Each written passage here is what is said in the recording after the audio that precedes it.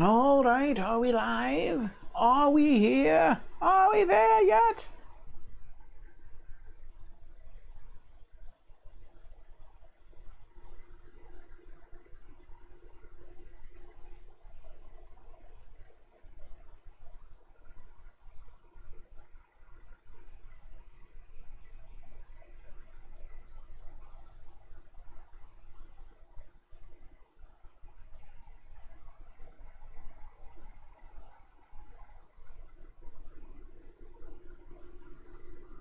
I'm trying to launch the Twitch app on my phone to make sure we're actually live.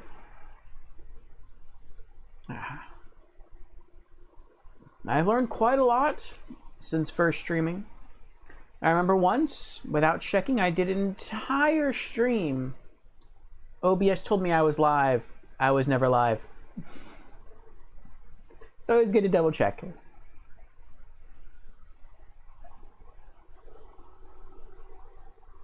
Audio check. Audio check. All right, good. We are live.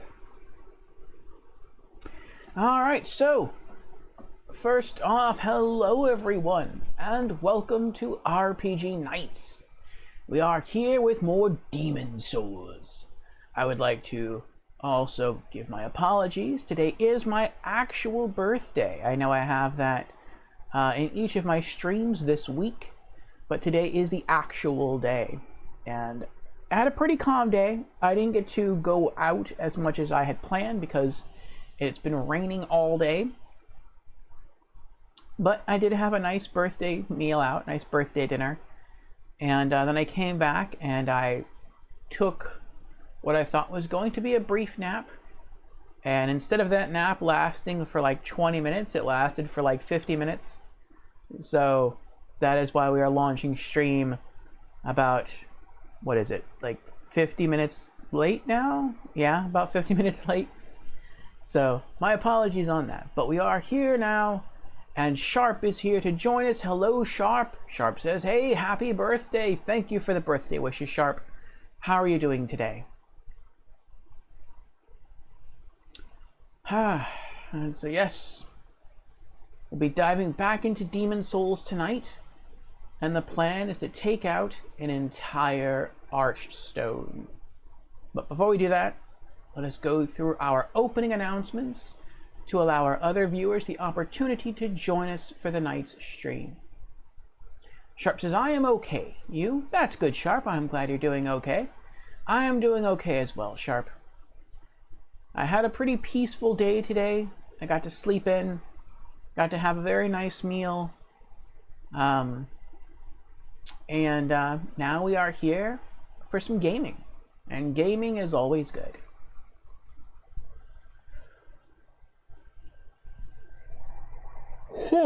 Excuse me. Hopefully that nap helped. If not, I might be taking a detour later on in the stream to make myself a quick instant cup of coffee. We will see. But opening announcements. So again, hello everyone. We are here for RPG Nights with more Demon Souls, and I am your host, Lord Orfeo. I stream 6 nights a week from 8 o'clock to 11 o'clock US Eastern Time. Note that the end time to each of my streams may always be extended.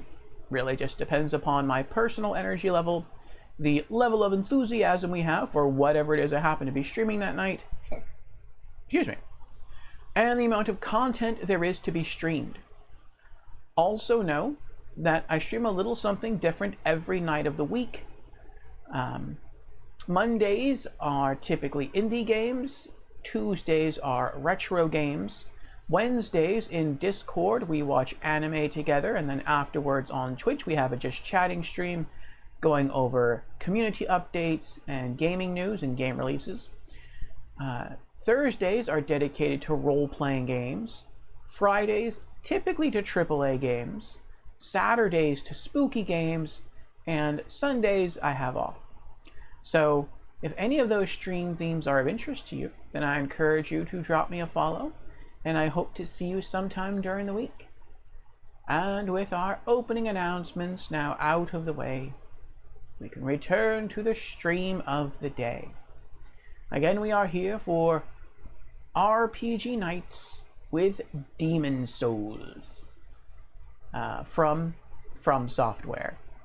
This is the original 2009 PS3 release on the true hardware. This is not emulated. And let's see where we left off.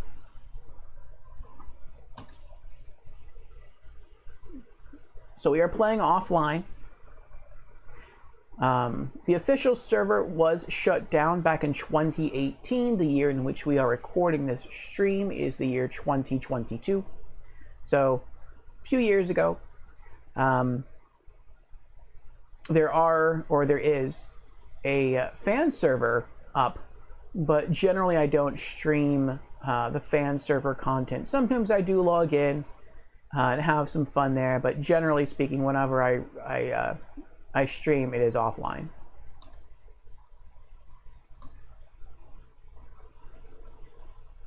There's our wonderful mage, Orfeo, in the Nexus, soul level 129. We are 265.5 hours in.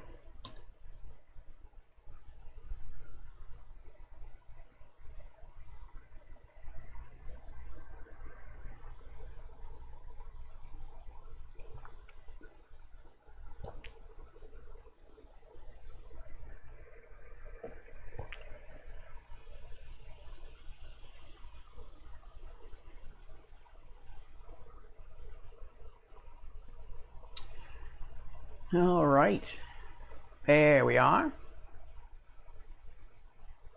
Now, if I am right, you should not be getting any audio right now from the game. And it's because I was playing this before while watching other things in the background, and so I muted the volume because the volume from my computer also comes through the same as the volume of this game, the same speaker. So let me turn that back up so we can hear what's going on.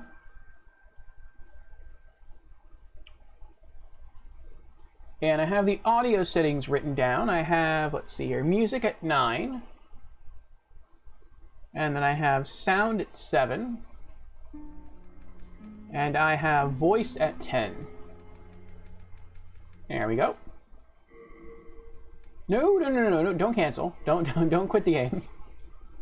All right, there we go. All right, you can see we're at 33,958 souls. All right, so last time, and again, this is New Game Plus. We had a very simple plan last Thursday for the beginning of New Game Plus. It was... Where's our friend at?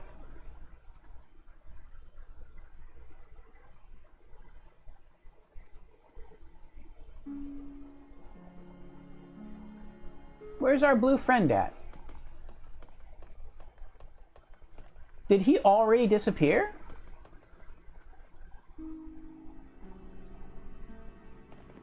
Maybe.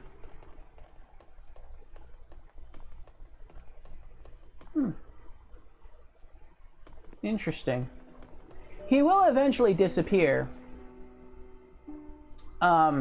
If you keep talking to him. I don't remember us talking to him to the point where he leaves. But if you talk to him and then you leave and then you come back, you talk to him again, you leave again, eventually he will just sort of cease to be, as it were.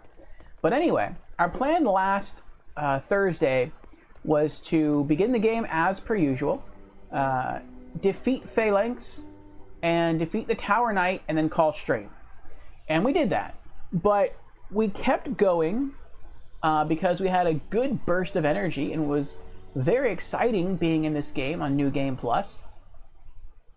So we also stayed around here. Yo, hello, Asgore Dreamer. How are you doing tonight? Welcome to the stream. I am explaining, we are just getting underway, and I was explaining where we're at in the game and where we will be going. So this is the PS3 version of Demon's Souls.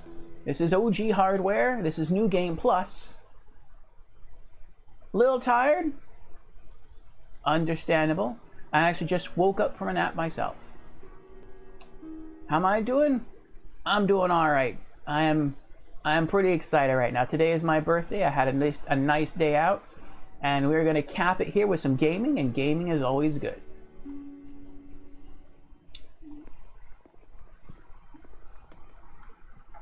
Are you familiar with Demon's Souls? But yes, last Monday we began New Game Plus. We defeated Phalanx. Happy birthday. Thank you, Escort. Thank you. We toppled the Tower Knight. We also slew the Red Dragon. We then went up here to the Archstone of the Burrow King, and we defeated the entire Archstone in a single swing. We knocked out the Armor Spider. We knocked out Flame Lurker. We knocked out the Dragon God. We then came back down here. We approached Penetrator, but we did not fight him. We really just went there in order to free Yuria, the witch. And from her, we learned some valuable witchcraft, and we modeled our ultimate magician, or at least ultimate magician, in that we got all the spells that I want to use. Yeah, there's not a lot of interesting stuff in Burrow King. Yeah, there's not. Out of all the Archstones, it seems like the Burrow King Archstone is like the least interesting, but it has a lot of useful stuff. At least if you're like a magician or a priest class. Because even though I want to say it's like the weakest of all the Archstones, but you need that soul from the Flame Lurker in order to have your boss weapons crafted. So it's kind of a necessity. And then the Dragon God soul gets you some really good stuff. I mean, if you can get the witchcraft of Firestorm, which I have. I picked this up in New Game Plus. You can trade it to Sage Frake for Fireball, which is a really great spell. And you can also, I believe, trade it to Saint Urbane for the God's Wrath Miracle. I'm not sure if you can turn it into a weapon, but we'll find out. We'll find out in another 2 playthroughs, because I'm going for the Platinum Trophy, and in order to get the Platinum Trophy, I am going to have to beat this game at least 4 times. So, we'll see what happens. Jeremy says, Flame Lurker is one of the best bosses in the game, but everything else kind of sucks. I think it depends on how you approach each boss. So for me, and this is first playthrough, New Game Plus might be different because I have a lot of knowledge of the bosses going forward. This is my first Souls game. Never played a Souls game before this. And my first Demon's Souls experience. So, referring to my first time, not New Game Plus. Through the Archstone of the Small King, I beat Phalanx first try. Though, I mean, I think most people beat Phalanx first try, so that's not like really a big accomplishment. I beat Tower Knight first try. Then I came over, I also beat the Red Dragon first try.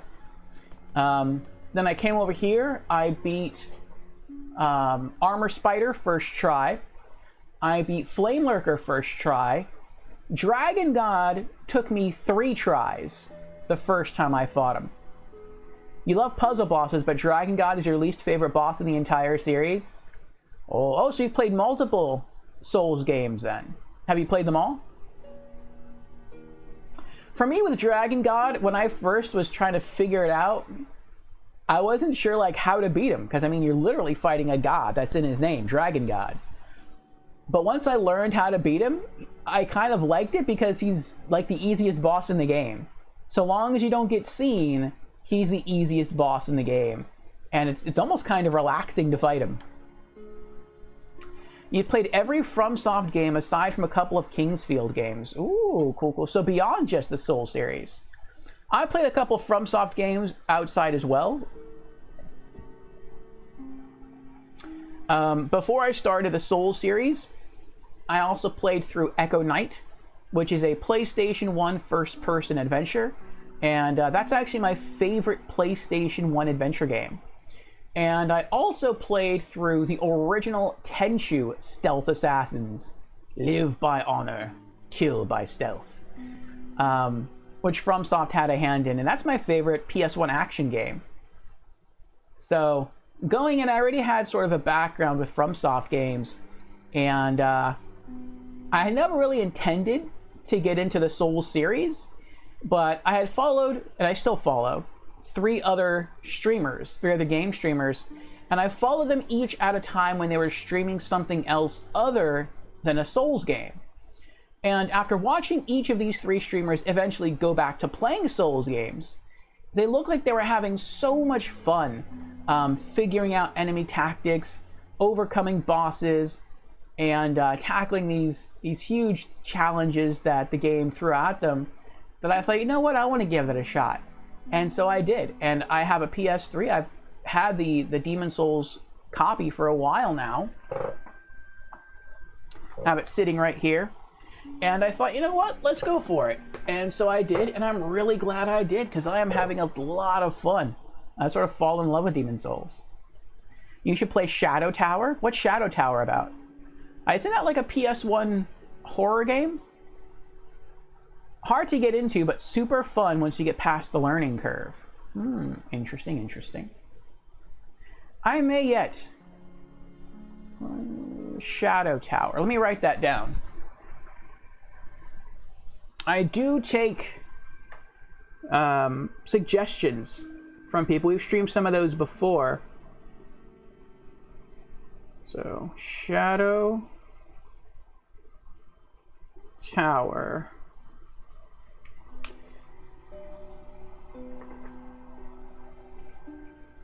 Dude, I couldn't tell you this story if I was reading the wiki to you.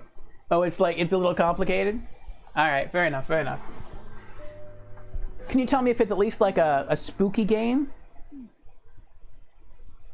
Because I stream a little something different every day of the week. Because I know, like, not every person likes every game. Not every person likes every game genre. You don't think so? Okay. So I try to stream like a little something different, closer to psych horror. Okay, that works too. So I try to stream a little something different each day from like a different stream category to appeal to more people. So like Thursdays is all about role-playing games, which is why we're on Demon Souls tonight. But Saturday is all about spooky games. And so we've been playing through Doom 3 and its DLCs on Saturday. We're going to do something a little different this coming Saturday. We're going to play a one-shot, point-and-click spooky game from my youth. And then we're going to go back to Doom 3. But if it's kind of a spooky game, then I can see us doing Shadow Tower on a Saturday. That'd be pretty cool. So I'll definitely look into it. But I came back here, tackled Armor Spider, first try. Flame Lurker, first try.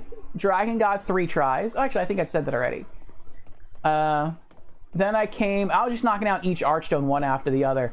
Came up to Latria, and I did Fool's Idol 1.5 tries.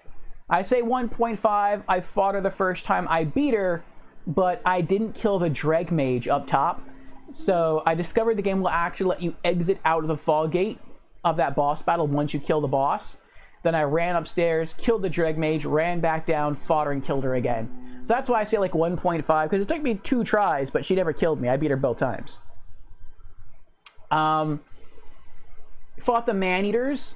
I beat them on my second try. The first time I was fighting them and I rolled to the left and actually rolled right off the bridge and died. So, I mean, I kind of like to think that they didn't really beat me. I beat me. But then that probably happens a lot in Souls games. The Old Monk. The Old Monk took me 8 tries. Yes, 8. 8 tries. I have watched a YouTube video discussing the difficulty of the bosses in this game, and people are like, oh, the Old Monk's easy. The Old Monk's like one of the easiest bosses in the game. He's not even really a challenge. No. For me, 8 tries. The hardest boss in the game is the Old Monk, which is pretty crazy. Funny thing is the progression is tiered instead of linear. Valley of Defilement is supposed to be done after Burrow King. Really? I didn't know that. Interesting, interesting. I remember when I first started playing the game, I was trying to think of like how to tackle the Archstones, because I wasn't using a walkthrough. And at first I thought, okay, what I'll probably try to do is I'll try to knock out the lowest Archstones first and then go up. So I was planning to start here because the game makes you start here. You don't have a choice.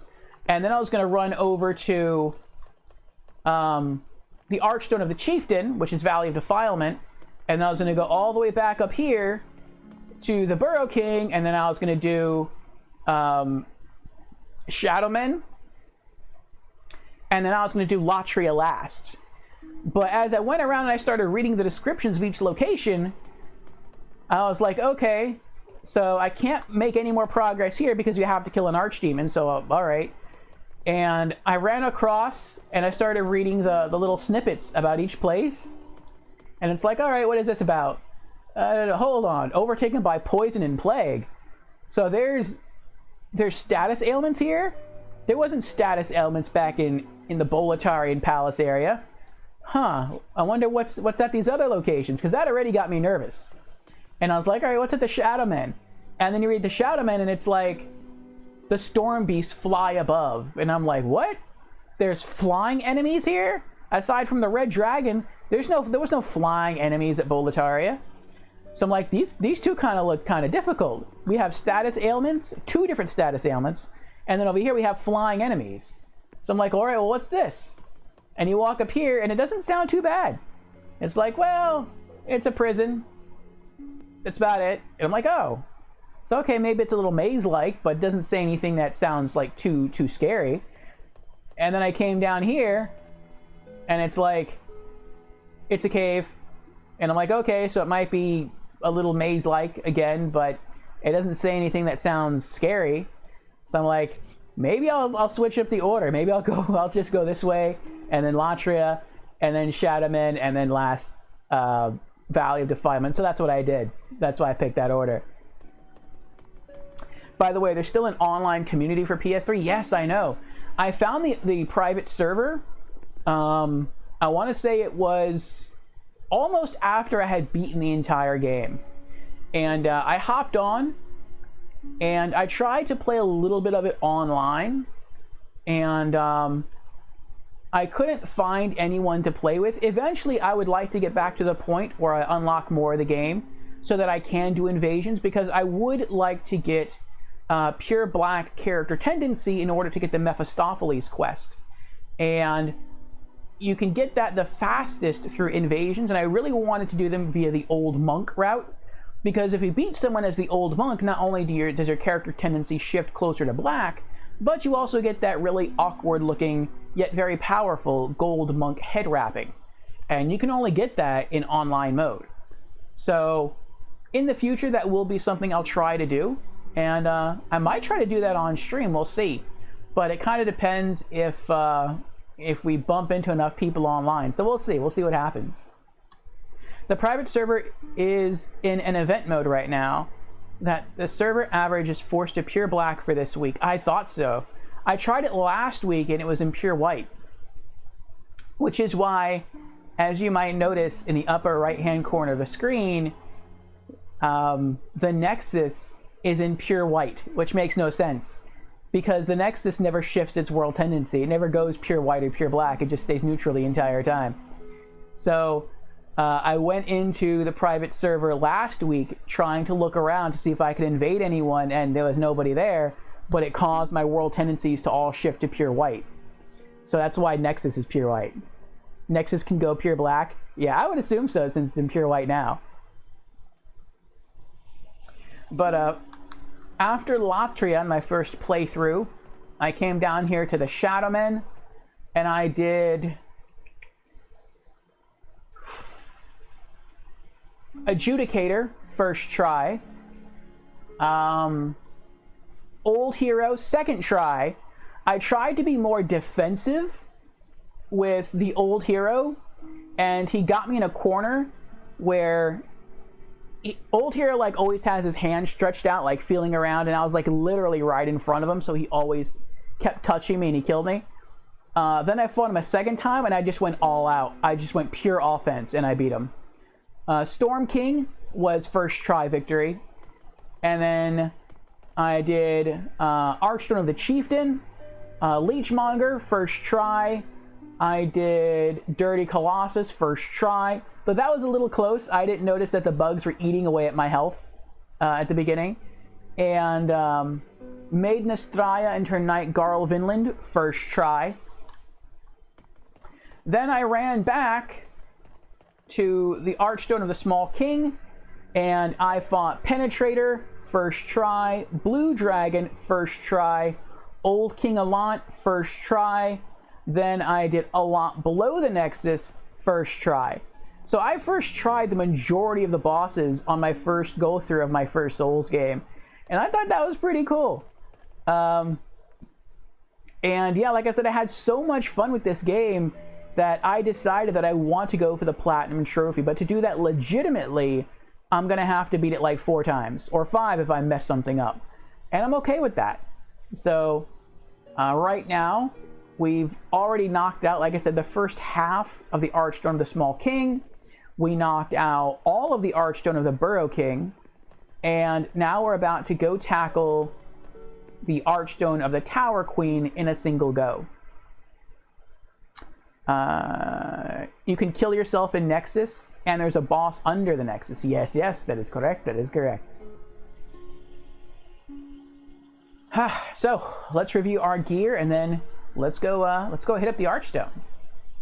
So we have 2 catalysts. We have the Wooden Catalyst, which is our standard, and then for boss encounters, we step it up to the Insanity Catalyst. For our main melee weapon, we have the Chris Blade +5, which of course also helps with our magic damage. I'm also curious, Asgore, what is your class in Demon Souls? And since you seem to know a lot about the PS3 version, I'm guessing that's the version you're familiar with? Or have you played both the PS3 original and the PS5 remake? I don't have a PlayStation 5, so this is the only version that I'm familiar with.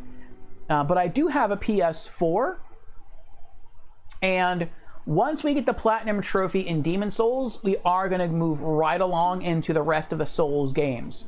Or at least all of the Souls games except for Sekiro. I might do Sekiro after I beat all the other Souls games, but we'll see. It seems to play quite a bit differently.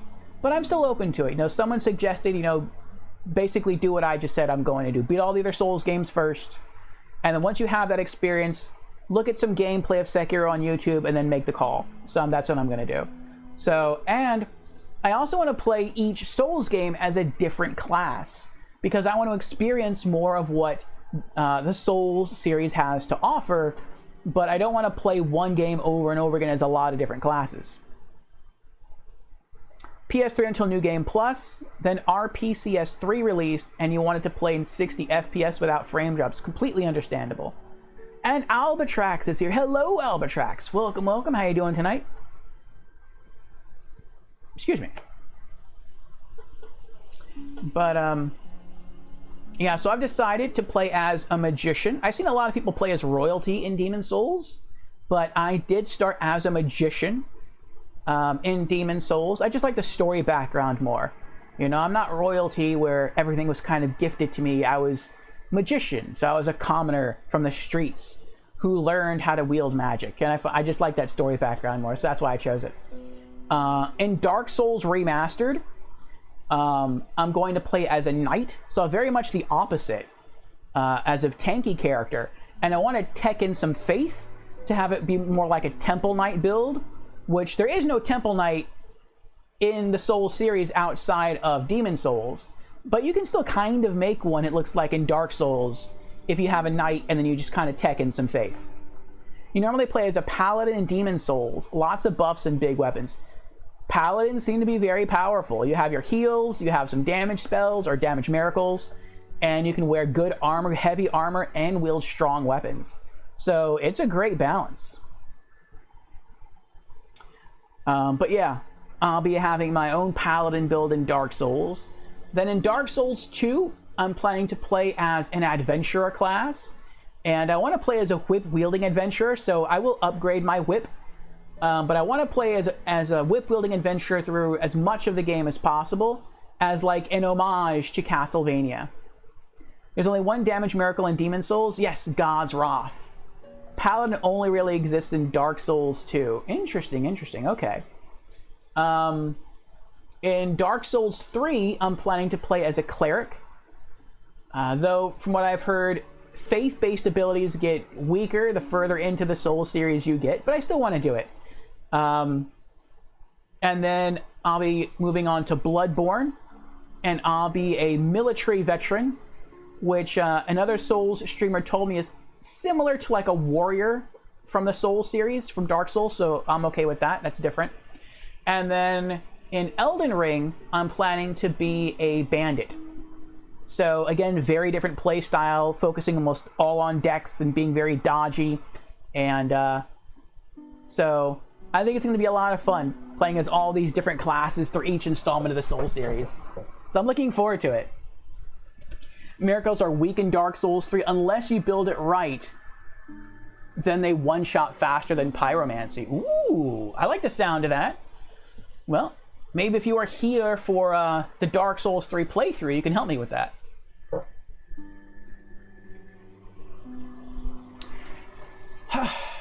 But you can see here the rest of my Demon Souls build. We also have Phosphorescent Pole plus 5 as a sub-weapon. I do not have the stats necessary to wield this as a weapon, but it's really here just to help regenerate my mana. We also have a full stack of Crescent Moongrass for heals. We have a full stack of Fresh Spice for mana regen. 61 Soldier's Lotus to cure bleed. 72 Expendable Lotus to cure poison. 20 Widow's Lotus to cure plague. So, not bad. Dark Souls 2 is your main game. Interesting, I've heard very mixed things about Dark Souls 2. Some people say Dark Souls 2 is their favorite, some say it's their least favorite. Some people say it's the most different Souls game you can play outside of, like, Sekiro. And Lorelei is here. Hello, Lorelei. Welcome. How are you tonight? And Paladin is 100% the best Dark Souls 2 setup. Cool, cool. Well, I do like seeing different builds and different classes. And, yeah, we'll see what happens as I play through each of the Souls games. Sekiro is your least favorite FromSoft game? I know some people it's their favorite, some people it's their least favorite. Some people say it's the most challenging, and they love it because of that challenge. Other people seem not to like it because they say it kind of boxes you in. Like, there's no class system in Sekiro. Like, in all the other Souls games, you can be a cleric, or you can be a knight, or you can be a magician, or you can be kind of any one of those things. And they say, like, in Sekiro, you're just the main character. There is no class system. And so that sort of focuses the game to, I guess, in one sense, to be more challenging. But you can't... you don't have as much freedom to tackle situations in unique ways. And you're just kind of like shoehorned to solve situations in a certain way, if that makes sense. And again, that's what I've heard. I haven't played it myself. You like Dark Souls 2 because you aren't locked to a damage type. Gotcha. And General Organa is here. Hello, General Organa. Good evening. How are you doing? Asgard says, like in Dark Souls, you're locked to a stat-based weapon class. Ah. A Dex character can't wield a big weapon, and a Strength boy can't use small weapons. Right, right. Yeah, it's a little like that in Demon Souls too, but I really like the fact that in the Souls games, and I think the Dark Souls games are the same too, where if you want to, I don't know why anyone really would, but if you want to, you can level up all of your stats to 99. And so if you want to have like a ridiculously OP character, you could do that. And what people say is true. It doesn't really matter what class you start off as in a Souls game. it helps you a lot focus on your battle strategies early on. But any class can do anything eventually if you focus enough points into different stats. And I kind of like that. Lorelei says, I'm doing good. And you? I'm doing good, Lorelei. Thank you. I had a good birthday day. I got to sleep in a bit. I wasn't able to go out and about on my birthday because it was raining all day. But I did have a good birthday dinner. And came back. And now we are diving into some Demon Souls. And I'm looking forward to diving further in and seeing if we could tackle an entire Archstone in a single night. I think we can do it, but we'll see.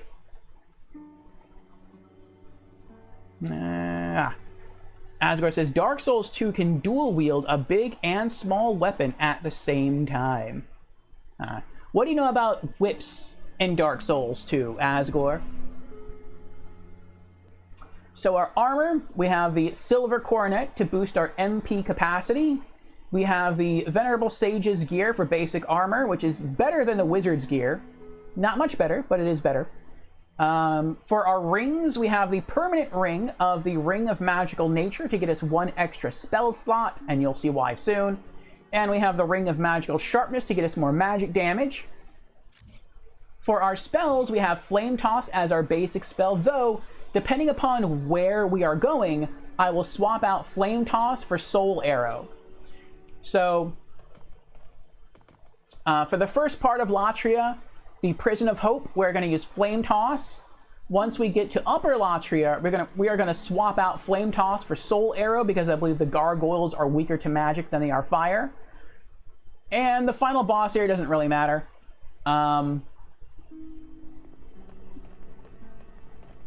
Go down here.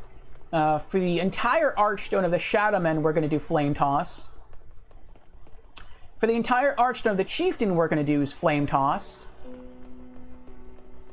For Archstone of the Small King, we're doing Flame Toss the entire way through. For Burrow King, we should have done Soul Arrow the entire way through. But I never thought about switching spells until after I beat this Archstone, so would have made things easier, but I forgot. I didn't think about it. So, but aside from that, and that's why we have the Ring of Magical Nature to get us that 1 extra bonus spell slot for the lowest tier spell in the game, we're also using Soul Ray. Soul Ray is good not just because it's magic, but because of its of what it does, of how it handles enemies. Asgore says, whips are insanely good in Dark Souls 2. Oh, good, but require tons of grinding for the good ones. I'm fine, I'll do that. I'm fine with grinding off stream. Dark Souls 2 and Elden Ring are the only good whip mechanics. Very cool. I'm glad I'm going whips in Dark Souls 2 now. Thank you, Asgore. Yeah, Fire Spell doesn't do too much in Flame Area. Yeah, it was pretty weak in Flame Area. Albertrex says, oh crap, happy belated birthday, Orfeo. Nerd. Thanks, Albertrax. Yes, actually, yeah, today is my birthday, so you're still on time. It's still my birthday for another 2.5 hours. So with Soul Ray, if enemies are lined up one behind the other, so if there's like, that's the front of an enemy and you have another enemy that's like this, the Soul Ray will hit the first enemy, pass through, and then hit the second enemy standing behind them. So it is possible to make Soul Ray, I guess you could say like mana efficient, because it can hit more than one enemy at a time. So yeah, Soul Ray is good for that reason. Oh, I hit the wrong button. I also have Fireball. Fireball is similar to Soul Ray. It does not penetrate, it does not pierce, but it does have an AoE radius. Now the AoE is very small, but if you have two enemies that are standing shoulder to shoulder, and really it's probably more like that, they're almost overlapping. If you hit an enemy with Fireball, it's going to hit that second enemy in the AoE. So if they're behind each other, Soul Ray. If they're shoulder to shoulder, Fireball. And of course, it also depends on what element they might be strong against or weak to. And then Firestorm is pretty OP, a little unpredictable, but if any enemy rushes towards me, then I can use Firestorm and it deals a lot of damage. So that's sort of the spell layout that I like for my character. The only other things that I have on here are my rings. I can never take off Ring of Magical Nature because I'll lose my spell slot, but happy birthday, Orphea. Thank you, Lorelei. Thank you. I appreciate that. But I can take off Ring of Magical Sharpness every now and again for other things. So if I have some downtime and I took some damage to my health, I'll temporarily swap out Ring of Magical Sharpness with the Regenerator's Ring, so that way I don't have to use Healing Grass. And if a boss is almost dead, and I think I can get away with it, I'll swap out the Ring of Magical Sharpness for the Ring of Avarice, just to get more souls to help me level up. So tonight's stream goal is again to tackle the entire Archstone of the Tower Queen. And I have looked up the boss souls since we're in New Game Plus, and I'm not really going to be able to do anything with the boss souls for the Fool's Idol or with the boss soul of the Man-Eater demons. So they're just going to get added to our collection of boss souls. But once we get to the Old Monk, we will be able to do something. And for that Platinum Trophy, we do have to learn all spells, we have to learn all miracles, we have to craft all boss weapons. So we do have to play the game a few times to get all the souls. And with the Soul of the Old Monk, we're going to rescue Sage Frake, and we are going to learn the Homing Soul Arrow spell. So that's going to be at least something cool that we can do. Asgore says, all dogs get the Fireball treatment.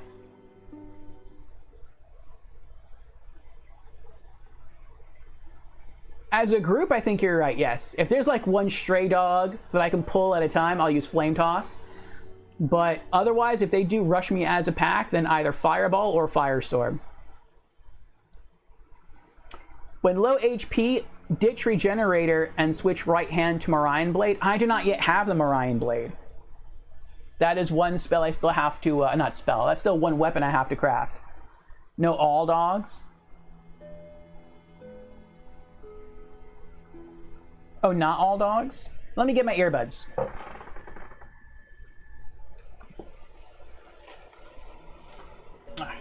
So you don't get feedback on your end. I listen to the game through earbuds.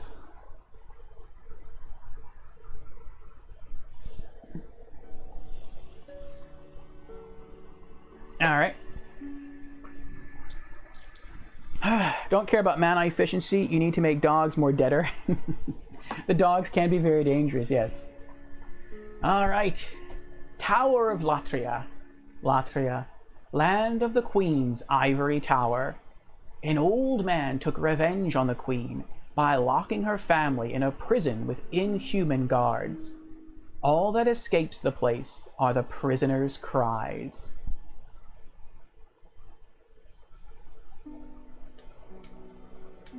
I was just thinking, we don't necessarily have to have certain elements of this world in pure white or pure black tendency to unlock certain things. Because I unlocked all the tendency places in our first go through. I mean, it's in pure white right now anyway, but even if it wasn't, I could still get to Upper Latria, get the key, and then turn around and come back to release the Blue Phantom if we wanted to. Alright. Here we go.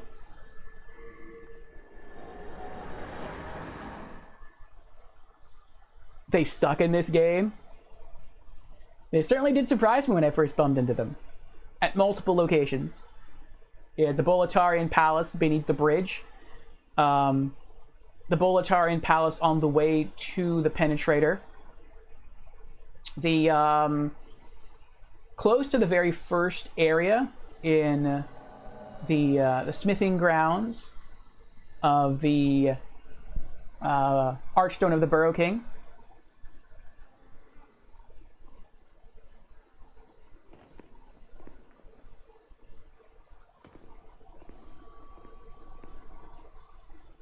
Should you cut back on the cursing here, by the way? Well, this is a mature rated stream. So in that sense, it doesn't matter so much, but I do not really curse myself.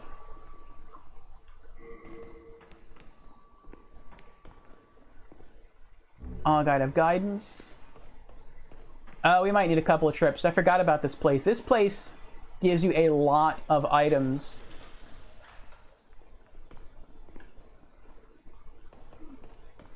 I don't need to loot everything, but I don't remember which item is where.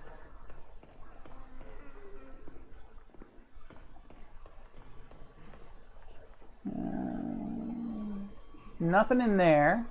And I know some of these people attack you, so I'm leaving you all locked up in there. I'm sorry. One person sort of spoiled it for everybody. I'm leaving that closed.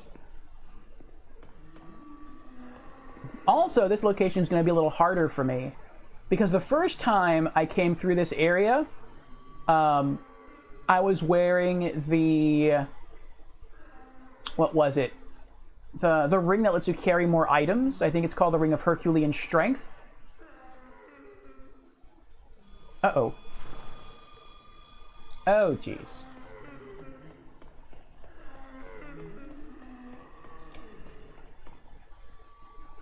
What are you shooting at? And I was wearing the Thief's Ring. But I'm not wearing the Thief's Ring now. So now they can detect me a lot faster than, I'm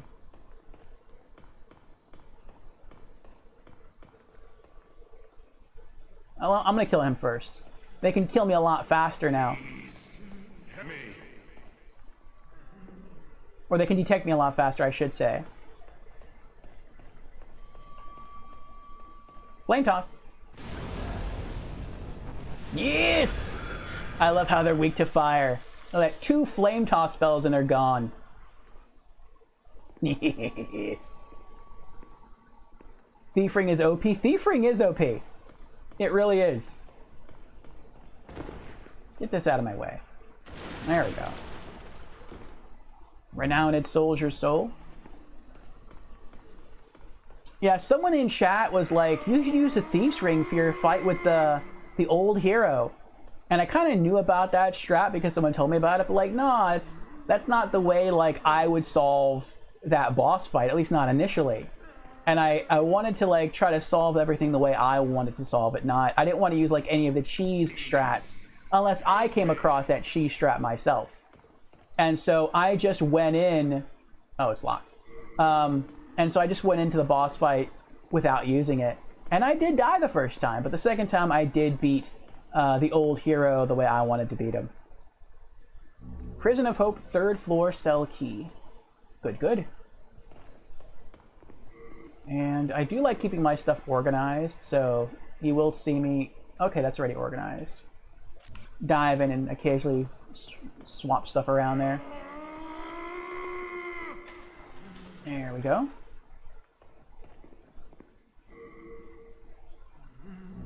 The full wizard set. I almost feel like leaving now and going to drop all that stuff off, but we'll roll with it. How's our stuff looking here? Item burden 90.1 over 142. Let's keep going. We should be back at full MP. Anything in here? No. Anything in here? No. Anything in here? No. Pure black Burrow King as hell? It was. I also discovered something interesting that I didn't know about a Black World tendency. Every enemy one-shots your mage and the Black Phantom is a tank. Yes, it was horrible. It was horrible. The Archstone of the Burrow King, the first playthrough, is the only one I messed up. Hello, JB Trophy Hunter. Welcome, welcome. Hey, fellow Trophy Hunter. Hey, yourself. How you doing, JB? You play Demon Souls? But, my plan was to drop every area down into pure Black World tendency and then, beat the Primeval Demon for its colorless soul, then beat the Red Phantom without leaving the area, and then leaving the area afterwards. And if you do that, then the world tendency will shift from pure black to white. Not pure white, but it will shift to white. And I discovered that a world does not have to be in pure black world tendency to spawn the Primeval Demon. It can actually be one step away from being pure black, because I jumped in and I killed the primeval demon in the Archstone of the Burrow King, and then I made my way to the Red Phantom, and the Red Phantom wasn't there, and I'm like, this is weird. Why isn't it here? And so I had to leave, come back, but of course when I did that, World Tendency shifted from pure black to neutral because I had killed the primeval demon. Then I had to kill myself multiple times to get it back to world black, and then I went and killed the Red Phantom. Let me catch back up to stream chat here. JP says, I have not played a FromSoft game yet. I need to. Yes, you do. They are really good. What systems do you have, JP? Ooh, I read that if I start, I should play Demon Souls first. Some people say that. Demon Souls is the first Souls game, and it is my first Souls game. I have not played the others yet. Asgard says, you don't know the pain of Bloodborne trophy hunting. I don't know if I'm going to collect all the trophies in all of the Souls games, but I'm definitely going to go for the Platinum Trophy in Demon Souls, just because I love it so much. We'll see about the other Souls games on a game-by-game basis. Trophy hunters need to start at Bloodborne? Oof. But you'd love to play it, though. You're reading that as well. So many different opinions on where to start. It took 2 years to 100% Bloodborne? That's dedication, Asgore. 2 years is some strong dedication. JP says, I play on PS5 mainly. I own a PS4, PS3, and Xbox Series S. I'm an older guy, so I definitely like some retro stuff as well. Very cool, JP. Very cool.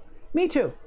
I have a PS3 and 4, an Xbox One S, and I have a Steam Deck for PC gaming. So fun. With Demon Souls, you can go either way, or you can do both. You can do the PS3 and the PS5. You can see what changed between the original and the remake. PS5 trophies for Demon Souls are more about like killing bosses in certain ways and doing a couple of things online. The PS3 trophies are more about crafting. Like, there's like, what is it, like something like 20 different stones in the game, or like something like close to that, like 20 different stones you can mix with weapons to make them stronger in certain ways, like to give them different attributes, like to make a fire weapon or a poison weapon, or to make them scale more with strength, or make them scale more with dexterity. And it's like, in PS5 you can do whatever you want with crafting. In PS3 you have to get a weapon and raise it to its maximum potential using every single stone in the game. So it's like, oh my gosh, this is going to take a long time. But I mean, if you like the game a lot, it's not that bad. It's pretty fun. You forgot about Pure Bladestone? I've heard that's a nightmare to farm as well. Asgard says, you need to do the one-shot half damage high difficulty combined challenge in Bloodborne for the last trophy. Huh. JB asks, the styles are vastly different, right? Bloodborne is more offensive and Demon Souls more parry, is that correct?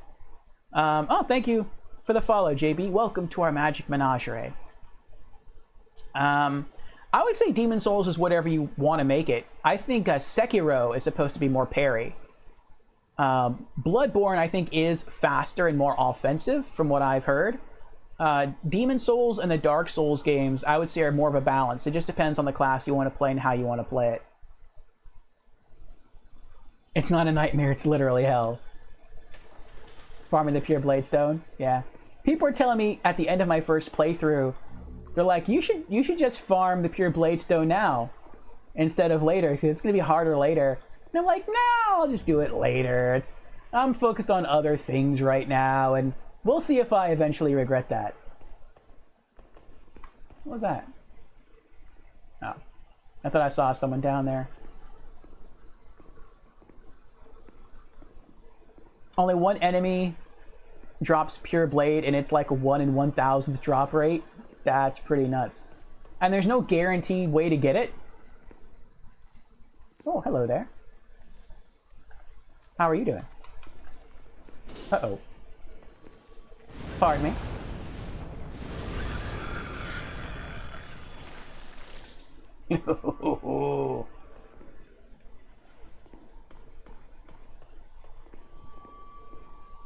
Let's see what else we have in here. Shard of Mercury Stone. Yeah, I recommend starting a new character for the pure Bladestone grind. It can take anywhere from 5 minutes to 3 months. I'll keep doing this one. I want to do everything with this one character. So, it may indeed be the smarter, wiser, more efficient strategy to use a different character. But I am stubborn, so that is not going to happen.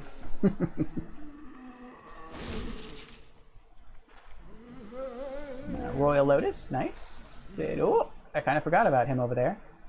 You're not going to see me, are you? No, you're not going to see me. There you go. Wait, I have something to give you. Here, take this. Oh, have another one. Yes, there we go. I wonder why they're not dropping any items. They used to drop items all the time. Maybe it's because of my world tendency. It's probably what it is. Alright, let me run back to the beginning here and see if there's anything, any items in any of these cells. Okay, I came through there. I went that way, so let's go this way. Day 39 of Pure Bladestone Farm will break the most stubborn. We shall see, we shall see. You can't eat chocolate? Why can't you eat? Are you allergic to chocolate? Oh, I see someone there. I don't mean to bother you. Just let me, let's take that right there. Alright.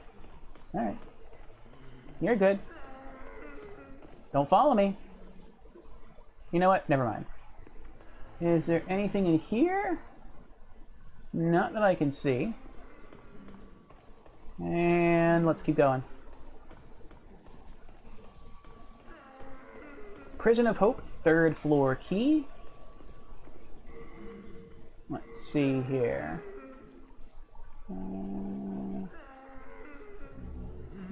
Ow! What was that about? That wasn't nice. You know what? I was gonna let you live. Come here.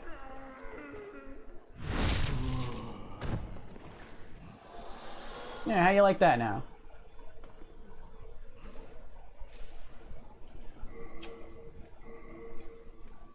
You open up the door and he tries to beat you up. How ungrateful.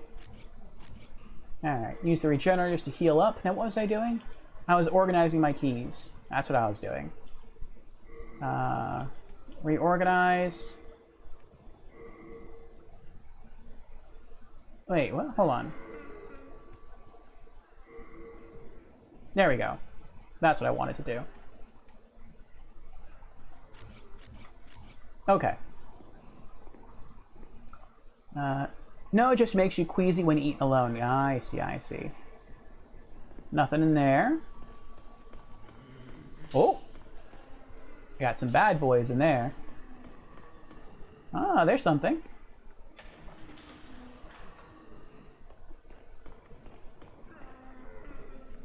Another shard of Mercury Stone.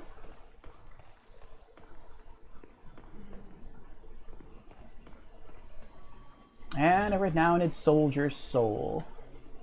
Alright. I think we will go back to the Nexus. Because we can't do anything else on this floor. We have to essentially go back to the very beginning of the area and then open a door over there.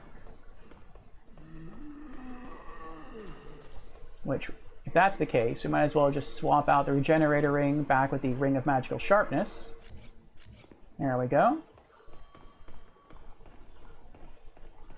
But the good news is we never have to run around the top of this floor ever again. So 1 down, 3 to go.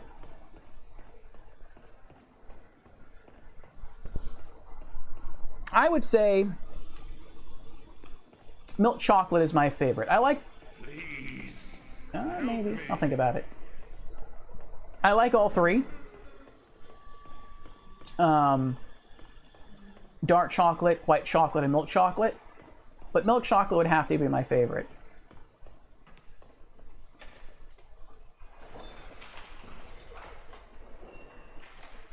There we go. That stays open. So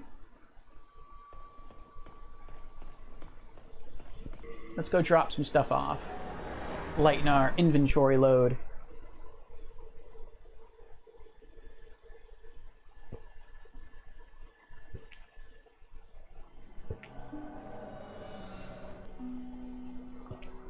But yeah, I would recommend everyone who likes action RPGs, or maybe just action games, or just role-playing games, I guess. I recommend a lot of people try Souls games. Souls games are very, very fun. Thank goodness you are. They're challenging, but I would not say that they're ever unfair. At least Demon Souls. I haven't played the others yet, so I really can't speak to those. But every time I've died in a Souls game, I've either thought it was funny, or I thought that it was... oh, I didn't know I had one of those. I thought it was funny, or it was like cheap, but not cheap in a way like I shouldn't have died. It was more like cheap in the sense that I died because I wasn't being as observant as I should have been. In other words, it was always my fault. We are in debt to you, for you fight on our behalf. I do, Thomas. I do. I put the stones away, right? Yeah, I did. Okay. Oh, hold on. I forgot to do something. Where... Is she up there? Where's the maiden block? Where are you? In the PS5 remake, it's easier to see her when she wanders around. I think maybe she is up there. Maybe she's sitting down. That's why I can't see her. Yep, there she is. I want to see how long, not how long, how many souls it takes to level up. Touch the demon inside me.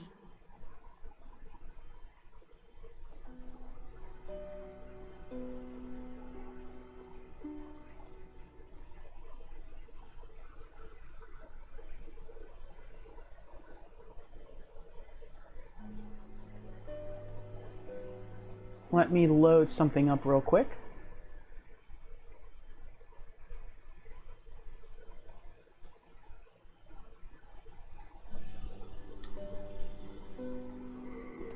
Soul of life's ether, soul of the lost withdrawn from its vessel. Let strength grant it so the world might be mended. All right. So the world might be mended. So we need 108,487 souls to level up.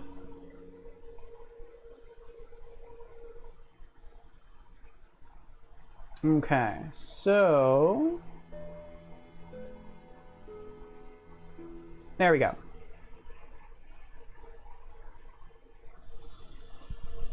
All right.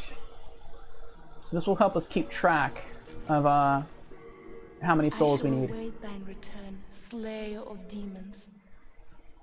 I am here for thee, and thee only. I appreciate the dedication. Returning to Latria.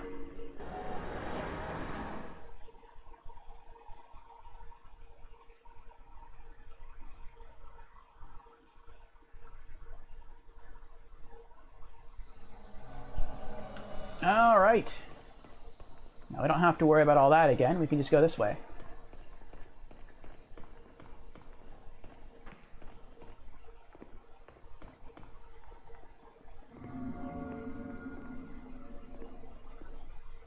But I will have to say the hardest the hardest enemy I've fought in this game has not been a boss.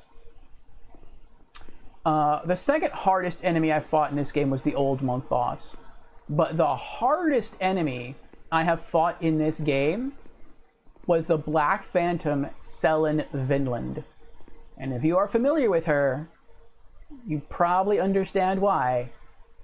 especially since I'm a magician and I rely heavily, very heavily, on magic. So the Black Phantom Sellen Vinland, I want to say is perhaps, yeah, I would say she's the strongest humanoid enemy in the game. And for me, she's the hardest enemy in the game overall. So she's basically a Temple Knight. She has anti-magic field. So once she casts that anti-buff, once she's in your area, she locks you out of using her own spells. So you have to do swordplay. She also wears decently heavy armor. She's pretty good at swordplay.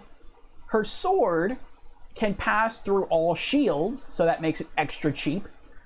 And even though she casts anti-magic field, she can still cast the Miracle Cure to heal herself. And I've seen her do it while fighting me, while that buff has been active. So she can heal herself, she can use miracles, she can lock you out of using her own spells, and she has a melee weapon that ignores shields. That's ridiculous. And you have to fight her, for the most part, in a lake of poison, so you're always taking damage. It's like, this is nuts. And that same lake prevents you from doing dodge rolls, and it prevents you from running, it prevents you from sprinting. However, Sellen can dodge roll all she likes, she can run, she can sprint, doesn't affect her movement at all. It's like, it is such an unfair fight. It actually took me like 40 tries to beat her. And I want to say probably half those tries, maybe a little less than half, was just getting to her. Because I would get all the way, I would have to like do crazy stuff. Swapping rings around, like I'd have to use the Regenerator's Ring to help counter the effects of poison. I'd have to try to use like the, the Thief Ring, and also at times the Grave Robber's Ring, so that the Red Phantoms wouldn't notice me, because you have to be in pure Black World tendency to fight her. And if you're going from the beginning of that level through to the end, there are some tough enemies you have to avoid. And sometimes I would just get to the other side of where you need to fight her, and I'd just be like, oh my gosh, I can't believe I made it, finally. And then I would go into my inventory, and I would start swapping around my rings, and like I would start doing other things, and I would totally forget that I'm still poisoned, and I would just fall over dead from poison. Or I would swap rings, and then I'd be like, okay, I'm still good on health, let me analyze the situation, and I would forget that I would take off the Thief's Ring, and then the mosquitoes would come in and they would kill me. And so it was so crazy, but definitely the hardest fight in the game for me. Asgore says Skivir, the Wanderer, easily harder for when you fight him. Sellen is super easy to parry. I'm bad at parrying. Sodden Ring from Tower of Lothier lets you dodge roll in Valley of Defilement. That is true, but the Sodden Ring does not exist in the PlayStation 3 original. That is an exclusive to the PlayStation 5 remake. So if you want to play like an OG in the PS3 Demon's Souls, you can't, well, I guess you shouldn't use that ring in the PS5 remake. But yeah, Sodden Ring, it doesn't exist. The PS5 remake is actually easier than the PlayStation 3 original because of items like that. Now, if you just don't use those items, then it's pretty much the same game. But yeah, PS3 original, you can't use the Sodden Ring. And yeah, I'm not really good at parrying. I tried to learn parrying early on, and I wasn't that good at it, so I just didn't bother to learn. I don't even use a shield anymore. I just use dodge rolls. Now, once I play through Dark Souls 1 Remastered, as a knight class, I do want to rely a lot more on sword and shield tactics, so that's when I'm really going to try to focus on learning how to parry. But as a mage, it's not a big thing to me. With Skivir, I kind of lucked out with Skivir. He wasn't that hard for me. He was probably about as hard to beat as the Black Phantom of Lord Rydell.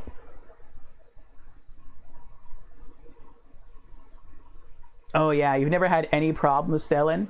You use the Morion Blade Firestorm combo on Sellen. That's a good combo, but again, I do not yet have the Morion Blade. I'm probably going to get Morion Blade during my New Game Plus Plus playthrough. And I didn't have Firestorm then. During my first playthrough, I used the Soul of the Dragon God to pick up the Fireball spell, not the Firestorm spell. So basically the way I beat her, and if you really want to, you can go to the YouTube channel. I upload all my gameplay footage there. I used a combination of Fireball. At the time, I didn't have Firestorm, but I did have the defensive spell Warding. And so before the fight, I cast Warding on myself, though I'm not really sure if that even did anything because she uses Anti-Magic Field at the very beginning. And I don't know if Anti-Magic Field cancels buffs or not. And so I basically just fought her as well as I could with the stabs and slashes of my sword until Anti-Magic Field wore off, and then I fireballed her, and that seemed to work. But it took me a lot of tries. Like, without exaggeration, it probably really was like 40 tries to beat her. Like, for me, easily the hardest enemy in the game. With Skivir, once I saw him at the back of the cave, I just kind of like pointed my camera in that direction, and I just started pelting him with fireballs. And some he dodged, some he blocked legitimately, but I just kept doing it over and over and over again, and eventually Skivir fell. And it was the same thing with Lord Rydell, only Lord Rydell was a bit easier because you fight Lord Rydell here, and you can see these hallways are pretty narrow. I mean, it is possible to dodge roll. He did dodge roll some of my fireballs when I fought him, but you don't have a lot of room to work here. With Skivir, it's in a cave, and so he had more room to like run around in, but he just didn't. He just kind of like, when he ran at me, it's like he wasn't pointed straight at me. It was like he was pointed like almost into the wall. So he was running at me like this. And so like when I would cast Fireball, he would dodge, but he would like dodge roll like this. Like he would dodge roll into the wall. And because he's dodging into the wall, he's not going anywhere. I mean, he still had those iframes working for him, but sometimes the spell would hit a little after or a little before that. And since he's just in that spot, he's getting hit with the fireball, so he's taking damage. And so it wasn't too bad for me. Fireball Cheese is also good on Salen. Salen is super magic resistant. Yes, she is. So if you used Crisp Blade, that was your biggest was my biggest problem, because that was the only melee weapon I had. That was like with a lot of my characters in a lot of games that I play, and if you ever watch me play Borderlands, you'll see me especially focus on this. But I always say that I never build my characters strategically at first. I build them thematically. So I figure out how I want the character to play, and then I build the character based around the method of play that I want to use for that character. And what this does is it makes basically the strengths of my character even stronger, but it usually ignores, sometimes totally ignores, the weaknesses of my character. So as long as I'm able to fight a character where my strengths can be employed, the fight's typically not too hard. When I have to fight against an enemy where I have to use my weaknesses, I have to really get creative to win. And since I geared everything around magic damage with my magician, I was only using my, at the time, I was only using the Crisp Blade and the, what was it? It was the Gary Stiletto. I was poking people with it to gain back mana, and that was it. And Crisp Blade is stronger than Gary Stiletto in terms of like melee damage. So I was using that weapon to fight her. And yeah, she was barely taking any damage from the Crisp Blade. That's why I just had to just keep using it to try to just kind of hold her off until her anti-magic field debuff, or whatever you want to call it, wore off. And then I could just go back to using Fireball. You always keep a rapier on your offhand until you get Morion Blade. I see. Isn't Morion Blade sort of like a scary strat to use, though? Doesn't that weapon like deal more damage when you're low on HP?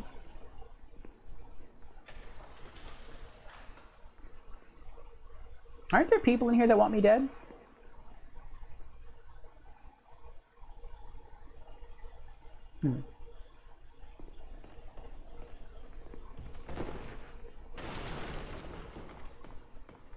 Unknown hero soul. I don't remember if this is an item or someone who stabs me. It's an item. Okay. Ooh, I don't remember that sound effect before. Stone of Ephemeral Eyes. Nice. Not whenever you get nearly one-shotted by every enemy because you dump into damage stats, yeah. That's true. I've heard people use the Morion Blade in combination with, I think it's the Clever Rat's Ring, which also boosts your damage when you're low on HP. And they say that it's like a super high-risk, high-reward playstyle. Like, it's pretty easy to die, but you can destroy some enemies just outright because it's like such a powerful like strategy. You one-shotted Garl Vinland. That's pretty insane. That is pretty insane. Oh, it's locked. Okay. Yeah, I haven't been paying attention here. Are there any enemies on this floor? No, it's pretty quiet. Okay. I know there's someone through there, but I can't open that doorway yet. And I'm pretty sure they can cast through the door.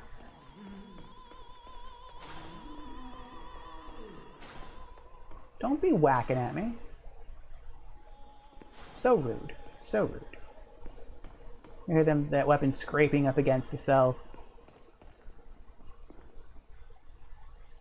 Oh, I forgot about that. That's the... Okay. Get that out of the way there. By the way, my audio is desynced. Oh, that's Twitch. Twitch has been doing that. In order to reset that, you have to pause the stream and then hit play again. And it should resync. Yeah, I've noticed that when I'm watching streams as well. That happens sometimes, and that usually fixes it.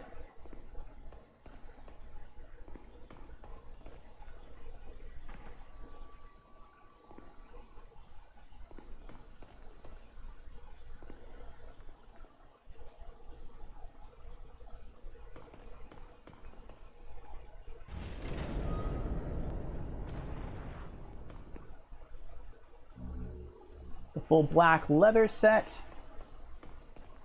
But yeah, if it doesn't fix it, let me know.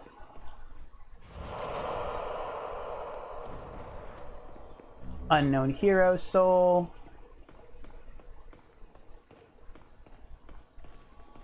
You gonna come inside? Oh, that's a yes. Oh! I feel bad for doing that. I forgot I had Fireball up. I was gonna use one of these against a group of prisoners to try to knock out multiples. Oh well. I could have just used 2 Flame Toss. That would have been just as effective.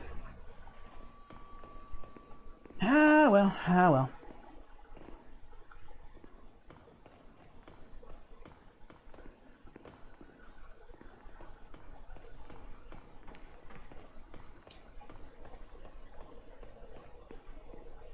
Now, I think this is the one where a prisoner hops out and stabs you.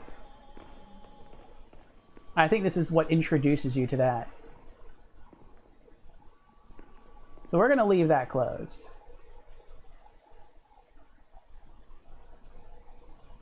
And we are full again. Nice. Nice. Prison of Hope, 4th floor key and 4th floor cell key. Let me not stand here and do that. Let me go back through here.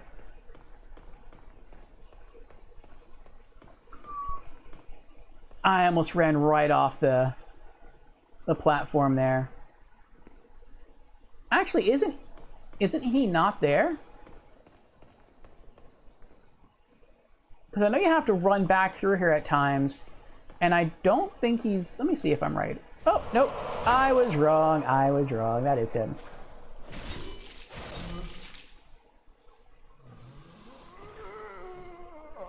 Ah, well. Royal Lotus, we have a lot of those.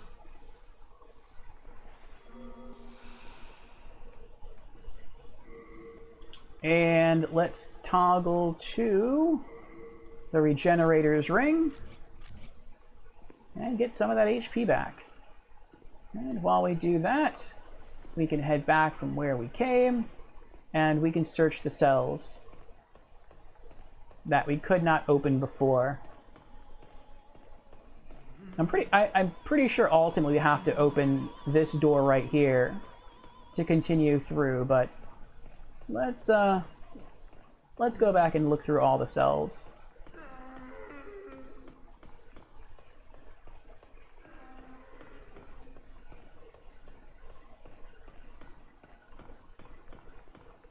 Okay, we came up from there.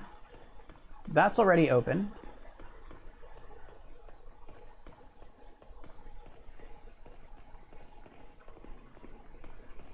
But yeah, Twitch has been doing some weird stuff lately. I'd probably say within the last 4 to 5 months, like weird things have been happening on Twitch, like audio desyncs. Sometimes the stream will just like freeze. That's more rare. But sometimes it will, and I'll have to like hit play and then hit pause, then hit play again, then it unfreezes. I don't know what they're doing on the back end. Maybe they're like trying to upgrade servers or something. I don't know, but it's weird.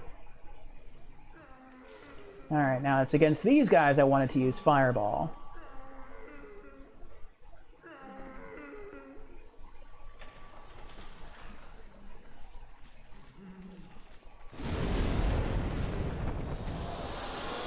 There we go. See, that was mana efficient.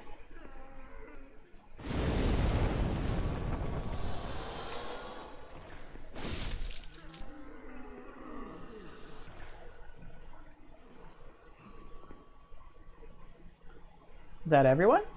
That's everyone. Well, just about. Royal Lotus, good. We got that back. All right, we're back at full HP. Swap back to the Ring of Magical Sharpness. Unknown Hero Soul. Secret Dagger. Excuse me. Claws. I finally have a second one. This is the only place in the entire game that you can find claws, and you only ever find one. So if you want to dual wield claws, like the monk AI, like the old monk AI, you have to do New Game Plus to get another claws from here. Indy's here. Indy asks, why aren't they attacking you?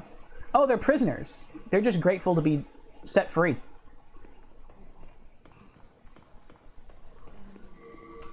Did I? Yeah, okay. I re-equipped it.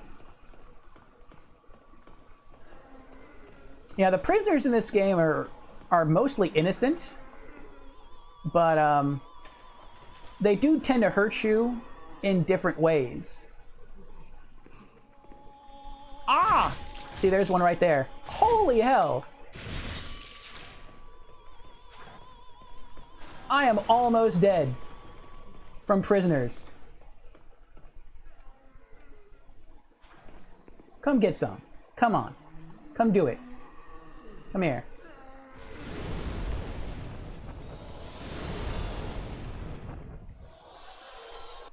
Oh, there you go. There's your answer, Indy. Two-hand weapon? You can. I can hold it. It deals more damage that way, but...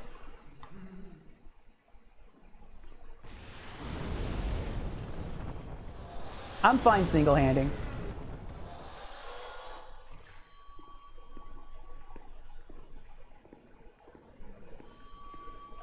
I see you there.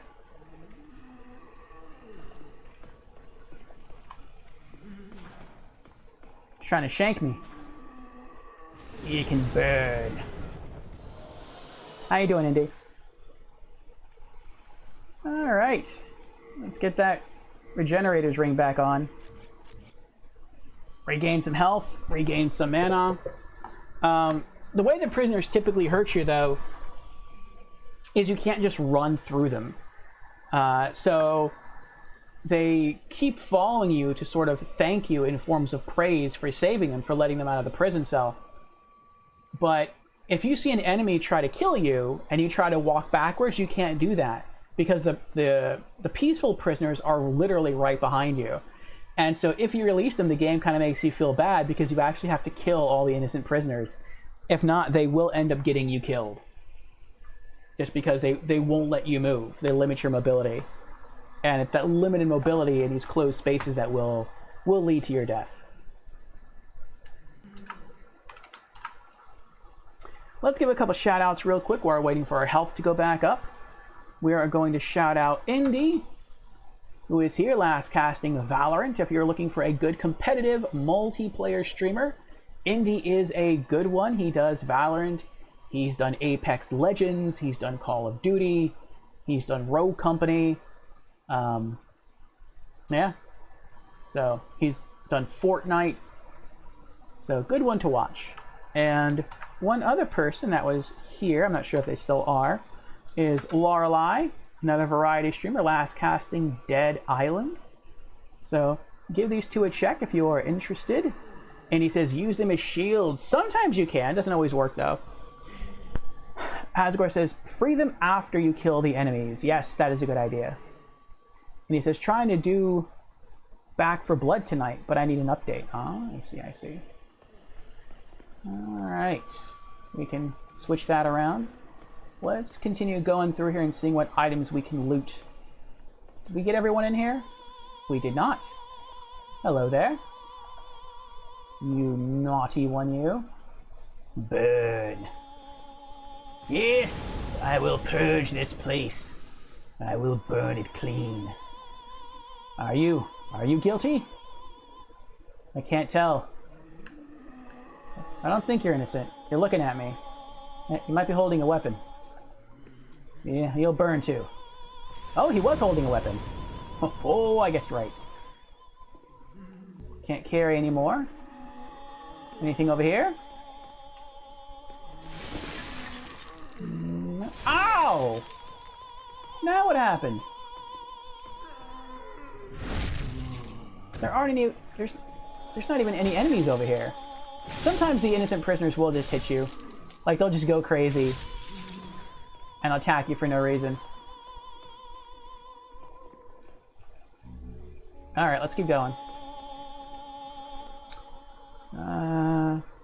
Have to stream from your Xbox, so no cam. Ah. How can I tell? Yeah, if I see them holding weapons, that's how I know they're going to attack me. Wait, did I go all the way back around? I think I did, right? I opened all the cells? Yeah, I think I did. Okay, let's keep going. Let's keep going. They were helping and you killed them. I mean, you gotta do what you gotta do.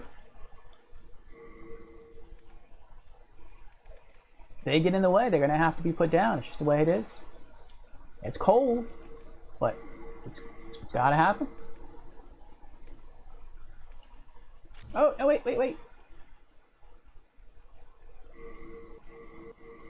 There we go, okay. I like to have all my stuff alphabetized. Alright, and we're back at full HP. Awesome. Alright, let's keep going. Full HP and full MP. And there's nothing this way, right? Right, nothing that way. Okay, let's keep going this way. Are there any enemies up here? There's no enemies up here. Alright, well that's good. Or if they are, they're gonna surprise me. Oh, that's bad. That's bad. That's...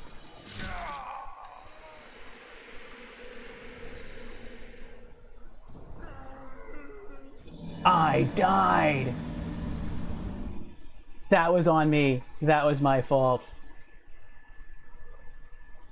I should have been more careful. Asgore says, I'm gonna pick up some pizza. Here in a minute. Alright, Asgore. Alright. We are back. Let's go to our items. And we did pick up a Stone of Ephemeral Eyes. Let's use that.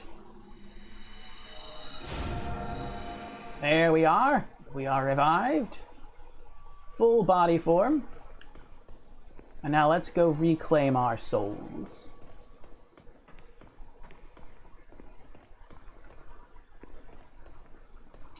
Before, I was trying to be nice. I was trying to spare the innocent prisoners. I was trying to do the right thing. But, like the original playthrough, it has reached that point where now we're just going to have to kill everyone.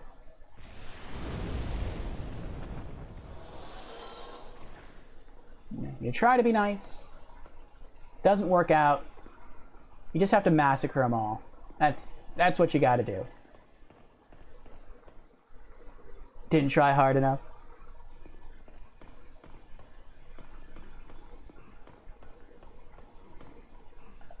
Like you all.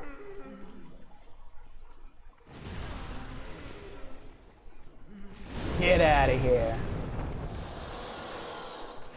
Give me your souls.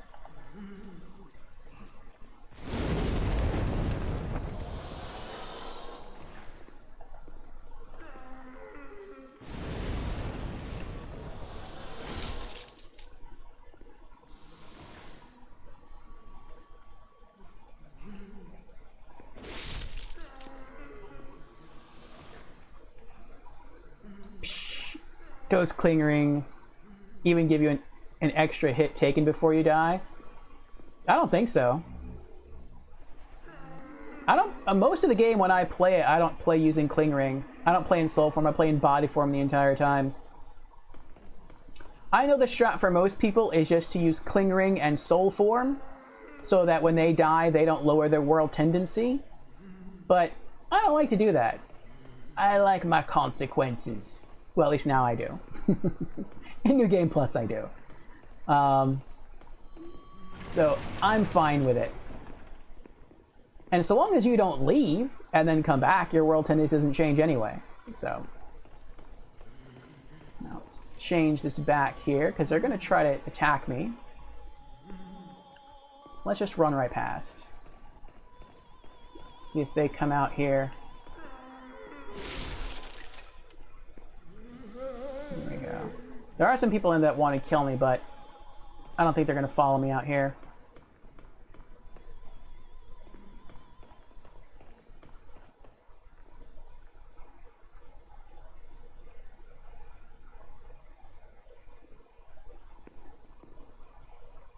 Let's hang out here for a moment.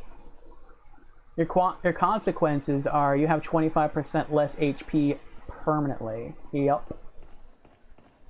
That's what happens when you die in spirit form. Oh, he's right there.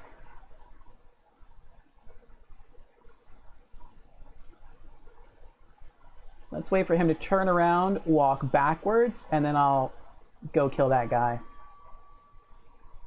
Come on. Come on. There you go. There you go. All right. Oh, he saw me through the window.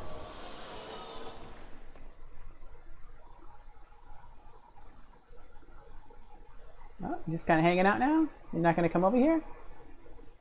I saw you see me. There he is. I guess he just ignored it.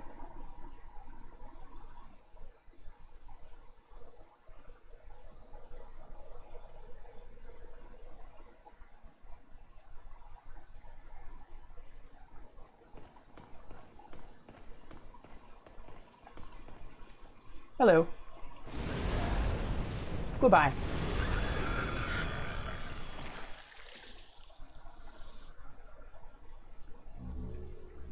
Oh, there are my souls right up ahead. Nice. Now let's see if I can retrieve them without dying. How did I fall off last time? Is there just a hole like in the middle of the bridge? There very well might be. Yep, right there. It's right in front of me. You regained lost soul. You've touched the mark of death itself. Bring more souls, Demon Slayer. Yeah, it just looks like a shadow on the floor, but it's a hole. That's pretty nice, though, that our souls were up here rather than way down there. So, alright, let's go back.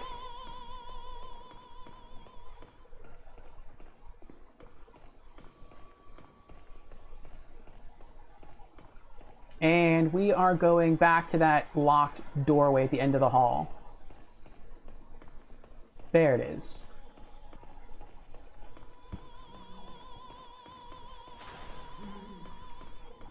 Look at that, they tried to attack me again. Are they coming after me?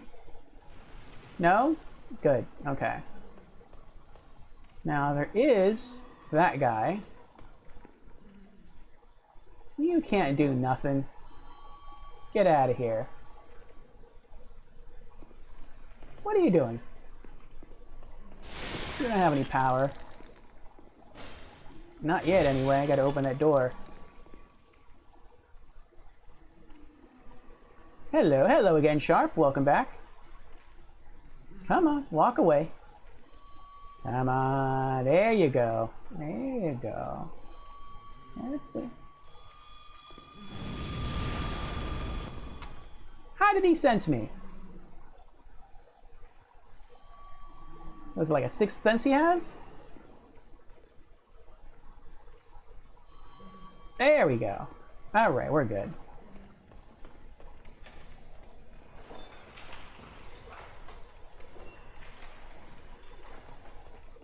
Alright. Let's let him do that again. General Organa has redeemed Hydrate and Stretch. Very well. I have just a bit of milk left for hydration. We're going to kill this this enemy that's right out through this. One of the magic users sees me. We're going to kill this magic user out here, and then we'll take a little stretch and hydration break. And we'll let our mana regenerate as well. Where is he? I have to be patient, though. Impatience can and will get you killed in this game. There he is.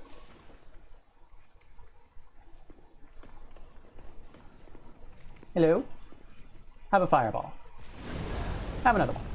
There you go. Yes. Fall at my feet. Do a little dance. Alright. Let's regenerate some mana. How are we on HP? I think we're good. We're good, okay. And let's take a hydration and stretch break, thanks to General Organa. So cheers to you, General Organa. It's a little bit of milk there at the bottom of the cup.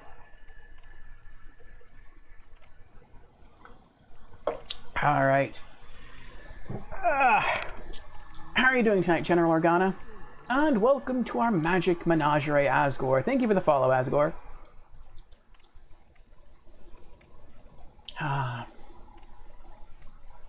I think that was the... Was that the first time? No, I don't think that was the first time I ever died in the Prison of Hope. That was the first time tonight I died in the Prison of Hope and in New Game Plus. I think in my first playthrough I probably died like 2 or 3 times in the Prison of Hope. You know what my funniest death was, Asgore? I was in the Stonefang Mines, and I was fighting the Armor Spider, and I beat Armor Spider first try, and I was like so proud of that. Like, I was like, I had heard Armor Spider was like a really hard boss. And I know it's probably different depending upon, you know, your play style and everything, but I heard it was hard, and the fact that I beat it first try made me feel really good. And right after I beat the Armor Spider, I walk into the next area, and you know, there are 2 miners, one on the right, one on the left. I kill them both. And then a minecart rolls up with a bright yellow light on it, similar to the one that we're seeing right now in the upper right-hand corner of the screen. And I'm like, that looks bigger than the standard item light. Either that's like a lot of items clumped together, and maybe that's why it looks bigger and brighter, or that's a bomb. I wonder if that's a bomb. And I walked up to the cart, and as soon as I did, it started like pulsating and like flashing bright. I'm like, oh, it is a bomb. And I tried to like move my character away, and my thumb actually slipped off the analog stick. And so I just like stayed standing right next to the cart.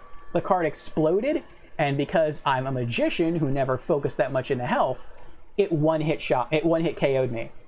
And I'm like, I can't believe that happened. I fought so hard to fight the armor spider and beat it first try. A boss first try. And what takes me out? A minecart that's standing still. That's ridiculous. That's crazy. But I wasn't angry about it. I thought it was hilarious. I'm like, I can't believe that just happened.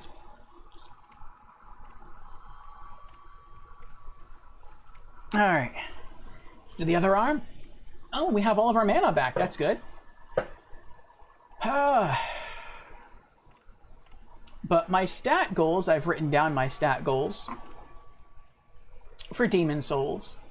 My stats are pretty high. I'll show you what those are. So I was investing into my vitality towards the end of New Game. It's at 36. Intelligence is 58. Magic is 64. Faith is 10. And that's all I've invested in so far.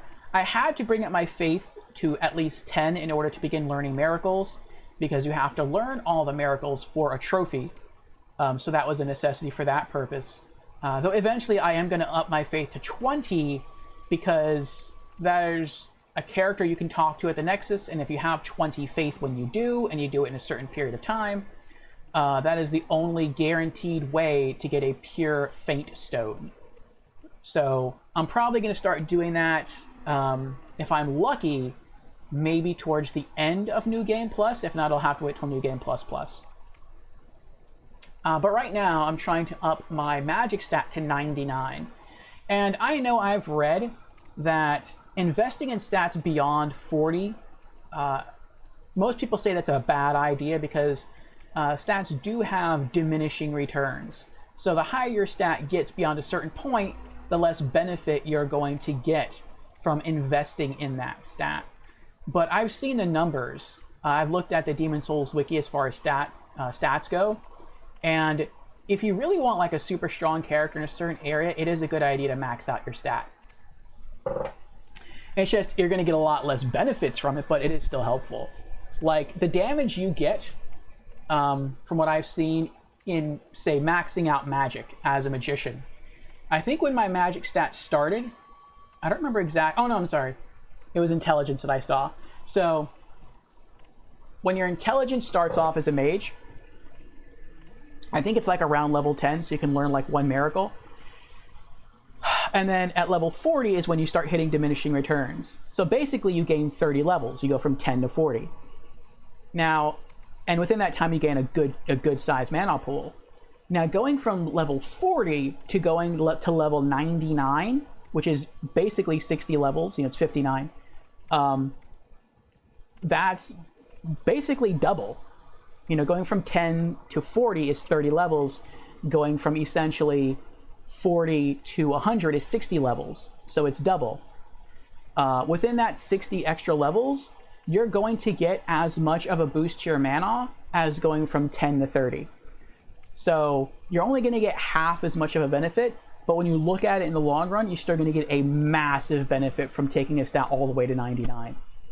And so that's why I want to push it all the way. And magic does dictate damage. So that's why I am focusing on upping my magic stat to 99. And then after that, I'm going to focus on faith to bring it up to 20 just for the pure Faint Stone. That's the only reason I'm doing it. Though, it also buffs your magic defense, and that's kind of a nice perk. Then I'm going to focus on balancing out, well, not balancing out, but upping my intelligence and vitality to 99. I'm probably just going to do like a point into intelligence and a point into vitality to equal out the length of the two bars. So if you look at my two bars now, my HP bar and my mana bar, they're pretty much the same. So I'm just going to keep investing in that until I max up both int and vitality. But since I'm closer to hitting level 99 on intelligence, once that happens, I'm going to swap that out with either strength or dexterity. And really the only reason I'm doing that is so that when I switch to my phosphorescent pole, it doesn't say ability shortage. It actually just looks normal. And that's kind of the only reason that I want to invest in a strength and dexterity just to make those words disappear. But yeah, eventually I'll just finish maxing out int and vitality, and then I think I have to work on strength and dexterity. I have to get both of those to 16, and then I'm pretty much done with my character. I'm done with all the stats that I want to level up. I'll still keep leveling stats beyond that, but I'll pretty much be done with my character. And right now my strength is at 9, so I need 7 points in the strength, and I need 5 points in the dexterity. All right, let's keep going. Can't carry anymore.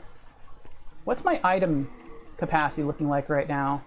89.7 over 142? Okay. That's not bad.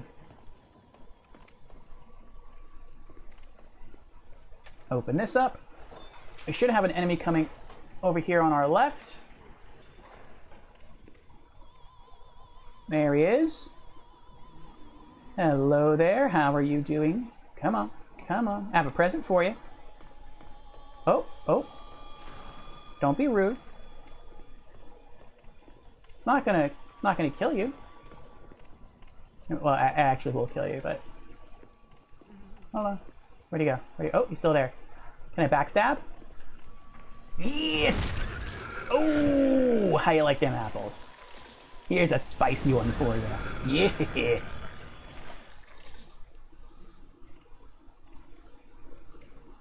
Alright, almost 50,000 souls now. Alright, so we can go that way, or we can go to the left. Is there any enemy to the left? There is not.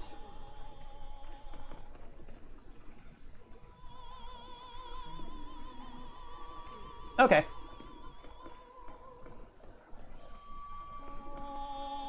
We'll talk to her in a moment.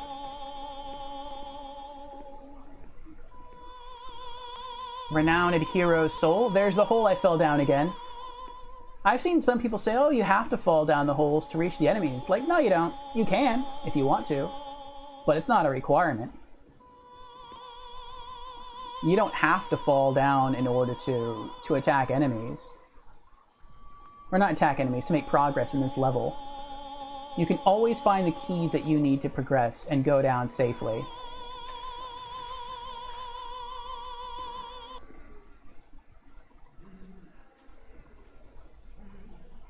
Alright. Hello there. You're an ordinary human, aren't Hiya. you? Where do you call home? Dear me, I shouldn't That's okay. cry. Oh, perhaps you'd like something from my collection. That'd be nice. I've had better days. I was once the wife of royalty, and I have some things to show for it. Okay. What are you selling? Before, there were many others trapped here, but they went mad and ventured above in volition. Redemption? There exists no such thing. The Queen banished her depraved old husband from the land. He returned in strange golden garb with foul demons in tow. They pillaged Great Latria, land of the learned, and locked us in this dungeon. Since then, they've been feeding off our souls over and over that if we go above, we will be granted redemption. I would like to see what Latria looked like before it became the horrible place it is. I know the truth. The church goddess may die, but never for long. And we are trapped below forever. Redemption. Alright, we have... What do we got? Old Spice, Royal Lotus, Widow's Lotus. I'd kind of like more Widow's Lotus. I don't really need them, but I just kind of want them. I'll hold off. Augites, we never need Augites. Shards of Moonlight Stone, not yet. Rapier, Wooden Catalyst, Buckler, Black Bolts. Do I have Black Bolts? I really don't remember. Ring of Avarice. I have that. I really don't want to come back here, though. You know what? Let's drop a grand on black bolts. If I have them, I have them. If not, then that's fine.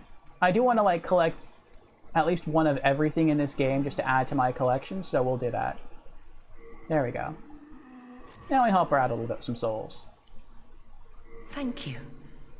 Now I can stay here for a little while longer. 1,000 souls, I hope you can.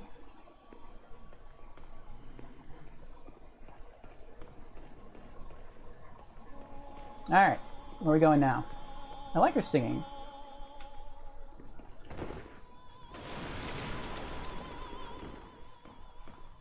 Oh, don't stop on my account. Keep singing. Go ahead.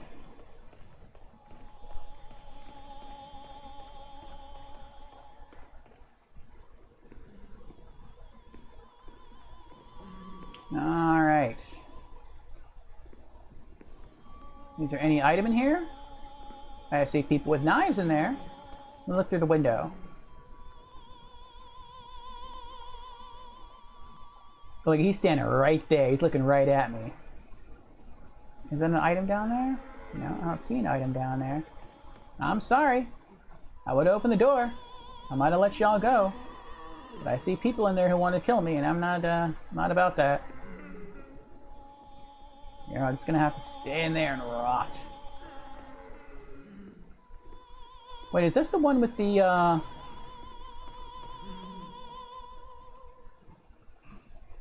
No, it isn't, okay.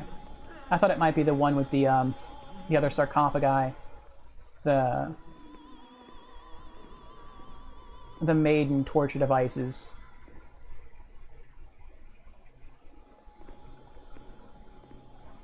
The Steel Maidens, I think that's what they're called. No, here it is, okay. Some of these hold some pretty cool stuff, some pretty cool rings. Can we open this? We can open this. Alright. Prison of Hope, 4th floor cell key. And we will have to run through this prison once we defeat the Fool's Idol. We will come back. And we are going to come back for the... Let's equip the regenerator ring ahead of time. We're going to get stabbed here soon.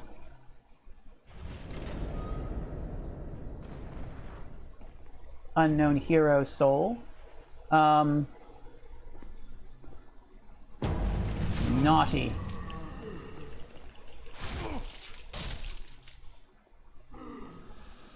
I like how he dances before he dies.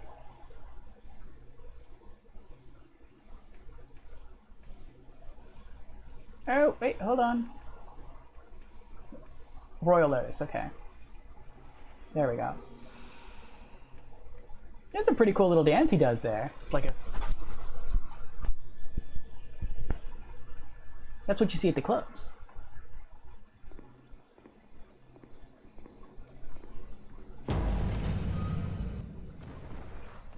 Unknown hero soul. But yeah, we're gonna have to come back this way to free Sage Frake. Ring of Magical Sharpness.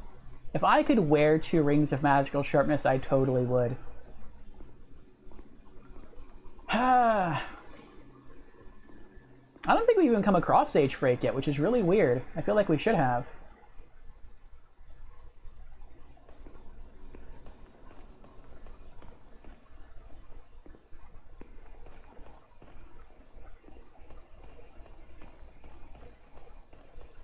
I feel like we should have come across Sage Frake before coming across the once Royal Mistress.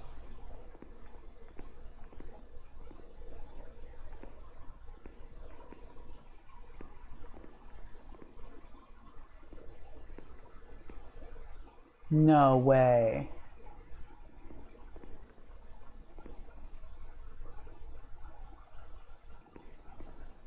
Old Spice. I think this is an area that was locked off. I think you actually need the key that you get in pure White World Tendency to open this gate. But it's already open. That is interesting.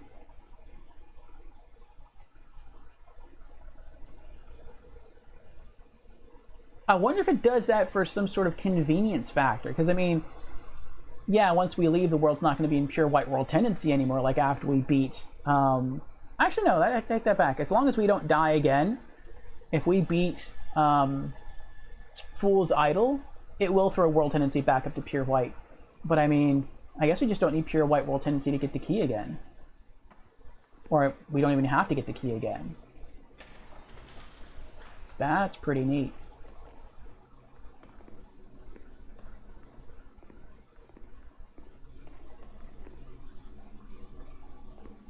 I can see there's no items in here. The only reason I'm opening these doors is in case one of those enemies sees me over there. If they do see me, they will be able to attack me. Oh, here's Sage Frake. It appears to be locked. They can't attack me from here, which stinks.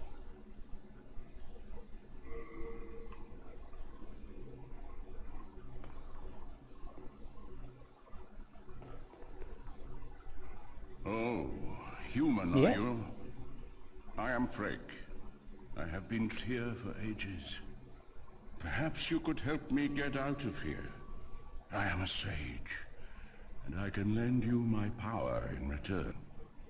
Oh, take heed of those octopus-headed guards. Oh, interesting. I thought they were going to see me. Oh, that's nice. Perhaps you could help me get out of here. I am a sage, and I can lend you my power in return. Oh, take heed of those octopus-headed guards. Alright, I will try, Frake. I will try. There's another trap you can fall down.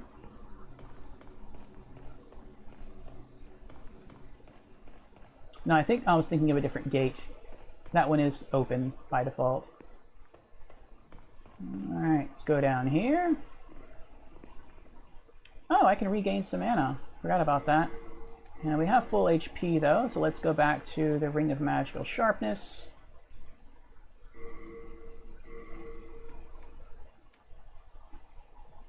Okay.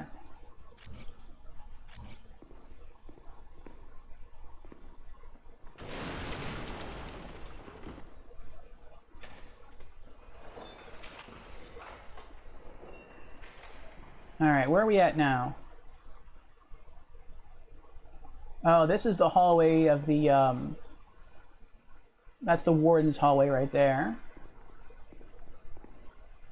Prison of Hope, first floor. We're not quite there yet. We are very close, though.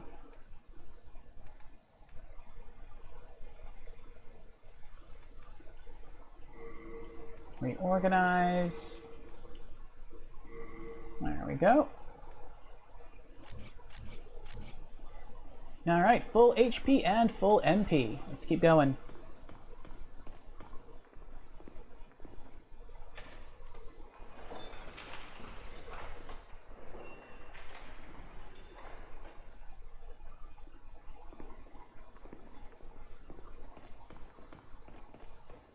Another fog wall. Not a boss, though. Though there is quite a strong enemy around here. Well, he's down there, though. We'll get there in time. I believe there should be... There he is, one of those squid wizards. And he gets pretty close to us. So we're going to wait.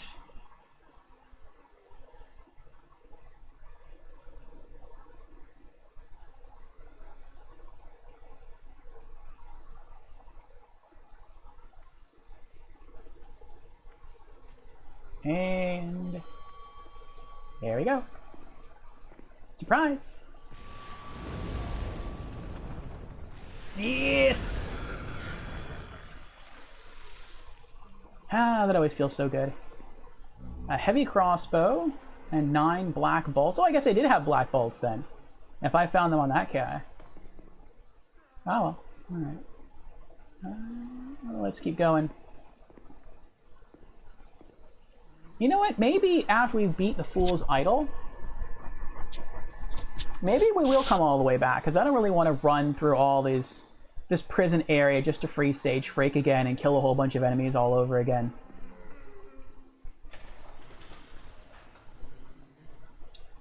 So maybe we'll just backtrack and do that instead. Anyone in here? Yes! A Shanker. No one else in here, though. What about in here? Any items? No items. Oh, wait. There we go. Get some mana back. I'm trying to get better about doing that, about using the phosphorescent pool to regenerate mana, because I used to rely almost entirely on the fragrant ring to regenerate mana, which regenerates at a much slower pace, but it's always active, so that's pretty nice.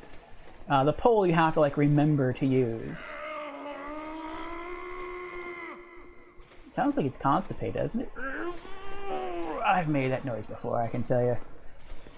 It's violent. It's a violent battle you have to go through. Well, you are a sane one, aren't Not you? completely sane. My name is Ridiel. Please, liberate me from this cell. I have precious little time. I must retrieve an Arctic corpse. I like the way he pronounces his name. I always call him Lord Rydell, but he pronounces it Ridiel. It almost sounds elvish. As you can see, the only thing that remains of me is my soul. My body is trapped in another cell. I found it a fine, rotten mess by now. I've no interest in my corporeal flesh, but I left upon my person a keepsake of my late wife. I will soon fade into the beyond. My only wish is to do so near that token of my beloved. Aww. That's too bad. I'm gonna leave it there.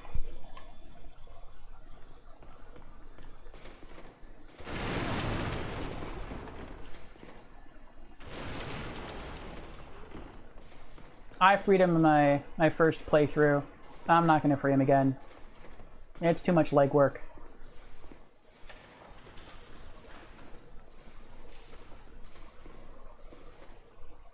Unknown hero soul. Unknown hero, so it's almost too much legwork to free Sage Frake. Shard of Moonlight Stone, nice.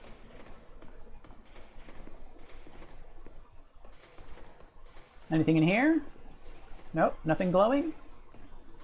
What about in here? Oh, we got something in here. Locked. Oh, we'd have to find his key anyway just to get in here and get all the other items in here. I don't think there's really anything good in there, though. Maybe some Shards of Archstone, maybe some Stones of Ephemeral Eyes. The Sage Frake armor set, I know that because that's where I got this from. I never killed Sage Frake, I just looted it from one of these cells.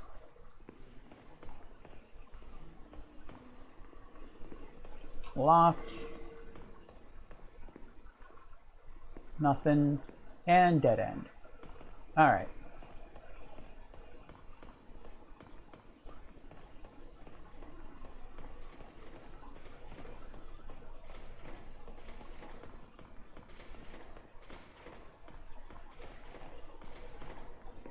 Hey! Super Rock Metal! Or Super Rock. I'm taking notes. How you doing? I don't mean to spoil anything for you here.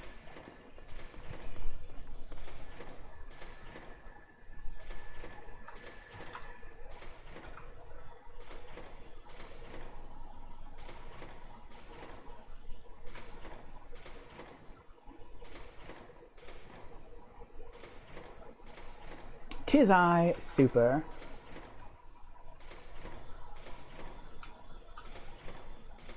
There you are.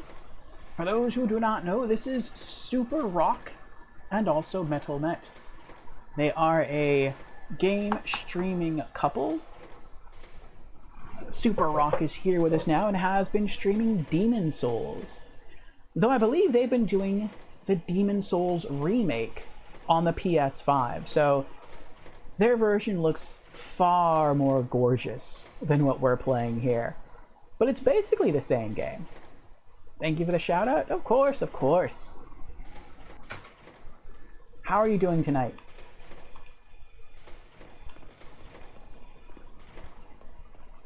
But I have become perhaps slightly obsessed with Demon Souls, and I am really enjoying watching other streamers play through it and encounter certain situations and see them overcome challenges, whether they are labyrinthine dungeon puzzles or bosses, seeing what kind of strategies they think up. And sometimes I'll see something that I've never seen before.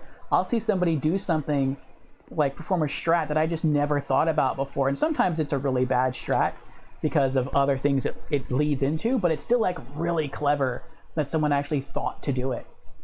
And I like seeing that. I like seeing the creativity out there. You actually have never seen this version? Yes, this is the OG. The PlayStation 3. I forgot about him. Yes, this is not emulated. This is original hardware. I'm on the PS3 console. Okay. Corpse Ball.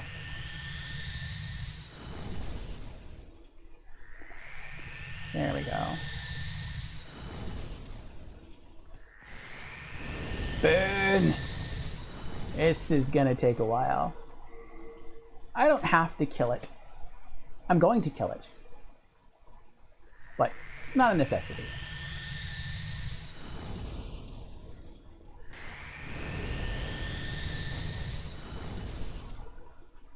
Is it your birthday? It is. There are 3 holidays I like to base my streams around. The entire month of February, I like to stream more romantic stuff to celebrate Valentine's. That was a little close. The entire month of October, I like to try streaming some more spooky stuff to celebrate Halloween. And just the week of my birthday, I like to try to play games that are sort of more meaningful to me. Games that perhaps I've already beaten, but games that kind of hold a special place in my heart. Demon Souls is actually not one of those games yet, though I am really enjoying it. It just happens to be, I just happen to be playing Demon Souls. But yeah, I've been playing, I have like 3 birthday games set up for this week, and today is actually the day of my birthday, though. Oh! That threw me there. Hold on, let me scroll back up. PS3 has the biggest special place in your heart. Aww. Well, of course it would, because that's how you and Metal met. Yes. For those who don't know, I think it's a very sweet story. Super Rock and Metal met while beta testing PlayStation games. And one of the games they betaed was PlayStation Home. And I was in PlayStation Home as well, though I wasn't on their level. I mean, they were betaing? I don't think that's a word. They were beta testing. There you go. The closed beta for PlayStation Home. I didn't get into Home until the open beta. But it was a great experience. And PlayStation 3 is my favorite console of all time. I mean, I didn't start streaming until the PlayStation 4, but I absolutely adore the PlayStation 3. Its media abilities, its media playback abilities, that is, and its game library, I think are just amazing. And the fact you can game online for free is also a pretty nice touch. So yeah, I'm with you there. And happy birthday. And thank you, Super. Thank you for the happy birthday. And thank you for the subscription. I appreciate that. Oh, thank you for the 2 subscriptions. And you gifted 1 to General Organa as well. Thank you for the 2 subs, Super Rock. Thank you again. I do appreciate that. So awesome, remember our story. Thank you, of course. Yeah, I thought it was really cool. I like that games and experiences like PlayStation Home can help bring people together. And in your case, it brought two people very close together, and I think that's really special.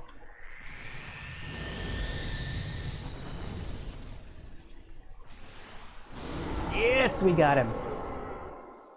That's like something out of a gamer romance movie. If such a thing existed. Which it could. I would watch that. Okay, we're almost there. Old Spice. And we're gonna go this way first. Oh, wait. Let's go back this way. The only reason I went this way is because of that enemy, but let's go this way first. Nothing in there. Here's something. Unknown soldier. So I almost forgot again. There we go. Let's get some mana back. Had to use up a lot to kill that enemy. Nothing in there.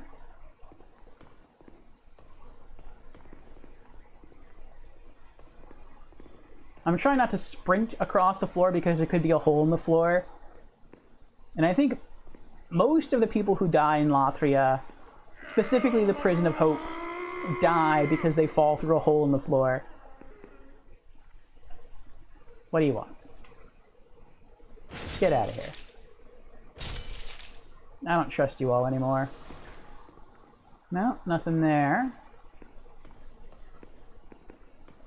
I don't know if I'm going to be able to hold all this. I think that's like 2 separate suits of armor right there. The full knight set and I think the full mercenary set. Oh, they died hand in hand. That's kind of sweet. What are we looking like for 97.4 over 142? We'll see what happens. There's the full knight set plus the kite shield. It's pretty cool. What are we at now? 130 over 142. That was a ton. Please, help me. And silver bracelets, which I can't use. So what are we at now? 131.3 over 142. We can still pick up some more stuff.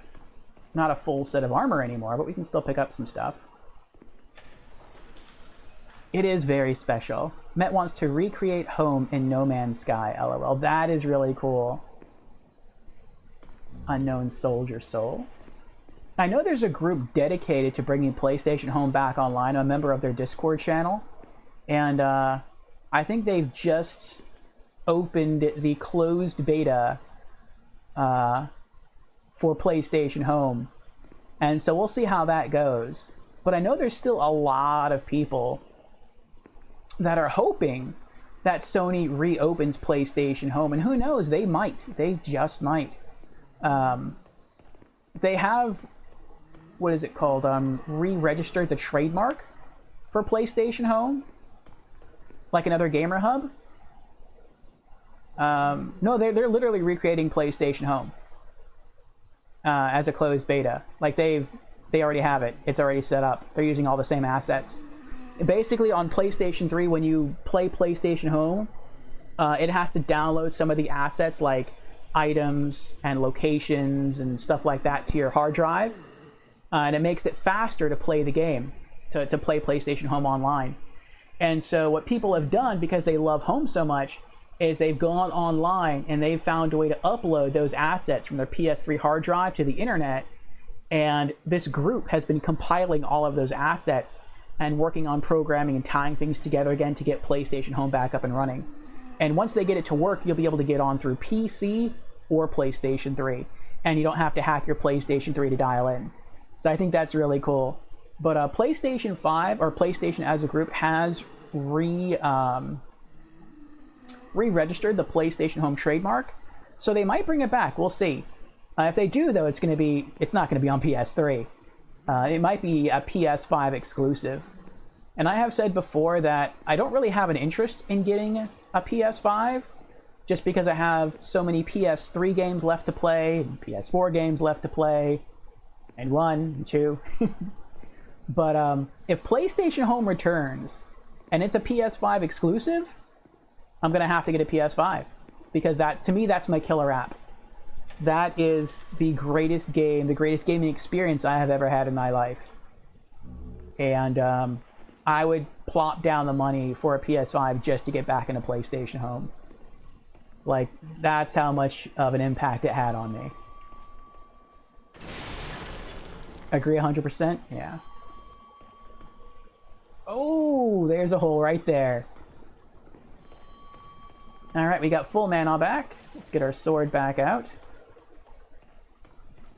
Head around the other way. There's a crystal lizard. There is no way I can catch that. I've tried many times. You can probably do it if you have a bow and arrow. It's probably the way you're supposed to do it. I just don't do it. Where's it? There we go. That's what I was looking for. Thought I saw this across the way. Unknown soldier soul. Nothing here. I died this way earlier. I was running around and I fell through a hole in the floor and I fell right in front of an enemy. And that enemy toasted me with just 2 spells. So I'm trying to be more careful now.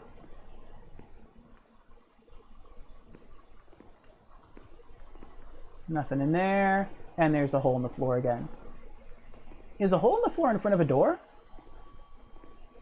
It is in front of a door. I never noticed that before. That's interesting. Code Yellow BRB. I remember what that is.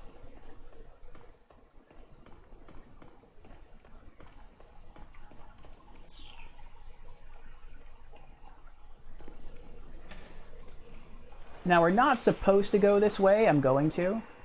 We're supposed to go that way. But I'm just going to go this way because I don't remember completely what's up here. I know if you have the key to unlock Lord Ridiel, you can also use that key to unlock a door up here. That one, I believe it is. And it's in one of those cells over there that you'll find the Sage Frake armor set.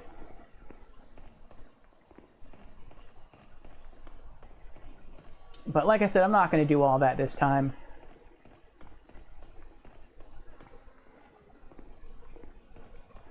I think if someone does play this through once and they miss some things, then I would encourage them to go back and try to do the different world tendencies to get everything. Just so they can experience everything this game has to offer. I think it's really brilliant.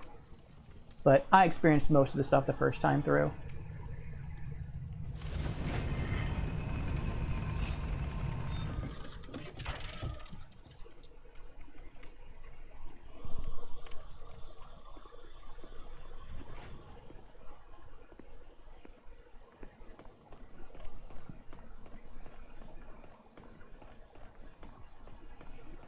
Oh, speaking of creativity, I mentioned that earlier.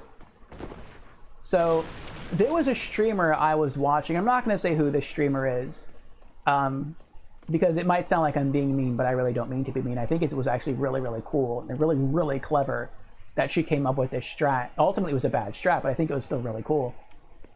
She was having a problem getting through Latria. Like, the enemies were killing her. And her strat, I was going to go into my menu. I don't have an item. Was to hold all of her stones of ephemeral eyes, and she would set them to one of the menus. So like I have my grass and my spice and my lotus stuff, but in one of those spots she had the stones of ephemeral eyes. And her strat was to run through the prison and fight enemies, and if she killed an enemy and she needed to recover afterwards, she would use grass, which makes sense if you don't have the regenerator's ring. But if she was about to die, she would immediately use a stone of ephemeral eyes. And what that would do is, that would keep her from dying, because while you're using the stone of ephemeral eyes, iframes are going off. So you basically become immune to all damage. Then, since you're in spirit form, the stone of ephemeral eyes takes you to human form, and it gives you back all of your HP. So, not just your full HP capacity, it actually gives you back all of your HP. So basically, you're playing in spirit form, and you think you're about to die, and you pop a stone, you get back 100%. That's like 150% of your health bar. That's pretty awesome. And she was using the Cling Ring, so she even had like more than that. She had like 175% HP bar. So that was a really cool strat. And that's just part of the creativity and the cleverness that I've seen displayed in Demon Souls. And I never thought to do that. And I thought that was really, really awesome. Now, again, that ultimately didn't work out for her because she would keep dying despite using the Stones of Ephemeral Eyes. And since she was dying in body form, her world tendency was dropping, and she kept leaving to go buy more Crescent Moon Grass from the blacksmith. And so eventually world tendency dropped down to pure black, and you can probably guess what happened then. But she eventually did make it all the way through.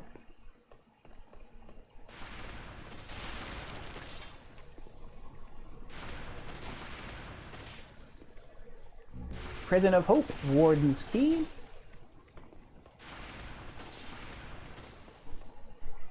Let's organize that.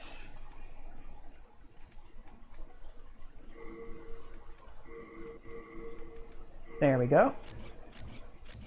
I know what that opens. And let's get this one item over here.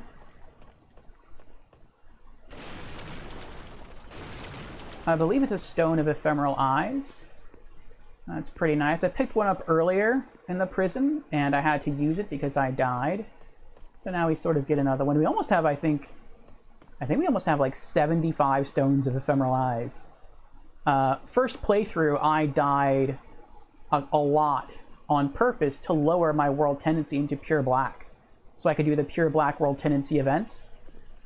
And I messed up while doing it, so I basically blew through all of my Stones of Ephemeral Eyes.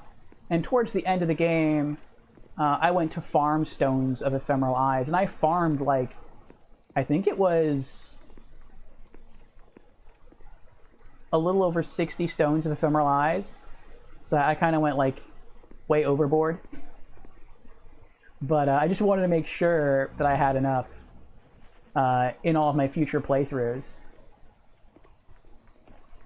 There we go. And I think now I have like 70 something because I'm not farming them anymore, but I am finding them as I continue to play through the game. I also think it's kind of interesting here how in the PS3 original, the arrows are not always firing.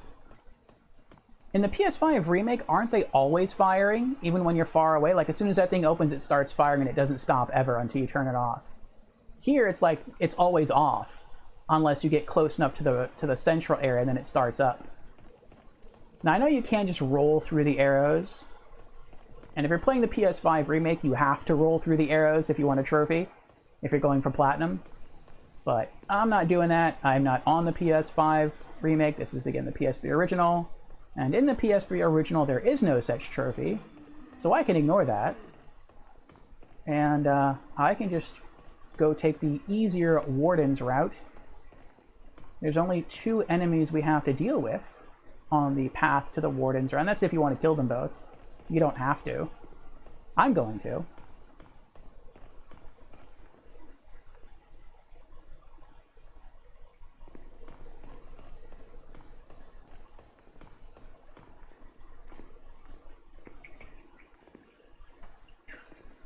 Yeah, it's here, okay.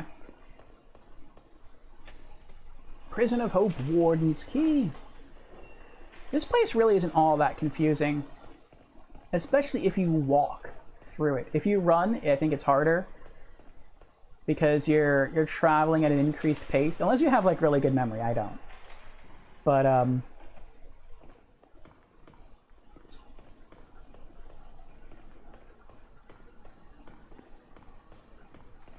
focusing right now because I know I'm about to get jumped. He already knows I'm here. He already heard me.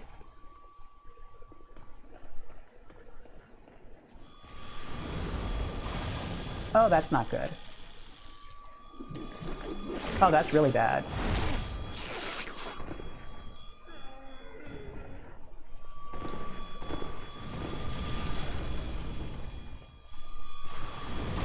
Got him. Yes.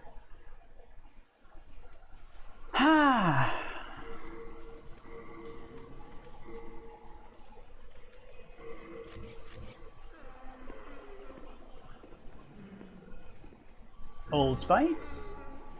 Now, let's not get too cocky here. Let's backtrack a little bit because there is one left.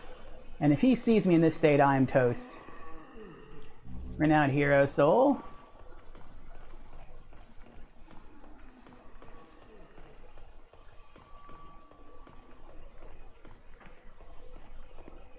Even that was kind of reckless, what I just did. Actually, it was reckless times two. I should have just run. I shouldn't have tried to fight. But, actually, no, I think fighting was probably the right strategy. This is just a long, narrow hallway, and his spells have pretty long reach. He probably would have killed me if I ran. But, yeah, the ideal strat is to come in here and wait for him to come out, and then wait for him to leave back around the corner, and then slowly make your way through here, destroying everything. Destroying the pots, destroying the coffins. At least that's what I did my first playthrough, and he never even got the chance to kill me. And once you clear all this away, you wait for him to walk back through that doorway, and then you basically sprint all the way up here where this coffin is. And you kind of hang out right around here. And then he eventually walks through, and that's when you just bombard him with spells or melee attacks, and he's dead.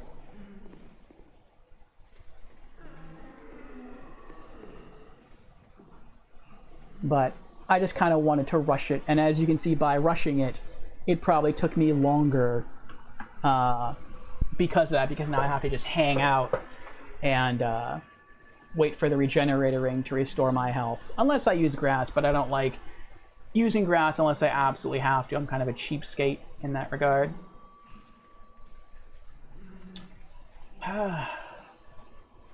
So far in this playthrough, I have first tried every boss. We'll see if that continues.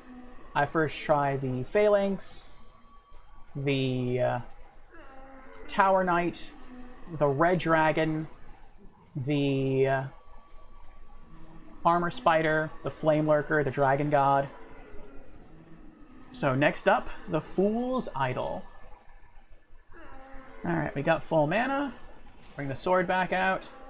And we almost have full health again. I really didn't think that stab there, that tentacle stab through the chest, was going to deal so much physical damage. That was I guess maybe the physical attack of the Mind Flayers is also a magical attack. That would make sense. Because I've taken a hit from Flame Lurker and it didn't deal that much damage, but I think that just has to do with fire resist. But because of all the items I'm wearing, the Crisp Blade and the Ring of Magical Sharpness, that increases my magic damage, but it also lowers my magic defense. And that's probably why their melee attacks deal so much damage to me.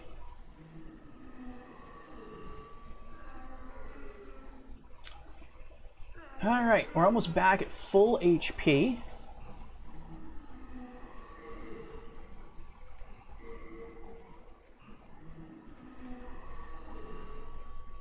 Trying to think of the strat we're going to use once we get to the Fool's Idol. It's probably be the same strat I used before. I'm probably going to hide behind the pillars and use Fireball to take her out. I might be a little worried about the Baby's Nail Black Phantom. I do intend to fight her. I'm not going to run away from that. She is one of the harder enemies. The first time I fought her, I did have a shield, and so that made the fight easier. I don't carry a shield anymore. I stopped using a shield probably halfway through my New Game playthrough, and this is New Game Plus.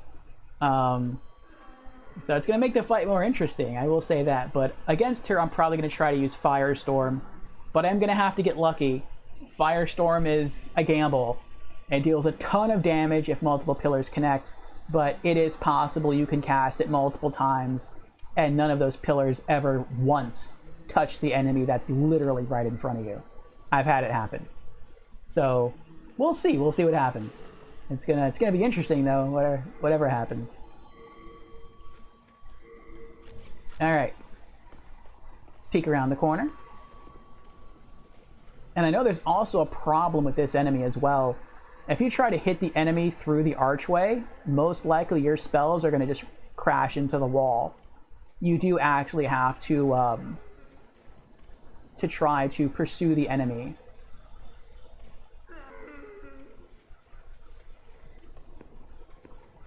Oh, he has to sense me. There's no way he's just guessing this.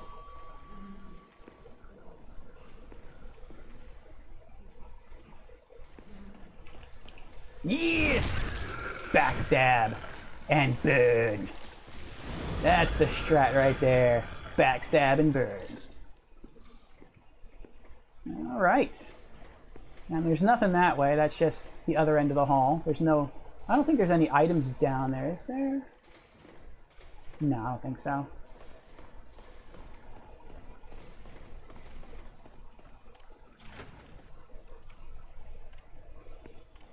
All right. Now it's pretty much a straight shot to the boss. Beautiful backstab. Thank you, Super Rock. I had my doubt right at the end as to whether or not it was actually going to work. It looked like he was already turning around.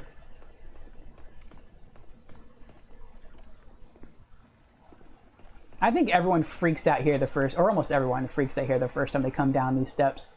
You see the two gargoyles and you're like, I don't know about this. Is this gate going to close behind me here? And are these two gargoyles going to attack me? And this is going to be like the boss fight right here. But I think because of the fall gate mechanic in the Soul series, you know that's not going to happen. Or at least not that they're bosses, I should say. What? Wait, other way? Other way. I don't remember, have you made it this far, Super Rock?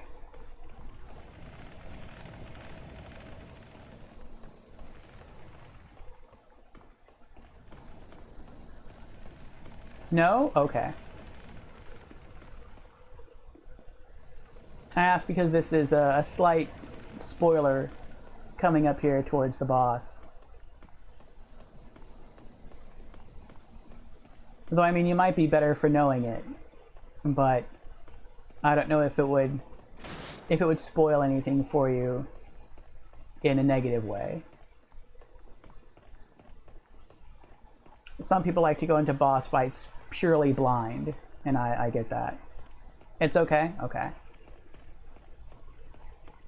That is really lovely stained glass artwork there. Okay, let's keep going.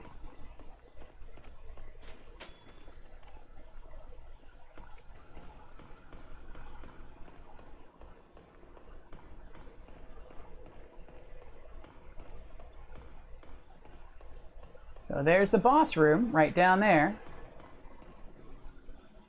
Also, you can't see it from here, but that altar, on the other side of that altar is an item, and it is the Baby's Nail Dagger. It is a unique weapon. The only place you can get it in the game is behind this altar, and you have to do so before you kill the boss. Because if you kill the boss first, whenever you try to get close to the altar again, you get transported someplace different. So if you're interested in having that unique dagger, which is pretty good, it inflicts the plague status on enemies, make sure to get that dagger before you kill the boss.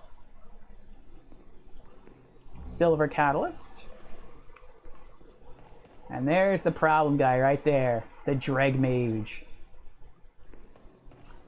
We're going to go see him soon. Actually, we're going to go see him next.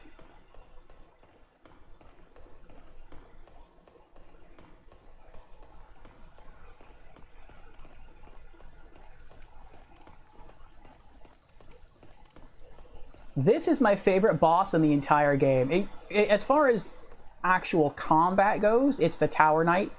I really enjoy fighting just a huge, gigantic suit of enchanted armor. I think that's really cool. But as far as the creativity involved in boss design, it is definitely the Fool's Idol. The Fool's Idol is interesting. It's a mage boss, which you don't really fight too many mage bosses in the game. You fight mage enemies, but not ones that are actually bosses. So that's part of the uniqueness. But there is a cool mechanic that the boss has, And if you're not aware of what that mechanic is and how it works, it makes the boss literally, infinitely harder to beat.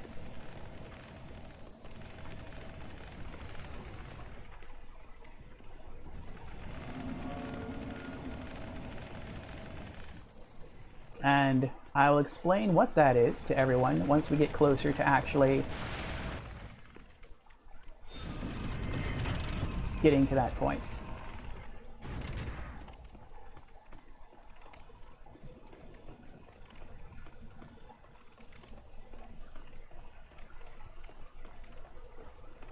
Storied Soldier's Soul, Clever Rat's Ring, Renowned Soldier's Soul, Renowned Soldier's Soul, Stone of Ephemeral Eyes. I guess I'll leave that there. That glowing light is a Mercury Rapier +1. So if you're looking for a good poison weapon, there you go, it's a poison sword. You're gonna have to find how to get out there.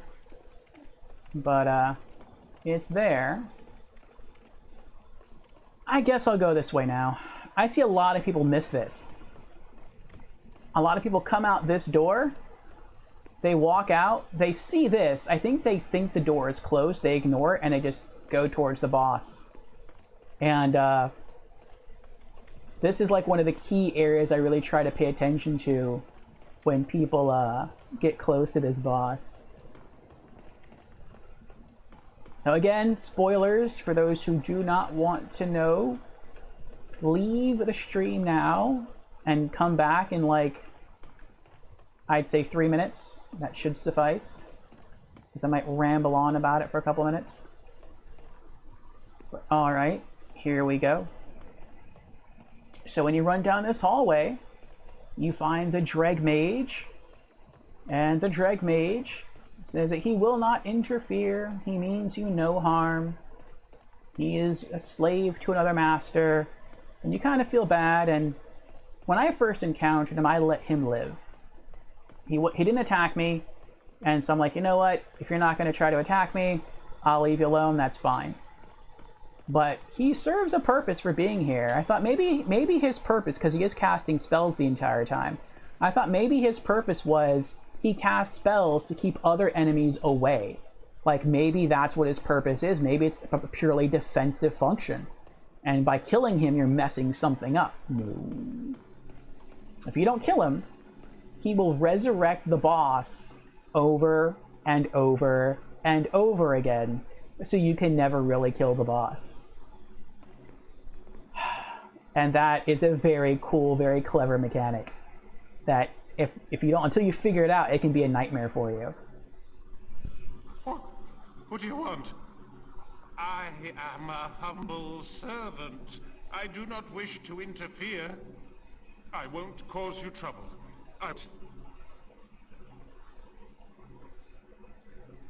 What do you want? I am a humble servant. I do not wish to interfere. I won't cause you trouble. You're lying, though. Well, he's half lying. He never causes you trouble, in that he never tries to hurt you. He does cause you trouble by resurrecting the boss. Prison of Hope special key. That's what we need to save Sage Frake, but we're going to do that after the boss fight. Please, stop! No. Gotcha.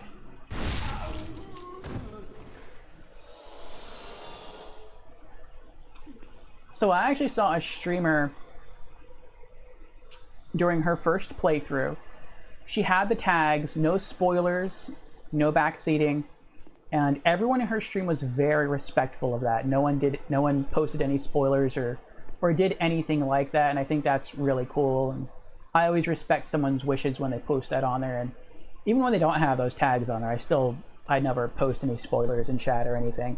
I always like to see people discover things when they first play the game themselves. But she missed this NPC, and she went down there and fought the boss. and she was very unsuccessful at fighting the boss. It took her 10 hours across 2 different stream days to beat the boss once. And then as soon as she beat it, she was like so elated. You just saw like all the stress just leave her face. And she was just so relaxed and so calm. It was almost like seeing someone win a marathon. And then she got confused because no Archstone spawned and the Fog Gate stayed there. And she's like, what's going on? And she walked outside of the Fog Gate. She walked back in. The boss had respawned. It killed her. And she just looked so befuddled and confused. And she's like, okay, that's it, chat. Just tell me what's going on. I don't want to do this anymore. And they're like, well, you have to go upstairs and kill that Dregmage NPC. If not, he'll just revive the boss eternally. And she's like, are you serious?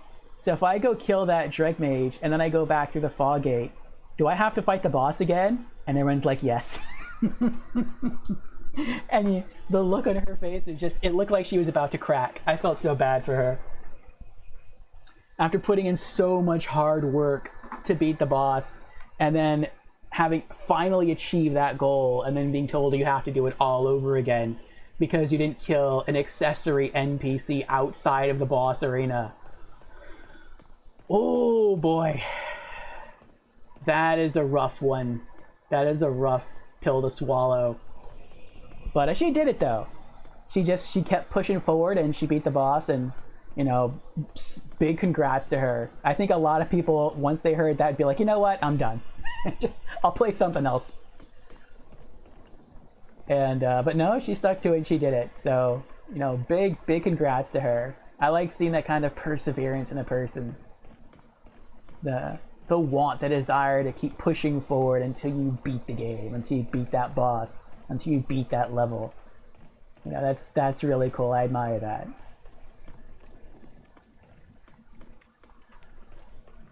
All right.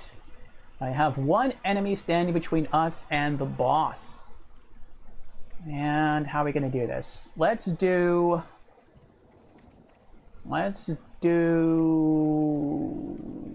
open with Fireball. No. Let's open with Firestorm.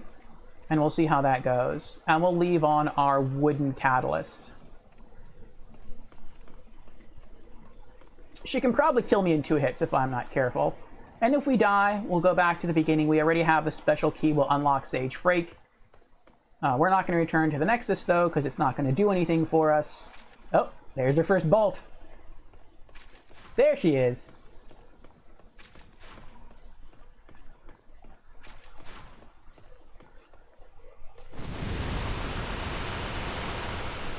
Yeah, come get me. Oh. Did she die? She didn't die. Oh!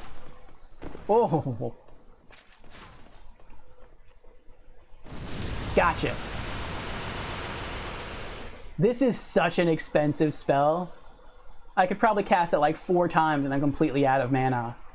But in situations like this, it's pretty worth it. 3 chunks of Moonlight Stone and 2 stones of Ephemeral Eyes. Especially since I have no shield. That's like the big thing. So those crossbow bolts she shoots you with, those bolts can travel very far, they're very strong. Like I say, even at my HP level, 2 bolts from her crossbow would have killed me, most likely. The dagger that she has, since it is a dagger, can move very quickly, so she can hit me multiple times. And it has a plague status effect that it inflicts on you. And the plague status effect will not only chew through your HP very quickly, but it also hinders item recovery use. So I could use like a Crescent Moongrass and I would regain almost no health. And the health I would lose from the plague status would totally overwrite any sort of healing benefit I would get from the Crescent Moongrass. So if you're plagued and you don't have a way to remove the plague, which I do, but if you don't, you're probably going to die. unless you have like a ton of healing items and you're no longer taking damage, then maybe you can hold out and just burn through like almost your entire healing item supply before you die. Maybe.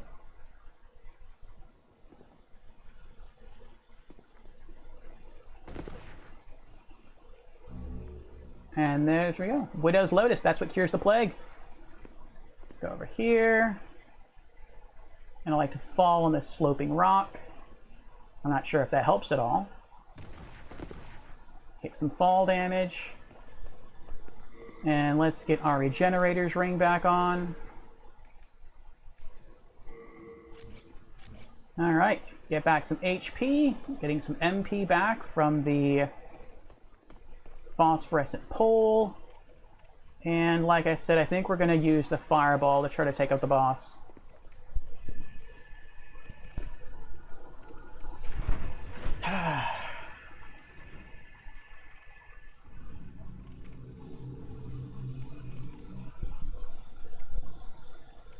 That's well, now you know the secret, Super.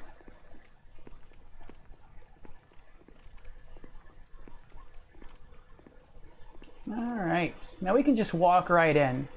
Because the boss, this boss is kind of nice. Like the Flame Lurker boss is nice. It will not attack you when you first enter the arena. It'll just kind of like, it won't do anything until you start to initiate contact with it or move closer.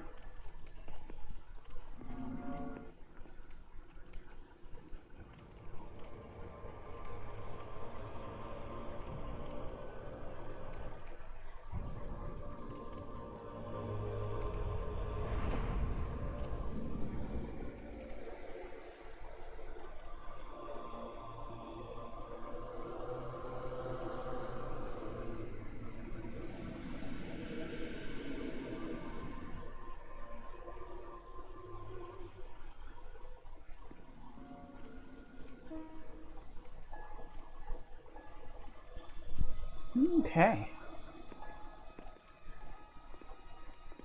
And there she is. And you can look up and to the left. You can see that hallway there. You can look up and to the right. You can see the other hallway up there. And yeah, the Dreg Mage would have been sitting right up there, right above the boss.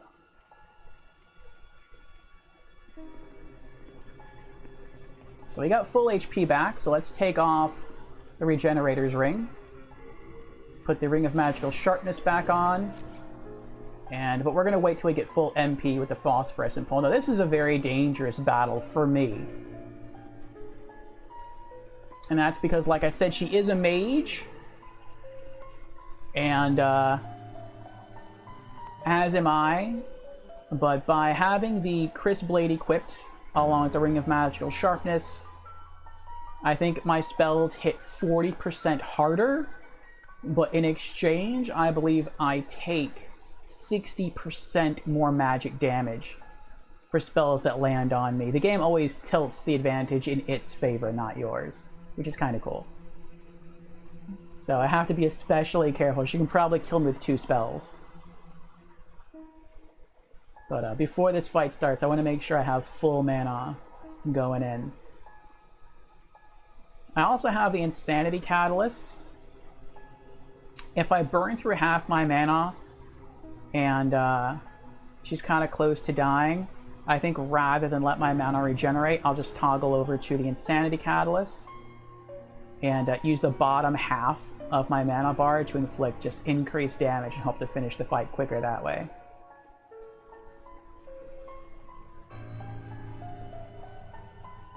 So we're going to wait.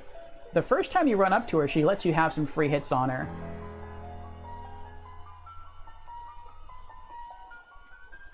Which I wonder if I could run up and hit her with Firestorm. I wonder how much damage that would do. After the first time, you actually have to like earn all of your hits. Should we try it? Should we try Firestorm at the very beginning? Why not? I have the spell, right? Let's give it a go. Let's see what happens.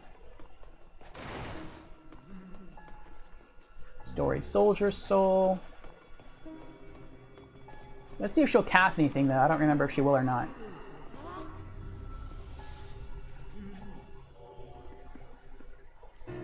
Oh, she will. You know what? We're not going to do that then. We're going to go just Fireball.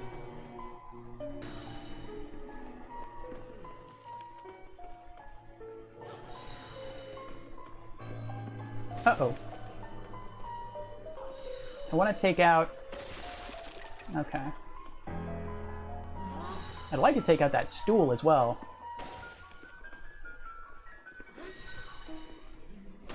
Ah!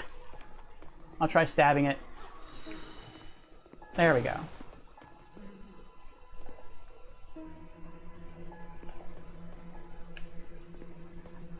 Let's try to get rid of these guys.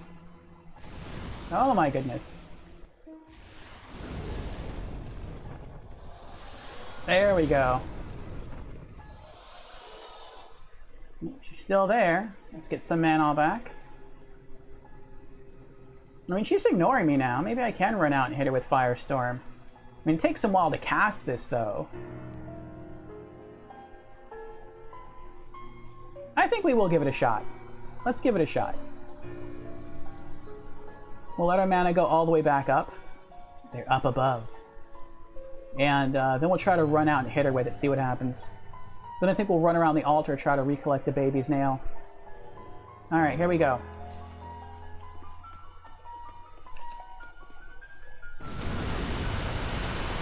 Oh my gosh!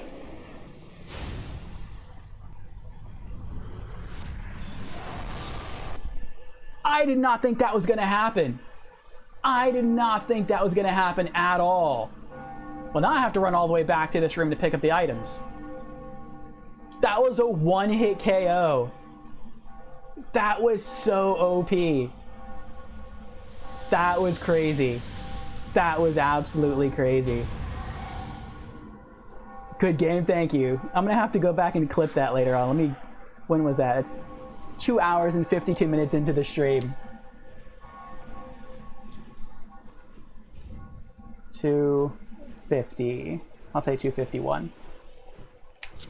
That was nuts. Oh my gosh.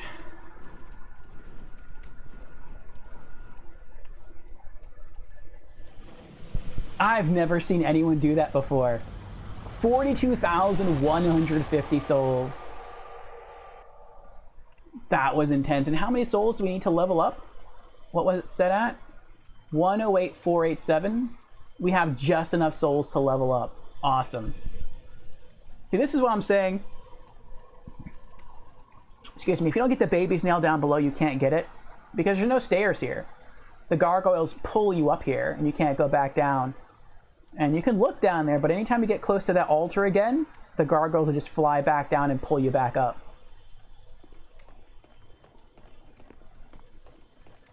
So you only have one chance to get in, that's during the boss fight.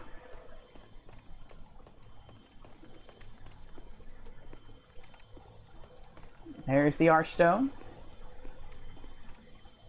And Upper Latria. Doll Demon Soul. I guess return to the Nexus. We're gonna have to run the gauntlet again to get back and pick up those items. But we do have some shortcuts now that we can use, so I guess that's good. That should make it faster. Alright. First, let's try to find our Maiden in Black. There she is, and level up.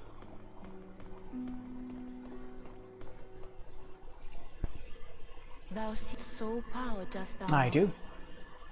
Then touch the demon inside me. Soul of the mind, key to life's ether. Soul of the lost, withdrawn from its vessel. Let strength be granted, the world might be mended. Thank you, Super. Thank you for the congrats. So the world might be mended. Alright, let's clear this. Magic power goes up by 100. 27 souls left.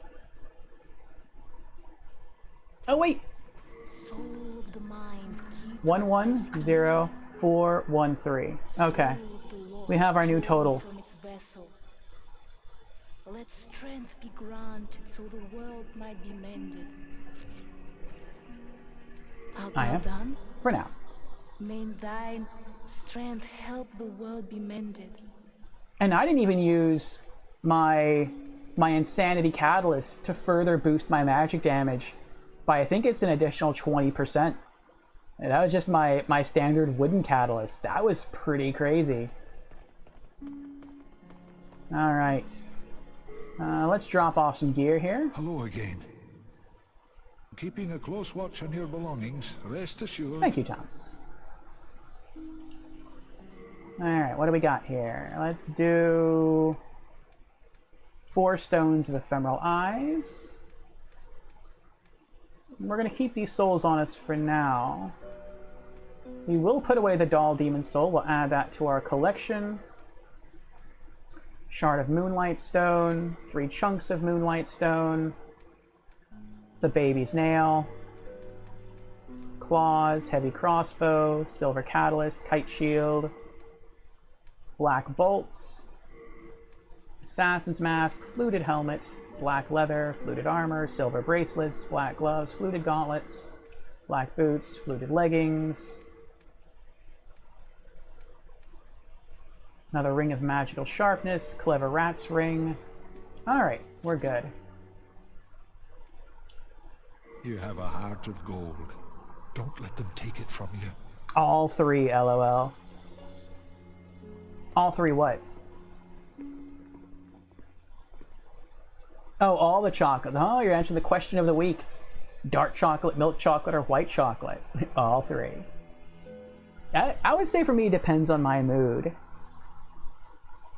If I'm drinking hot cocoa, I think I prefer dark chocolate, like melted into hot water or hot milk. Especially like around especially when it's like really cold outside. I like that. I think white chocolate can be really good on a dessert. Like if you want to mix in or sprinkle some like white chocolate shavings on a vanilla cake or something, I think that tastes pretty nice. But for just eating like as a candy bar, I'd go milk chocolate. Same depends on mood. Yeah, mood and situation. All right, let's see if we can get him to fix our stuff before we head back out. It's simple. Just bring me all the souls you can. Peppermint bark. In I like trade, peppermint bark. I'll give you weapons, That's good. or forge ones you already have. With yours, I can eke out a living. With my weapons, you can go on living.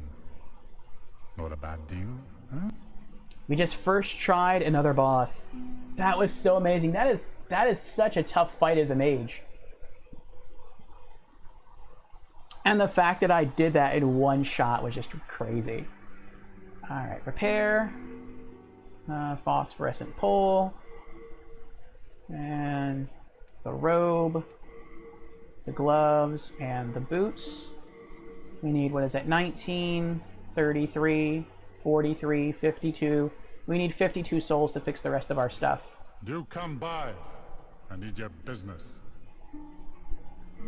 But we have some souls that we can pop. So let's do Unknown Soldier Soul. There we go, that'll do it. That's enough. It's simple. In trade with your soul.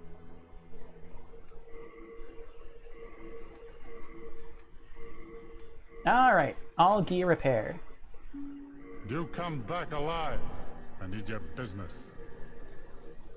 Okay, let's throw all these excess souls into Hello Thomas. again. I'm keeping a... Storied Soldier Soul, Renowned Hero Soul, Renowned Soldier Soul, Unknown Hero Soul, Unknown Soldier Soul. You have a heart of gold. Don't let them take it from you. I'll try not, Thomas. I'll try not to. Cookies and cream bars are good with the white chocolate. Cookie and cream bar. I think I have had that. I think I've had like a cookies and cream Hershey bar, like a white chocolate cookies and cream. That's really good. Let's head back to the tower. Actually, right after we're just going to go from there into Fool's Idol. So we can read the description now. Fool's Idol Archstone. Archstone of the demon Fool's Idol. The church devoted to an idol mimicking the queen gave hope to the prisoners, but the malice behind it will crush their faint solace. Alright, back to the Tower of Latria first, though. We have to free Sage Frake, and then I want to go explore that boss room, and I think there's at least one item we can collect. And then we'll head back to Upper Latria. You love playing as a mage build? So do I. I do want to try all the builds. I'm not going to try all the builds in Demon Souls. I do want to play all of the Souls games, and I have decided to try to play as a different class in each Souls game.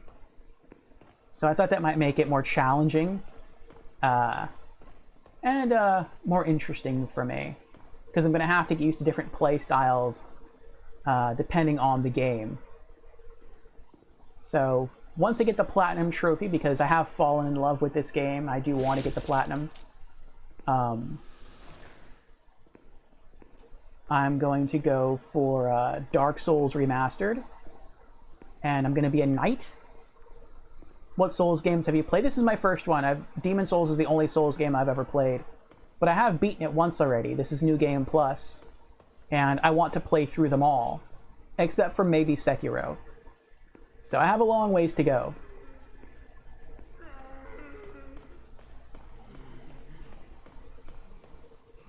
Want to make sure they're not going to kill me. He lived! I'm shocked.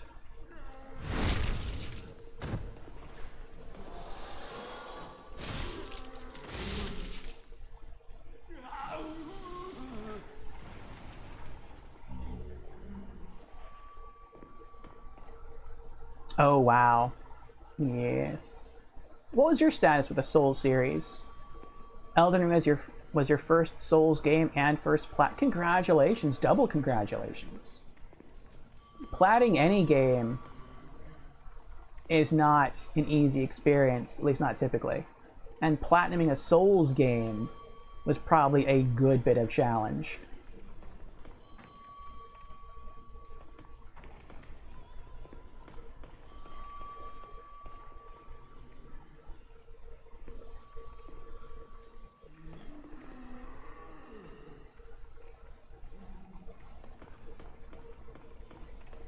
Hello. Oh, I think you heard me. Yes. He drops a lot of souls. Oh, that's right. There's one more coming through.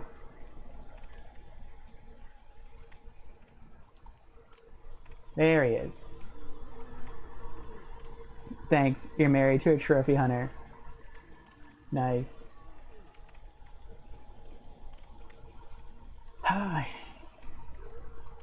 Yes, in Dark Souls, I'll be a knight, and I want to try to tech in some faith to go for like a temple knight build.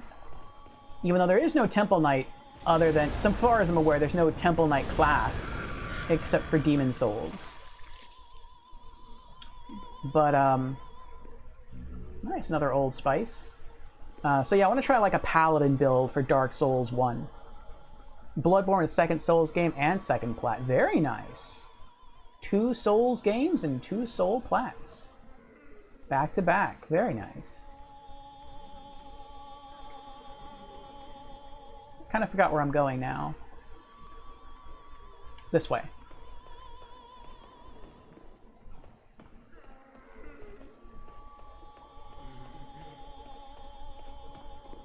Want to make sure I'm not going to fall through a hole in the floor. Again. Oh, that's where we have to go through. Nope, not that way. Oh, here. Sweet, stairwell. Stairwells are good.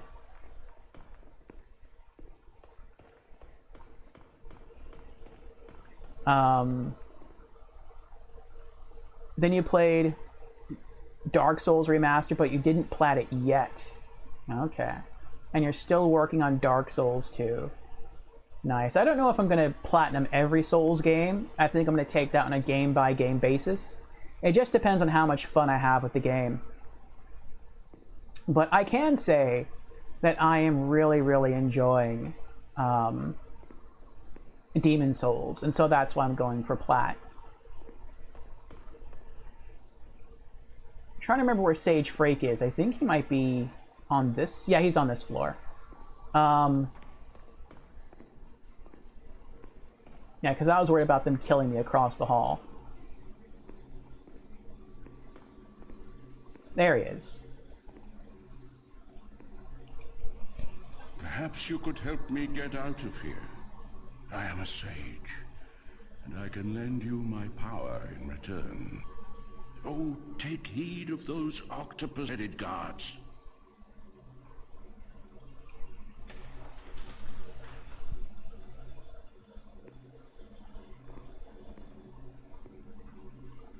I guess it's like a special enchantment of his, just to, so he has light in his cell. That's nice. Magnificent. I never expected to get out of there alive. My name is Frake. I am known as a sage. I thought my magic would give me an edge against these demons, but how wrong I was. I have been enfeebled by my long imprisonment. But I can still move my legs, and I can make it back to the Nexus. I thank the stars that I escaped when I did. I owe you my life. Gary Stiletto. I have been enfeebled by my long imprisonment, but I can still move my legs, and I can make it back to the Nexus. In Dark Souls 2, you have not played Dark Souls 3 or Sekiro. Yeah, I'm not sure I'm going to play Sekiro yet. I might in the future. We'll see. We'll see what happens. It's a very different game from the traditional Souls games, so far as I've heard and seen. So that may not happen. But like I said, we'll see. We'll see what happens. Alright, so that's done. Yeah,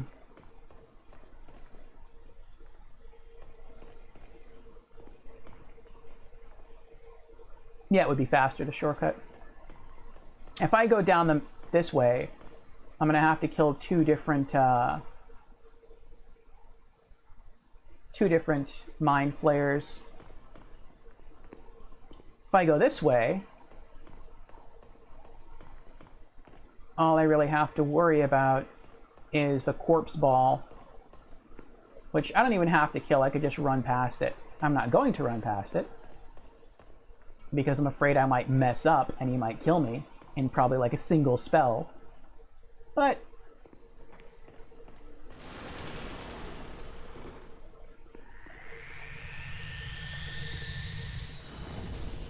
I'd rather fight one enemy that gives me a good amount of souls than two enemies who could very easily kill me.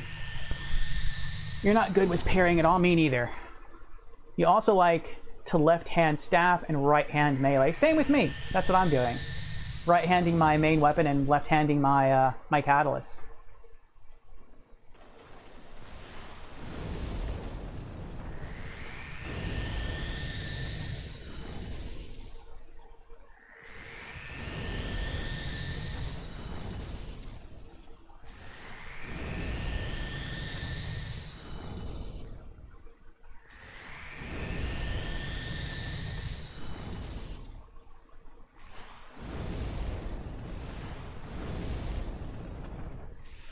Just gonna not do anything? Uh-oh. Ooh.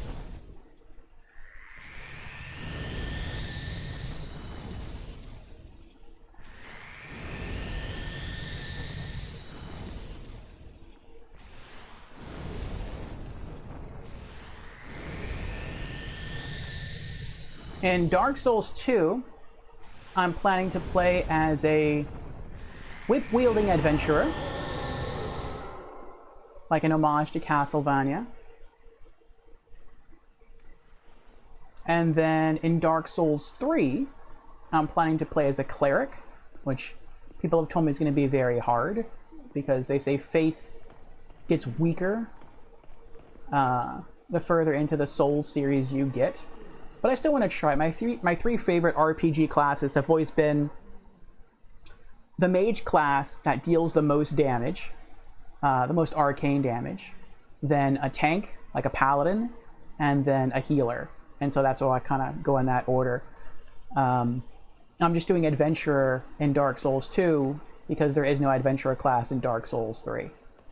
And then in Bloodborne, I'm going to play as a military veteran, which people have said is similar to a warrior class from Dark Souls. And then in Elden Ring, I am planning to play as a bandit. So, very different play styles. And I think it's going to be a good amount of fun. Can I go down? I can go down here. Oh, I don't remember what that fellow has. Let's see if we can scoop that up.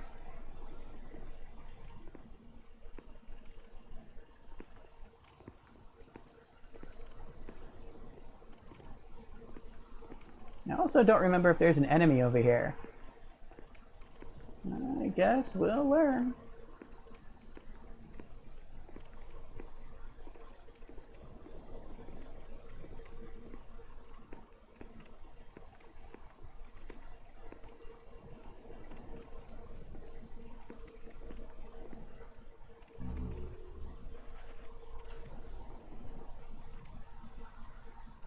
No, that's way too thin for me to walk. But there is an item over there. I think it's stones.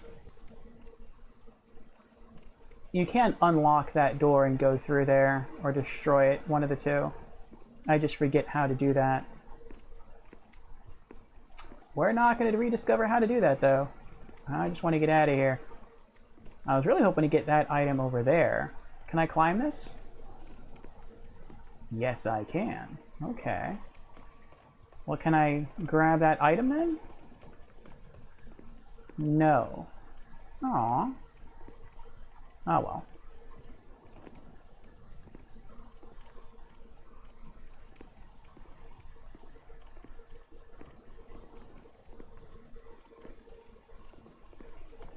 Alright.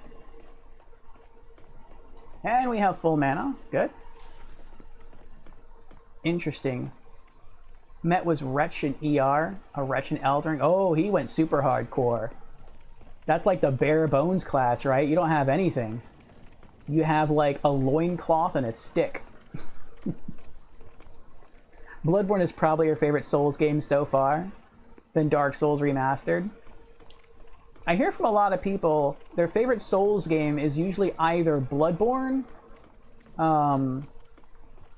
Elden Ring, or Sekiro. And they say that it's either Elden Ring because of its open world and its accessibility, or it's Sekiro for its challenge, its extreme challenge, or Bloodborne because all the elements of the game, from the soundtrack to the graphics to the story to the gameplay, are all just top-notch across the board. And it's like a perfect blending of all of those elements. Alright, so what did I come back here for? A couple vials of Old Spice. Anything else?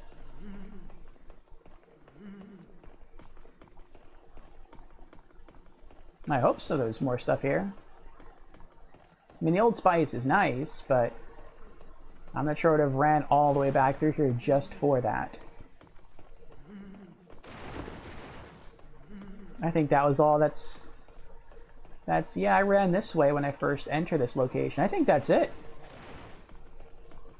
Ah, well. Oh, they're mad now. They're mad since I killed their goddess. Their idol. You are free now. It was a fool's idol, and you are no fools. I have to fly.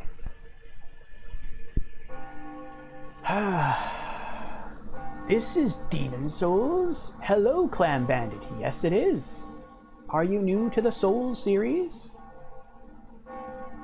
Super says, I love me some Sunbro. I'm looking forward to it. I'm looking forward to Dark Souls. I'm looking forward to all the Souls games. I love the classic Souls and sorcery that the Souls series portrays, or at least the Demon Souls and Dark Souls 1 through 3. I know Bloodborne's different with its setting. It's more like a gothic Victorian setting, which I like too.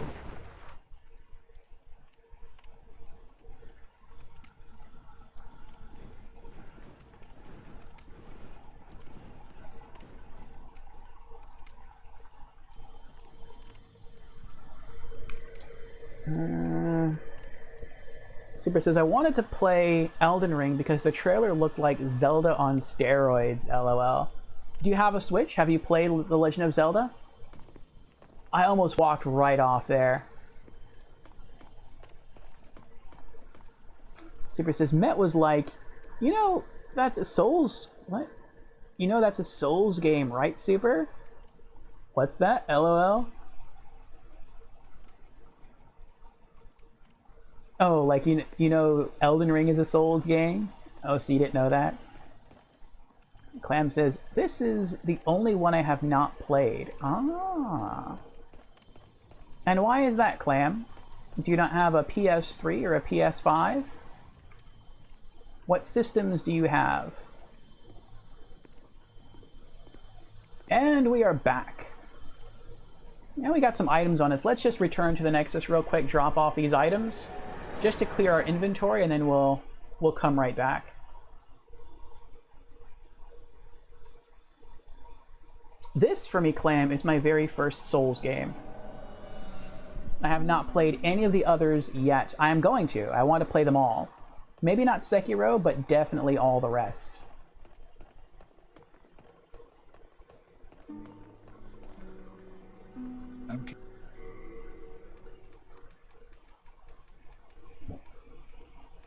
Secret Dagger. I forgot about Secret Dagger. Mercury Pure +1. Gary Stiletto. Okay. You have a heart of... What rings do I have equipped? Okay. Alright, let's keep going.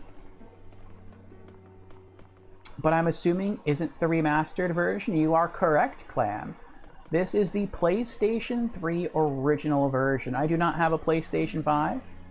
And so I am enjoying the OG goodness that is the PS3 release.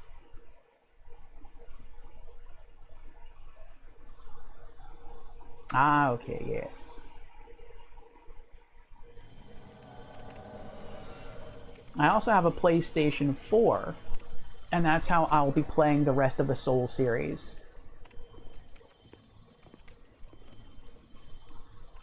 Super says, no, I didn't know Souls games were, but I got sucked in with Elden Ring. Oh, you didn't know what Souls games were, but you got sucked in by Elden Ring. That happens. That definitely happens. Oh, I forgot something. I have to go back.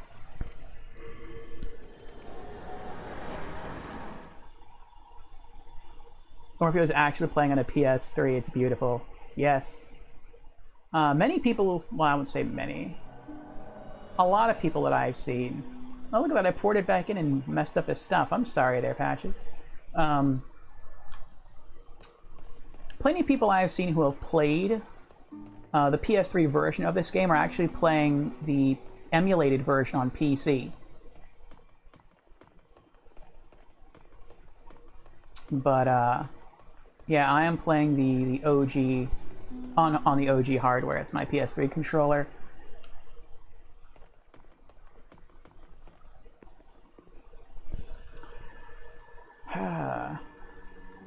Clam says, I just got a 5. Oh, a PS5, and I have a Series X as well. Congratulations, Clam.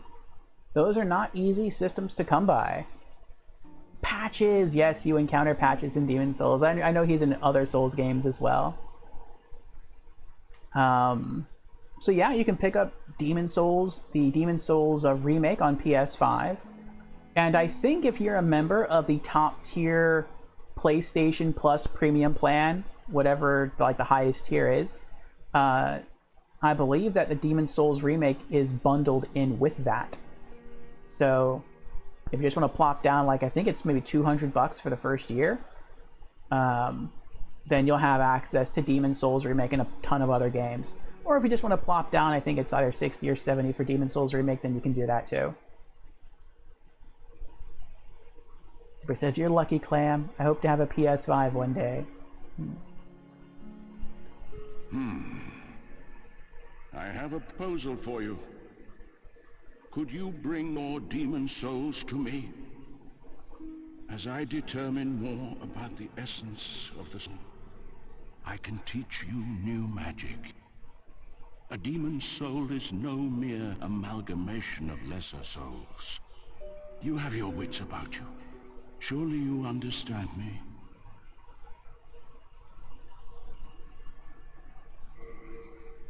All right.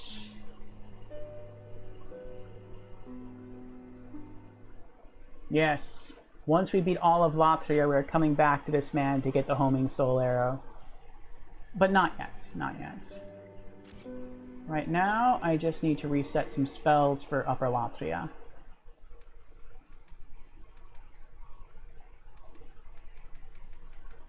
I need Soul Arrow, Soul Ray, Fireball, and Firestorm. Bring more demon souls when can.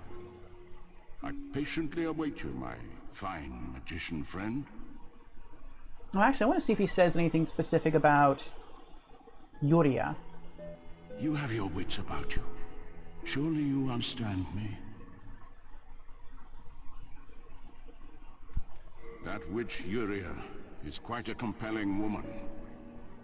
She uses a different type of magic than I. Hers is powered by emotion, a lesser type of miracle. I wonder if it is related to her gender. I still have much to learn. I wonder if that's in the remake.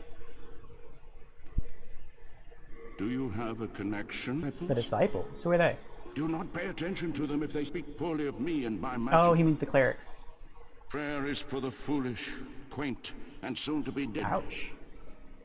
And heaven forbid the day you find out what their so-called God really is. And I think you actually know what it is. There's hints, multiple hints in the game. I was defeated and killed by the Golden Elder beyond that dungeon. Oh, that's who he's beaten by. Beware of him, for he manipulates souls. He has power for dark souls. Dark Souls. Those susceptible to madness and paranoia. Interesting, interesting. Ah, welcome to our Magic Menagerie, Clam. Thank you for the follow, Clam. Elden Ring is so long, I can't get through it. Too many developers think every game today should be 1,000,000 hours. Elden Ring is an adventure. It is that. That's probably going to be the last Souls game that I play. At least until, again, maybe Sekiro, maybe not, we'll see. But if not Sekiro, then it will definitely be Elden Ring. Though I'm hoping more Souls games, eventually come out. I know of 3 human leaders who became demons. King Allant of Boletaria, Astraea of the Valley of Defilement, and the Golden Elder of Latria. They have proven that humans can evolve to a higher state. Wrong to assume that only demons could do demon work.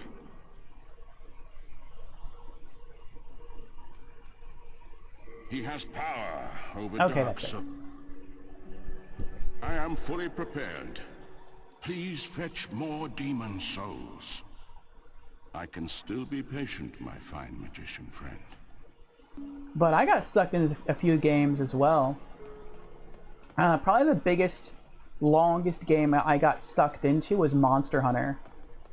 That is Monster Hunter Freedom Unite on the PlayStation Portable. Move this here. I still have it here next to me. This is my PSP 3000 unit. And a friend of mine talked me into getting the game, and I'm like, what kind of game is Monster Hunter? Because I didn't know anything about it. And he showed me a little bit of it. I'm like, oh, so it's like a hack and slash action game? And he's like, yeah, it has multiplayer. And I was like, well, I mean, I guess we can do that. That's pretty cool. And so I picked it up not knowing what it was. And like almost about 1,000 hours later, I finally finished playing it. And it was a great experience. I love the multiplayer. I love the monsters. I loved everything about Monster Hunter, and I got super, super into it. And I tried going back and playing Monster Hunter Freedom 1 on the PSP. I also picked up the original Monster Hunter for PS2, which is really hard to play because you have to swing your weapons using the analog sticks. Oh, Matt has a PSP Vita still? That's cool, that's cool. I have a Vita as well. I actually have 2 Vitas. I have an OLED white one that I used as my main gaming system. And then I also have this hacked neon orange one. Orange is my favorite color. But I wanted to get a second one because I wanted to hack it. And if I messed up, I didn't want to just have a dead paperweight. So tax return came in. I got a second Vita. And I hacked it successfully. And the reason I wanted to hack it is to stream from it. And so now I can actually stream games from the PS Vita, which I have done in the past. And it's pretty cool. I like it. But I credit my success with Demon Souls to Monster Hunter, because Demon Souls just kind of copy and pasted the Monster Hunter formula, at least from the old Monster Hunter games. And that's really what Souls is. Souls is early Monster Hunter with watered down crafting. And I don't mean that in like a negative way. I think that it's cool that they popularized the formula. But like I said before, when I jumped into Demon Souls was my very first Souls game. And I had no prior Souls experience, and it was my first playthrough of Demon Souls, and I first tried almost every single boss in the game. And the only way I could have done that, it isn't because I'm like super good at Demon Souls, it's because I had experience with the formula through Monster Hunter of almost like 1,000 hours. Monster Hunter gets you used to things like fighting enemies that are a lot stronger than you in every conceivable way. They have higher defense, they have more HP, they hit harder than you. They might have extra maneuverability, like they can fly. And it's up to you to watch that monster, observe its patterns, and then use what you've learned of its patterns to know when to attack, when to fall back, when to counter and wait for an opening. And Monster Hunter also teaches you things like working within the limits of a stamina gauge. So evading, attacking, running, all of that's constrained by stamina.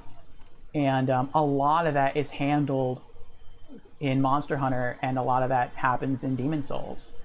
So because I had so much Monster Hunter experience, I think that's what made Demon Souls so easy for me going in.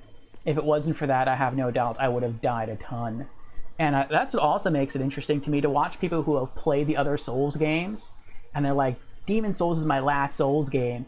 And I'm like, that makes me excited to an extent as well, because I like to see like, okay, because of all those Demon Souls games they've played in the past, how many times are they going to die playing Demon Souls? I mean, they're going to die at some point, because it's inevitable, either through error or just because you're learning the specific mechanics of this new Souls game. It's going to happen. But I would expect someone who has a lot of Souls experience prior to Demon Souls to do a lot better than someone who has never played a Souls game. And it's been interesting. I've seen a lot of people where they've played a lot of other Souls games, and they tend to die kind of often when playing Demon Souls. And again, I didn't really die that much in this game. And again, I owe that to Monster Hunter. So I think that's pretty cool. Super says, that's awesome. Stream from the Vita? That's amazing. Yes, it is pretty cool. So the way the hack works, and I can't tell you how to do the hack because that's against Twitch policies, but the way that the hack works is, and you can do this on the OG Vita or the slim version, but basically the little port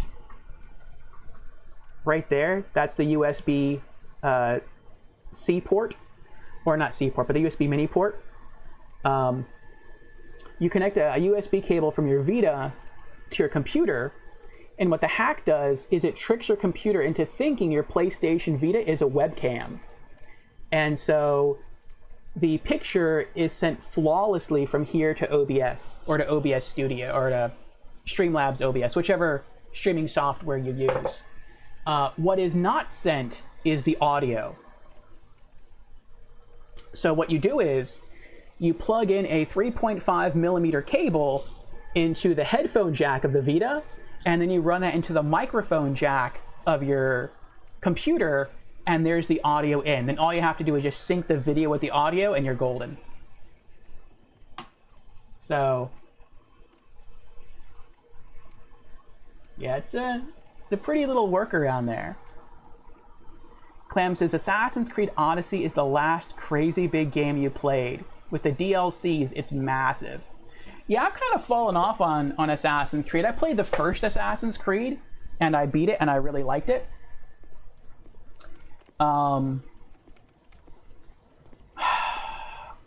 think that was before it got patched for trophies, because PlayStation 3 games didn't always have trophies. But I thought it was a really good story, really good design. But it took me a long time to beat, and after that, I never played another Assassin's Creed game. I would like to, but I feel like a lot of the gameplay looks similar. And I'm worried that I would start the game and I would feel like almost immediately burnt out.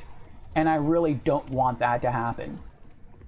So at some point I will try to start Assassin's Creed 2, and we'll see how that works out for me. And actually, that's not entirely true. I have played other Assassin's Creed games. I played, what was it? Assassin's Creed Bloodlines on the PSP. And then I played the first Assassin's Creed game on Nintendo's DS.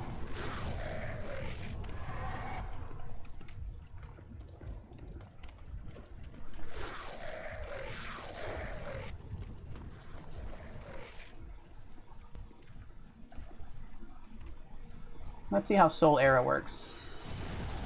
Oh, so I need 3 Soul Arrows to kill it. That's not bad. I do believe they're weaker to magic than they are to fire.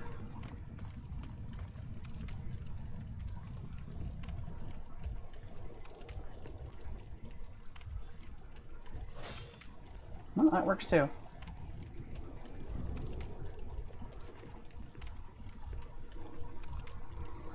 Oh boy.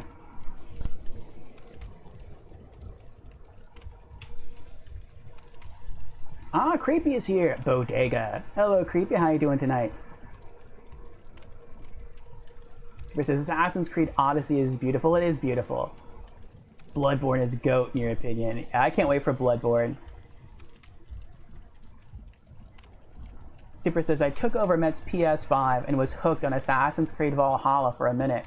That's a long game, and Met didn't care for it at all. Not every game is for every person.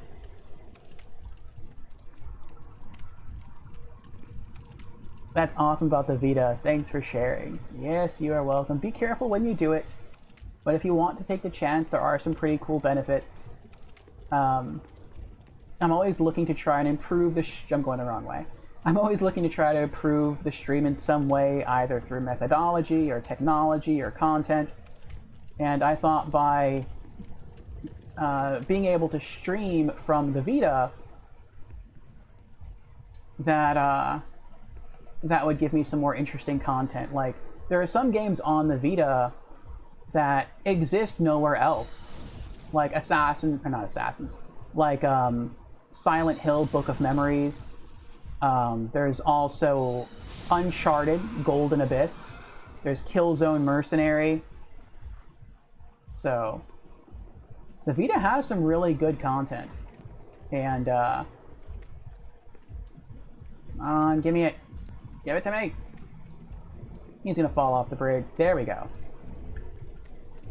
And now I'm kind of curious though. I thought it would only take 2 soul arrows to kill him. We're still early on. Let's go back. Ooh.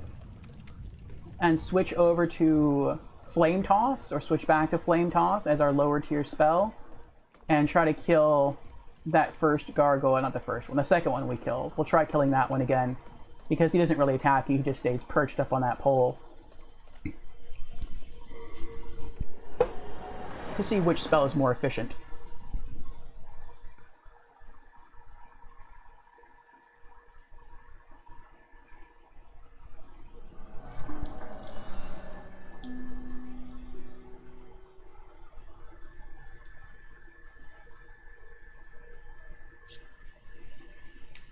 Okay.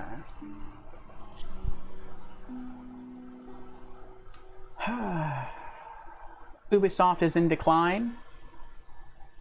Big time. What makes you say that? Just because of all the Assassin's Creed games? Nintendo DS. I died. I almost died right there. Oh, excuse me.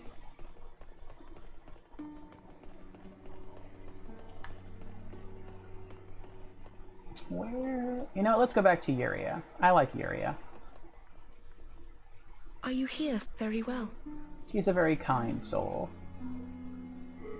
Alright, let's try release. And...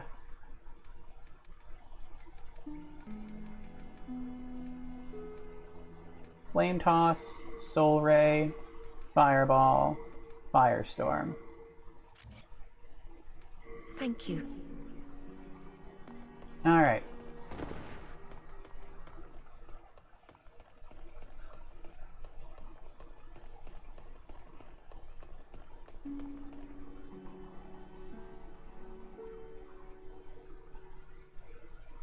Actually, I probably will come back and get Soul Ray. Or not Soul Ray, Soul Arrow. Soul Arrow costs 5 mana. I need 3 Soul Arrows to kill a gargoyle, so I need 15 mana to kill a gargoyle using Soul Arrow. Flame Toss takes 9 mana. So if it takes me more than 1 casting of Flame Toss to kill a gargoyle, I'm already winning. Well, not necessarily. If it takes me 2 Flame Toss to kill a gargoyle, I'll keep Flame Toss. Just because these gargoyles do rush me sometimes, and I think I'd rather waste a few extra points of mana to get a faster kill than achieve pure mana efficiency. Let's see what happens. If it takes me 3 casts, though, it takes me 3. Yeah, that's too inefficient. That's 27 mana versus 15 mana. So it's far more mana efficient just to go Soul Arrow. That's what I thought. Alright.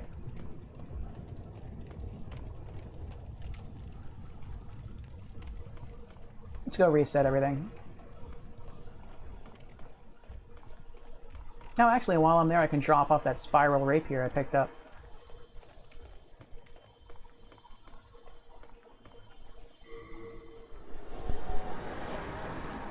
Big empty games, like the latest Far Cry 6, massive map, no content, pure garbage.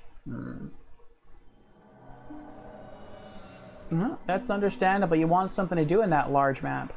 You know, I feel the same way about... What is that PlayStation exclusive? Shadow of the Colossus. Now, I like Shadow of the Colossus. I've beaten it multiple times. I beat it once on PS3. No, wait, I'm sorry.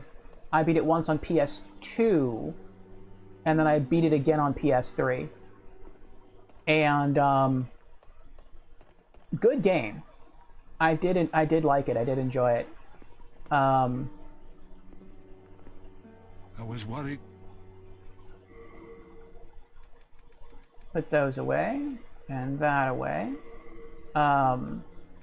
But I don't know if you've played it or not. But what's kind of sad about the game is it's just boss fight after boss fight, which isn't a bad thing. But the map is huge, and it feels like there's a lot to discover in Shadow of the Colossus, when there really isn't. Like, you go there, and there's nothing to discover. It's just the bosses, and it feels so hollow and empty. You have your It looks wits pretty, about you. Surely you understand. but there's nothing to do. I mean, technically there is stuff to do.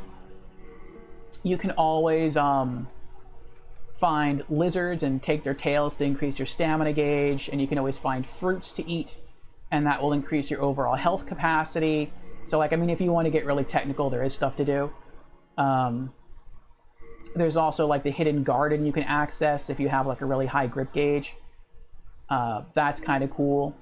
But, you know, for all intents and purposes, there's no, like, extra hidden weapons to discover. Bring me more. There's no hidden bosses you can find. I patiently await There's you, no, my like, fine magician hidden friend. cosmetics you can find, even just like a different suit of clothing. There's no Easter eggs linking to different games in the series. Like, there's none of that in Shadow of the Colossus, and it's kind of sad. And, yeah, I think probably because of that, I actually prefer Eco over Shadow of the Colossus. Also, Eco's a very emotional tale. Eco's probably one of my favorite PS2 games. Alright, we have the right spell set. Let's head back to the Fool's Idol Archstone and make our way to the next boss. Clam says, sometimes smaller maps can be amazing. Yeah. Super says, I never played any of the Far Cry games. Aren't they kind of like GTA? I don't know. I've never played any of the Far Cry games. Clam would know, though. What do you say, Clam? Excuse me. I have one of the Far Cry games that I intend to play eventually, and that is Far Cry 3 Blood Dragon. That looks fun. I think I have it on the PS3. And either PS3 or PS4, I don't remember. But yeah, that looks like it's going to be entertaining. I like the sort of retro 80s sci-fi theme it has going on, so we'll see what happens. But I'm getting really thirsty. I have nothing left to drink, so I'm going to go get something. I'll be right back. Give me just a couple minutes, and we will tackle Upper Latvia and make our way to the next boss and see how much further we can get. We are trying to conquer the entire Archstone of the Tower Queen tonight, which means 2 more bosses. And yeah, we'll see what happens. Hopefully, we'll have an as easy a time with the rest of the Latrian bosses as we did with the Fool's Idol.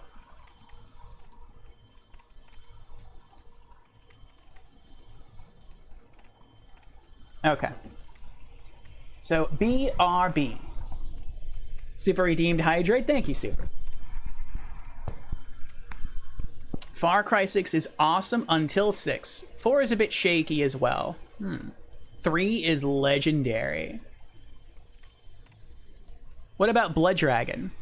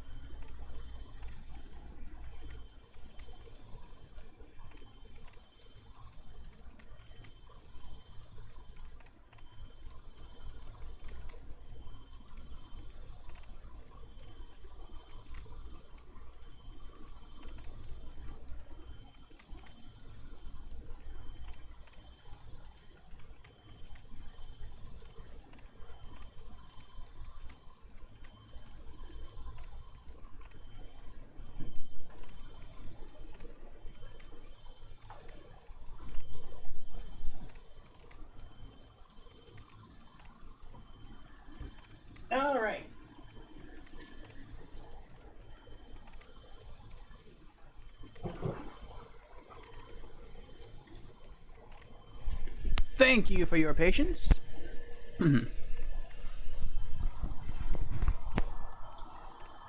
Let's see what we got here. Super says, I've watched some friends play Far Cry 6. Gave me Grand Theft Auto vibes. Clam says, I think Blood Dragon is a DLC or alternative world for Far Cry 3. Yeah, I think it's an alternative world. You don't have to own the base game. Or maybe you did have to own the base game on PS3 or PC. But I think on a separate system, maybe PS4, it's its own standalone game. 6 is so bad. Because of the map, all the enemies are almost the same. It's like Madden, only the roster changes. That's what they should do with Madden, actually. In my opinion, that's what they should do with Madden. They should just make one game, and I think they should do this with every sports game. Make one sports game for a specific platform, either PC or console, and just keep that same game for the rest of that console generation.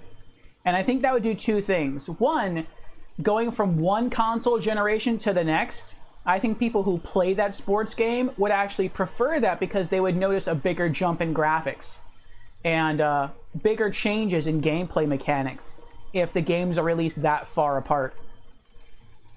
And then every year, just sell DLC in the form of roster updates, and that's it.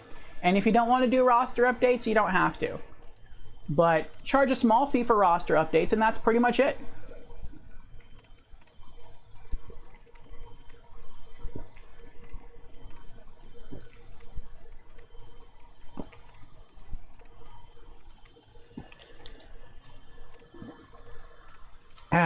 Oh yes. And cheers to you, Super. Thank you for the hydration redemption. I was very thirsty. Super says, that's a good idea. I never played any of the sport games. I did, but not any of the, not any real sports game, I guess you might say that. The only sports game I ever really got into was billiards. That was, pure pool on the PS4. I played that a ton before I started staggering my stream days. Day in, day out, for hours almost every day. It was just billiards, just pool. That's because I was also playing pool in real life. I was a member of the APA, the American Pool Association. And that wasn't bad. I would say I was like a mid-tier player. I was probably much better when I was younger than when I joined the APA, because I hadn't played in a long time by that point. But,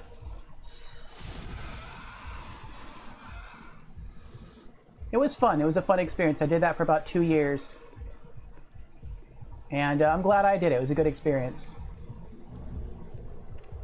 I just ultimately stopped doing it because they were really, like, adamant about always being there every Thursday for meetups, rain or shine. And sometimes weather could get extreme. Sometimes you just want a night off. And they're like, no, you have to be there. Like, it's mandatory. It's like work. Like, you have to. And it's like, I don't want to... I mean, it's fun to do, like, you know, I'll commit to it, but I don't want to do it, like, every single Thursday. I would like to go off and do other things. Occasionally, like, go watch a movie or, you know, play video games or do other stuff. And, like, that wasn't an option. And that's why after 2 years, I just walked away.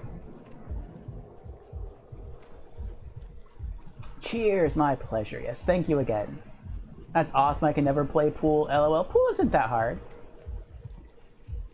You can learn, and people there will teach you at the APA. It is a fun sport.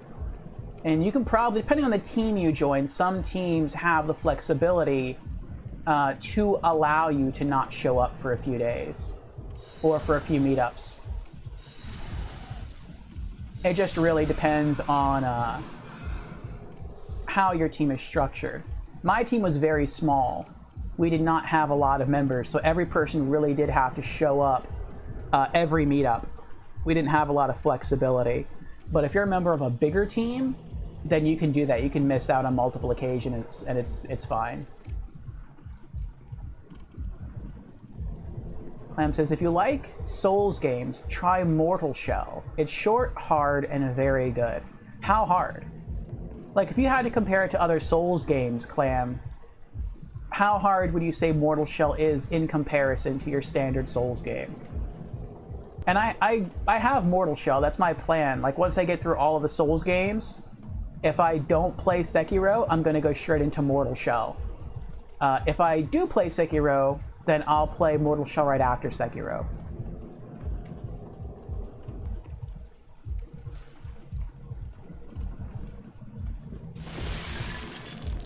More Old Spice. Mortal Shell, interesting. So good. What about Dionysia? Dark Souls 1 equivalent? Okay. Well, then once I play Dark Souls 1, I will learn what that means. Is there one right above me? I don't think so.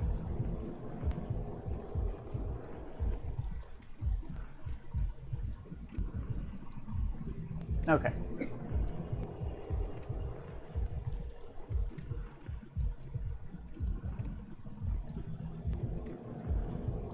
Shard of Moonlight Stone. Oh yes, I forgot about that. I almost totally missed that.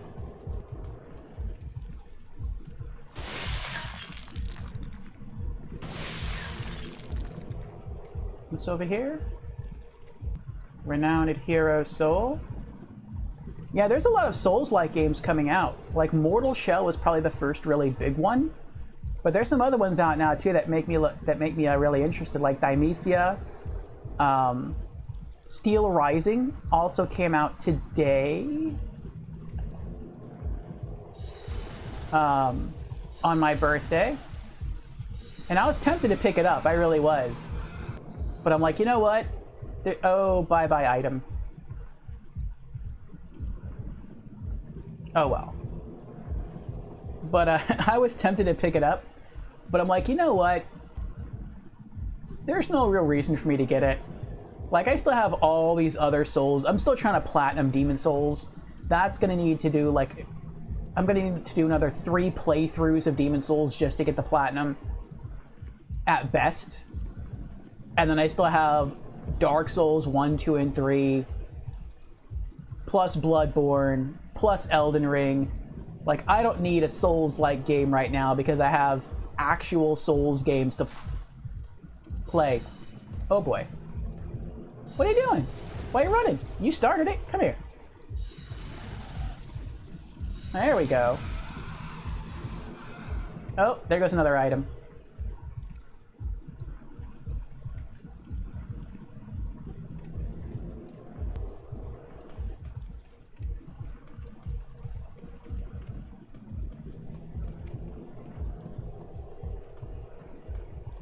So I let that go for now. But probably in the future I will pick up Steel Rising. Another Shard of Moonlight Stone. Probably when it goes on sale. Shard of Moonlight Stone. I forgot Moonlight Stone drops here.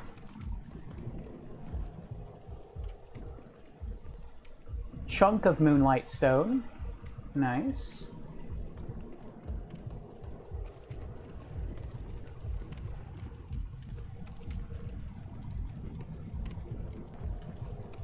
Like, all of this used to be really pretty before the events of Demon Souls and everything got corrupted. Like, I really wonder how all this looked back then. I wonder if there's any, like, conceptual artwork by the artists to show what this might have looked like before all this craziness took place. That's something I'd like to see.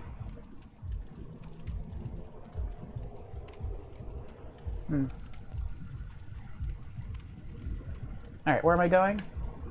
That way, okay.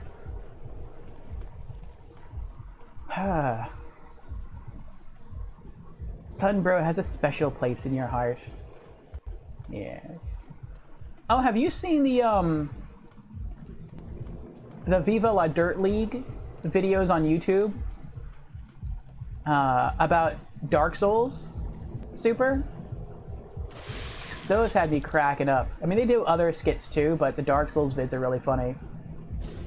And I was actually able to understand some of them now that I've been playing Demon Souls. Come on. Oh, I'll use this to break everything. There we go. Almost walked off there. Almost walked off. Renowned Hero Soul. You love Viva La Dirt League? Yes, they are awesome. Clam says, Dark Souls 2 kicked my butt. The Fume Knight in the DLC. Oh, that's right, there's DLC in Dark Souls. Someone wants you to play Hollow Knight. You're still working on Dark Souls 2. Yeah, I was interested in Hollow Knight. I think I'm going to pass. Like, I've seen people say that Hollow Knight is really, really hard. And if you like platformers, then I think that's probably a good thing. Like, Hollow Knight is like the Dark Souls of platformers. So, like, if you're really into platformers, then Hollow Knight might really be for you. But I'm not that into platformers. Like, I'm not that into stuff like Crash Bandicoot, which is another challenging platformer. So if I'm not into something more mild, granted that was a 3D platformer, not a 2D platformer like Hollow Knight, but if I'm not into something like that, I think Hollow Knight might be too much for me. Super says, I'm still working on Dark Souls too. Yeah. Clem says, I have nightmares of that Fume Knight. Met watches them all the time. Viva La Dirt League? Yeah, they're hilarious. The Red Dead Redemption 2 skit is hilarious. I haven't seen that one yet. I've been watching their, like, their Waiter series. That's probably the last one I finished. I'm still going through all their vids.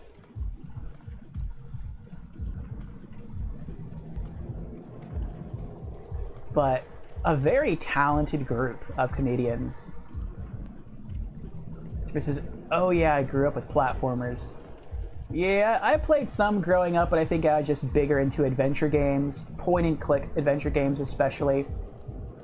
First-person adventure games, not so much platformers. Also action games, action-adventure hybrids. So, yeah, alright, you can put that away.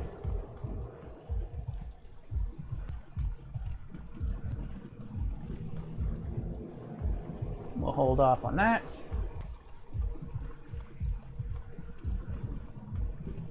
And nothing this way yet. Okay, that is gross.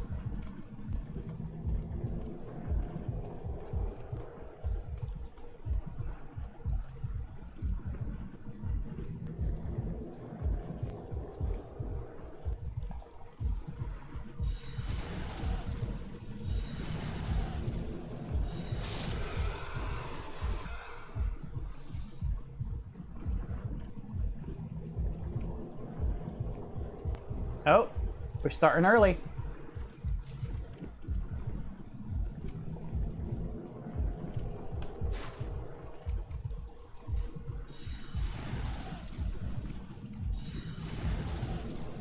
Gotcha. Ho, ho, ho.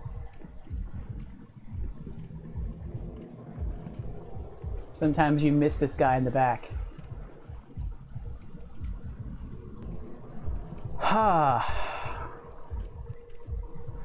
Oh, snap, is this an Orph? It is an Orph. Hello, Ink. How are you doing tonight? Super says, I was hooked on RDR2 for a flat minute. Red Dead Redemption 2. It does look like a really good game. I've never played it. I've heard it's awesome, though. For those who are new to the channel and don't know, this is Ink, another streamer friend, last casting The Walking Dead Season 2.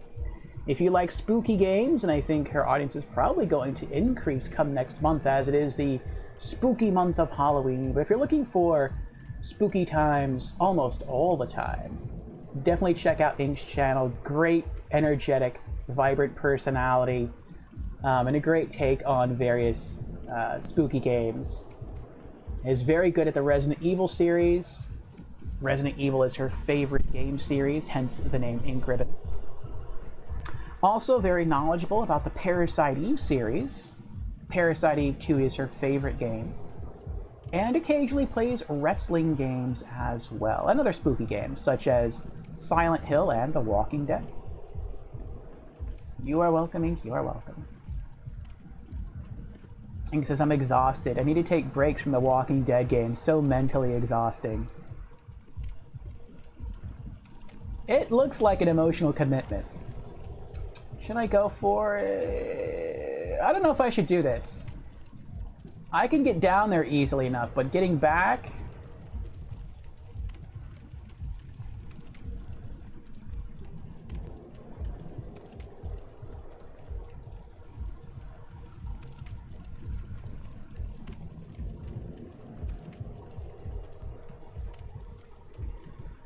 I could probably do that. Probably. I'm not going to do it though. I'm not skilled enough to do that.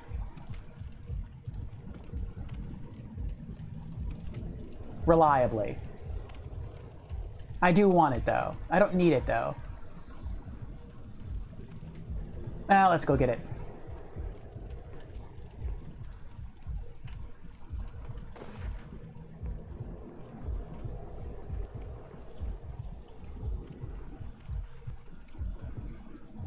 The only way to get that sword is right here. And I have one already. This is the second one. Will I fall through there and die? I feel like I will. Let's try...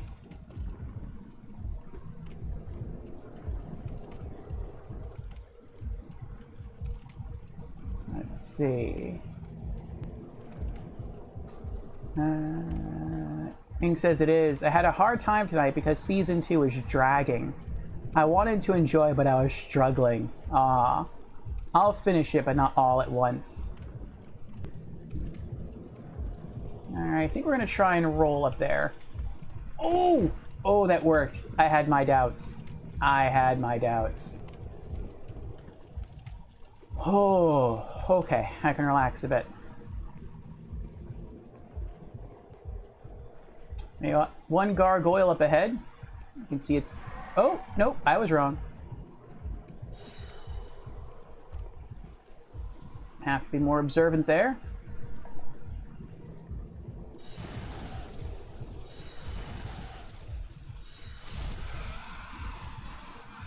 I like the special effect they have, the gargoyles have in the PS5 remake. Where when you kill the gargoyles, they drop to their knees and then they just break into multiple pieces. I think that's really cool. In the PS3 version, they just kind of flubber down. Clam says, I want to stream a little for fun, but I own a public company. I don't want my face on cam. Well, that's fine, Clam. You don't have to use cam. People do that all the time, or you can become a VTuber. You can have a virtual avatar, or you can just post a logo. You know, like where my camera image is, just post something like a, I don't know, whatever you'd want to use, like a clamshell or something. You can do that. Ink says, sorry, I'm very low energy, but I really do appreciate the follow. Aw. Ink is always awesome.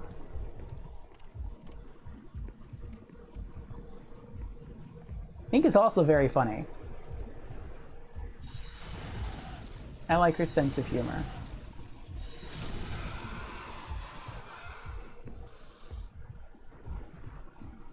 No, don't fall. Don't fall. All right, now you can fall. Let go.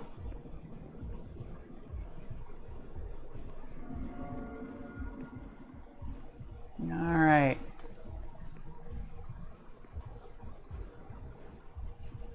That doesn't look like I'll make it.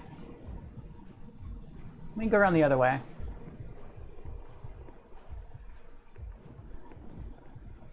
I think we got one gargoyle left here to fight.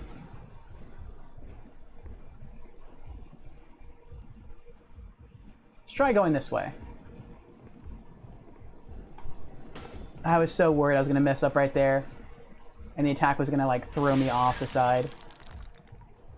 Okay. Ah. Yeah, so don't go on cam, yeah. You don't need a cam. Know plenty of great streamers without them. Yeah. Get a cute avatar, or you can get a cool little animated things in your stream. Yeah, definitely.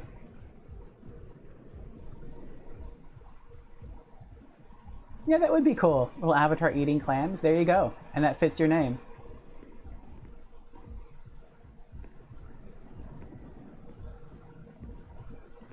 Yeah, it's your stream. You can have it structured any way you want.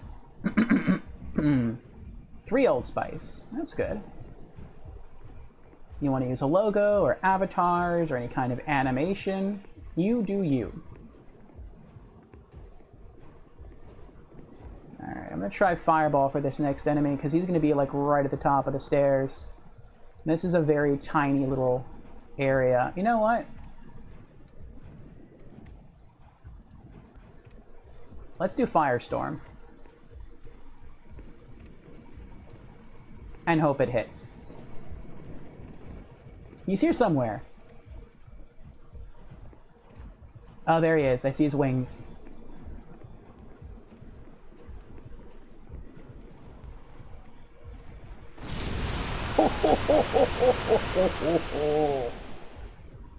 Oh, I love this spell. Oh! Oh no. Oh no. Where'd he go? Where'd he go? Where'd he go? There he is.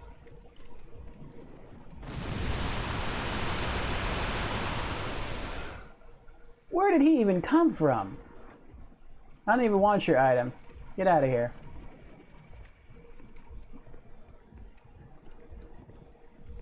Well, that hurt. Ouch.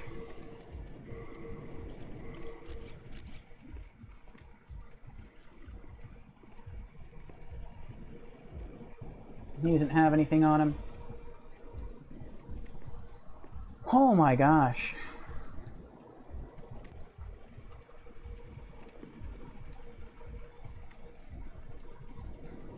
Oh, that's cute, Ink. When I would stream while sick, I would often put GIFs or one of my emotes in place of your cam. That is cool. Yeah, I didn't know we streamed with cam either. I did for a while, and then I got like really, really sick. And it was for like a few months, like at a time. I was homebound for like 7 or 8 months. And it was pretty bad. And during that time, I still streamed, but no cam.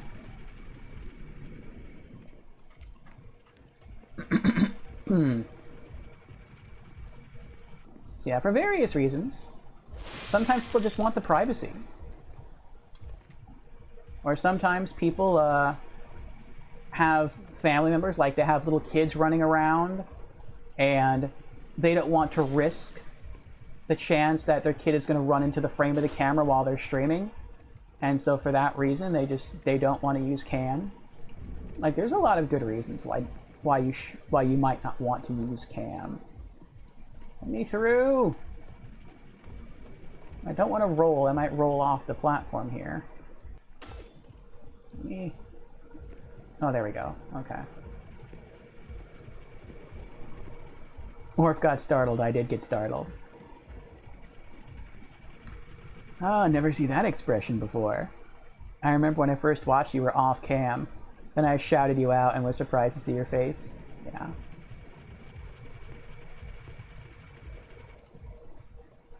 I don't remember if there's an enemy up here or not. Actually, I should probably get Firestorm ready just in case. Oh, that's why! That's where he came from. I think he's like hovering right here. But something pulled him down, I don't know what it was. Maybe it was just the sound of Firestorm. Maybe it's like a really loud spell. That could be it. I don't know. But I think that's where he came from.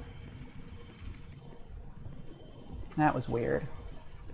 Oh wait, I got full HP again. Let's swap rings. There we go.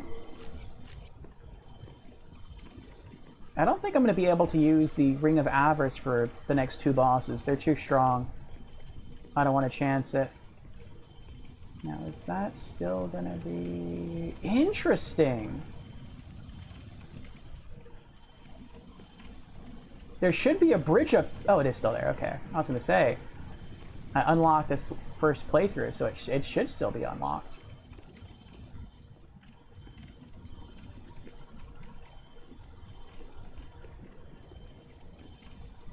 Okay. If you do not have pure white world tendency, this bridge will not be here.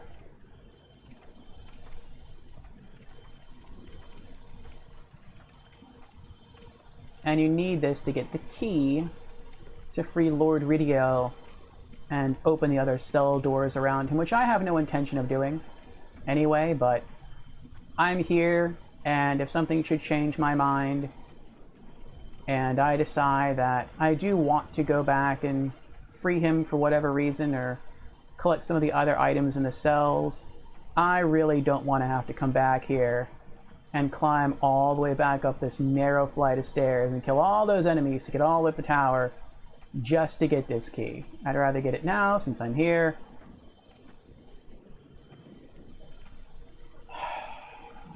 And not have to worry about it. This is something else that's better in the PS5 version, the PS3 version. You can see this is a normal step. I'm trying to walk up the step, and I'm having difficulty doing it. In the PS5 remake, you just walk over it. But the PS3 does have some minor issues with, there we go, I had to run a little bit. Does have some issues in, some hitbox issues. So you have to be extra careful that you don't fall to your death trying to perform a normal action. Alright, where is that key? There we go. 2nd floor, west cell key.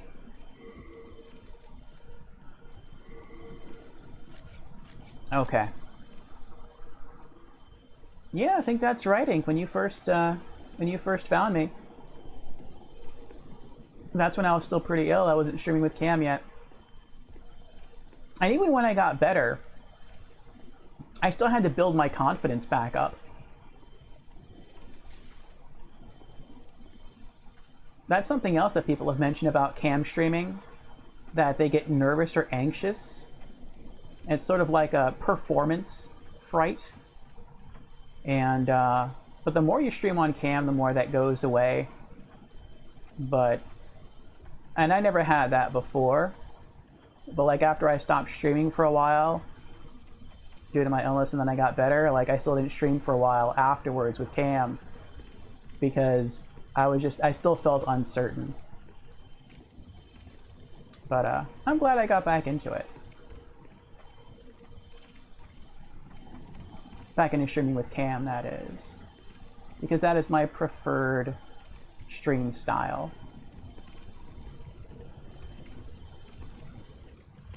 Super says, what was the first game everyone streamed? Clam says, I'm overly private. I've never even had social media. Ah. Well, that's fine, Clam. If you want to be private and you want to, like everyone says, only put a logo or something, that's perfectly fine. Can I get the free backstab here? I can. Okay.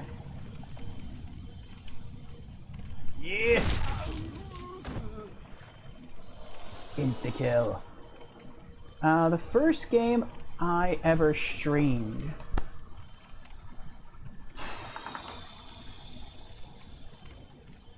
That's a good question.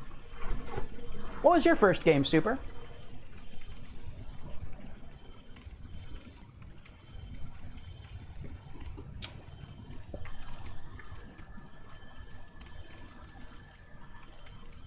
I wonder if I can find out what the first game I ever streamed was.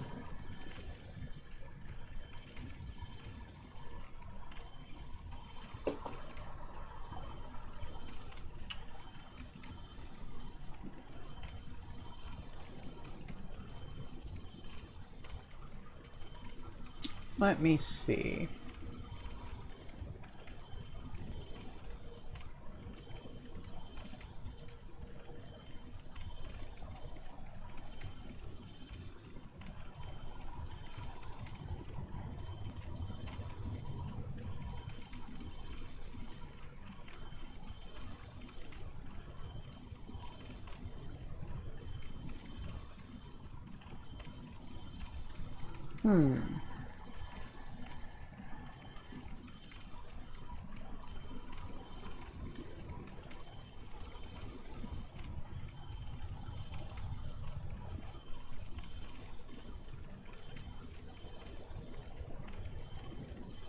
That would make sense.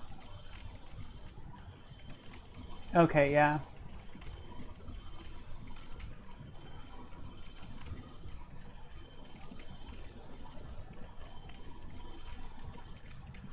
Clam says, I've never streamed, but I'll start this weekend. Very cool, Clam, very cool. Well, hold on then. Let me... Oh, my camera moved. I thought he was coming to kill me. There we go. Go ahead and throw you a follow as well, Clam. Now you already have an audience. Super says Elden Ring, so Met could see where I was in the game. Well, that's cool. Then people started watching us, LOL. That is cool. Well, congratulations, Super. And congratulations, Clam. I think the first game I ever streamed was Destiny 2.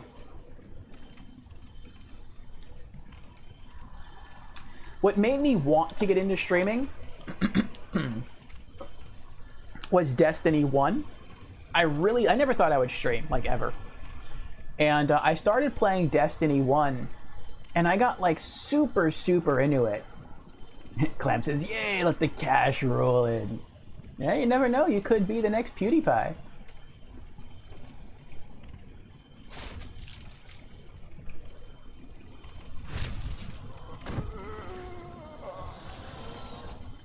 And I got really good at Destiny 1. And I was watching YouTubers out there and other streamers out there who were giving tips to people on how to accomplish certain tasks in Destiny 1. And these were like group-based activities that were quite challenging. Renowned Soldier Soul. And I found out how to solo a lot of the events in Destiny 1 because I never really had anyone to play with in Destiny 1. And Super says, thank you. It's escalated quickly, LOL. Yeah. And so I was sort of forced to learn how to do everything solo. And so because of that, I learned like really easy ways to accomplish a lot of the tasks in the game.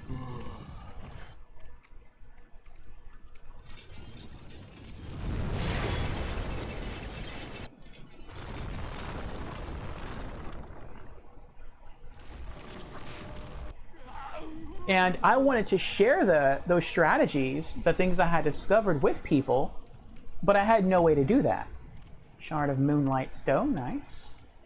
And so I wanted to start streaming for that reason, but I was never able to get into streaming until Destiny 2 came out.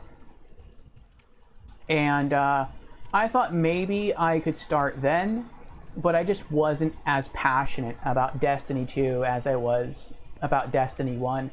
And I tried going back to Destiny 1, but I mean, I really prefer Destiny 1 in pretty much every way over Destiny 2, but Destiny 2 does have better graphics. And after playing Destiny 2 with those really shiny visuals, going back to D1 was pretty difficult. And so I just opted not to do it. But I still had the PS4, so I just started streaming other stuff, and I'm glad I did. It's been a very fun time, and it's been a really worthwhile activity. I've met new people. I don't want to go down there right now. Yeah, I guess. I've met new people, people that I never would have met had I not started streaming.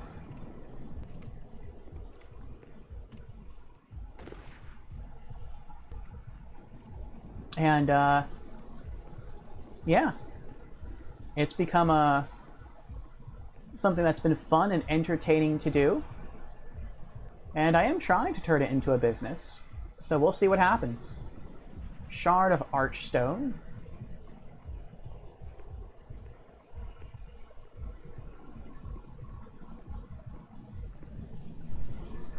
Do you aspire to stream professionally? I do, Clam. I do. Super says, really amazing communities on Twitch? There are, yes. Are you here to fight the demons? I am. If so, then help me escape this place. I am on your side. I have come to face the demons. Yes.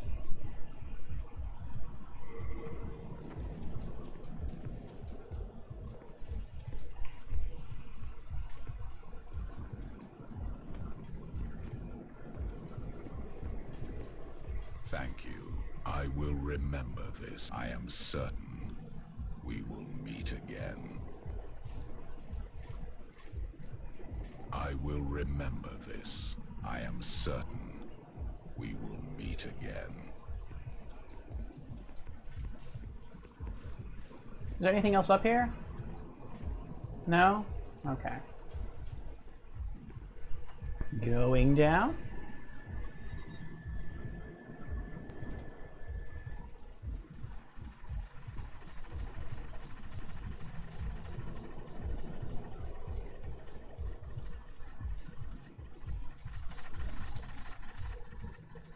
But yes, I do hope to stream professionally. That is my aspiration, to be a professional streamer. Oh, here we go.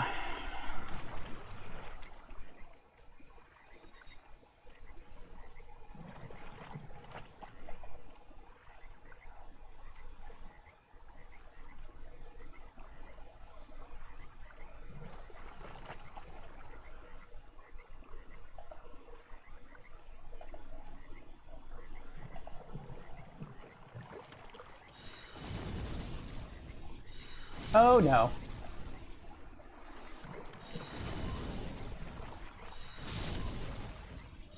Nice. Like 2 soul arrows for the small ones, 3 large soul arrows for the big ones. That's not bad. Oh, I took damage somehow. I wonder how I took. Oh, I took damage from the fall. That's what it was. Nice, I can tell. With a passion in work, you can get people interested. Passion is infectious, if you can articulate it. I agree, Clam, I agree. I hope so. I hope to do well. But I think streaming can also be a way to... Oh, no.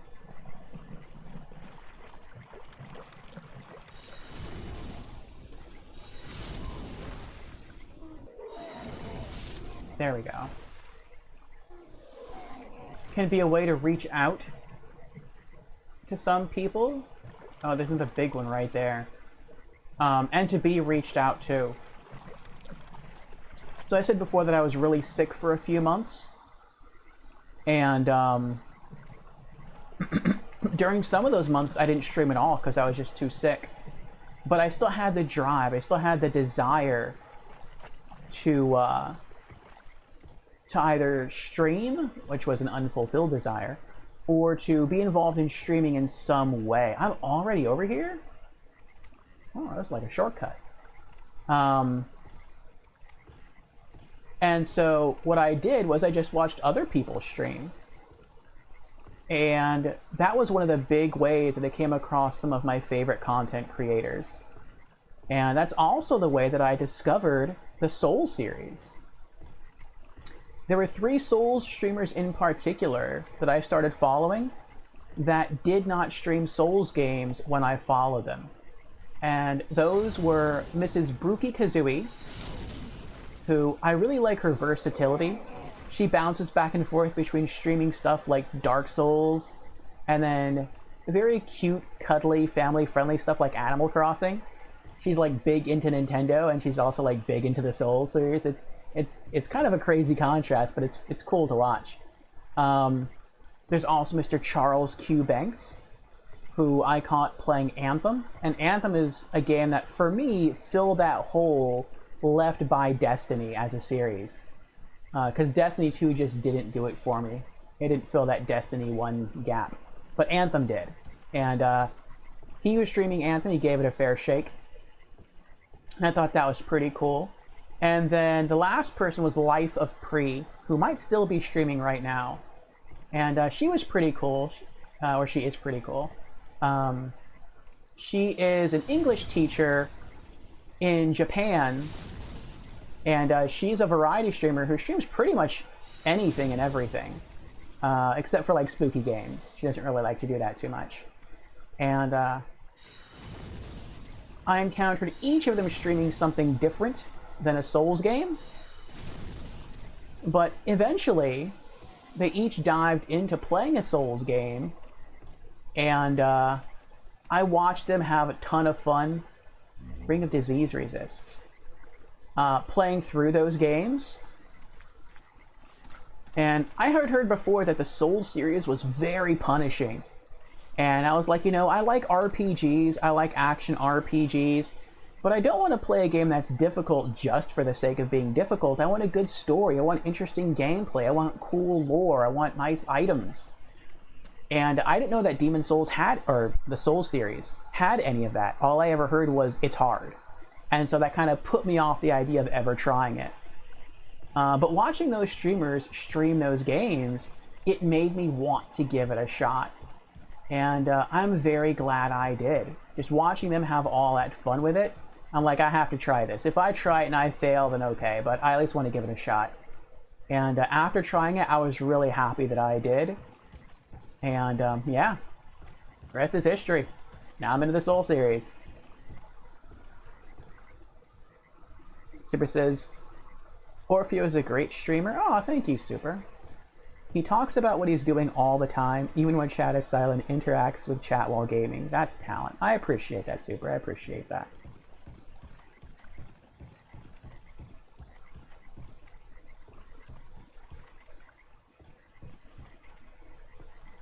Is he alive?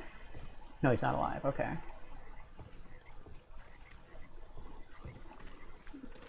Now, I think you have to go this way to actually continue the game, but I'm not going to go that way yet. I want to backtrack and pick up some items. Oh, hello there. I can see you down there.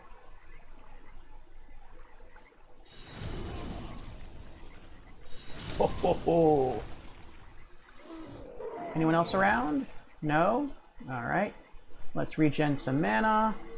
Let's get that HP back with the Regenerator's Ring. Stone of Ephemeral Eyes. Nice. I try. I'll say that. I know I am not perfect. I have many flaws. But I do what I can with what I have. Let's go back to Ring of Magical Sharpness. We're full on health. And let's kill this thing.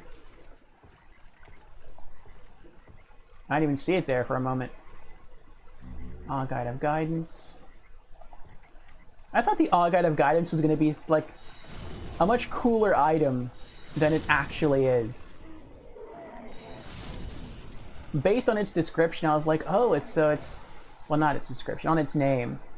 I thought it was going to be an item that like spawned maybe like a spirit, and the spirit would just like flow in the direction of the boss. And I was like, oh, that's cool. So like if you're wandering around a maze and you're completely lost and you have no idea where to go, you just use an Guide of Guidance and it would like spawn a spirit and it would just kind of lead you, at least for like a little while, maybe like 5 to 10 real world seconds in the direction of the boss, and then it would just like disappear. So it'd at least give you like a clue as to where to go. And if you had a lot of them, you could actually use it to get all the way to the boss. Like that's a pretty cool idea. I like that. No, it's not what it is. It's just a glowing rock that you put down, so that if you come back that way and you're like, oh, I see that same glowing rock I just put down. I guess I'm going around in circles. You can try to correct yourself. So it's, I would have liked it to work differently, but I mean, this is Souls, not supposed to be easy in any real way. So, okay, I get that. Okay, there's the first elevator. This is the first platform that we could have ridden down Okay. So we're almost at the starting point of this swampy area down here. Clam says, I started a business 9 years ago on pure passion. Nice. My first paycheck was $168. 9 years later, I have 75 employees. I say this not to brag. I wrote down every doubter and documented every mistake. That is inspirational, Clam. That is very inspirational. And now you have a company with almost 100 employees, and I'm pretty sure your paychecks are now larger than $168. Congratulations, indeed. Congratulations, Clam. Big congratulations. And this weekend you are starting your next venture as a streamer. And I wish you much success, Clam. Much success indeed.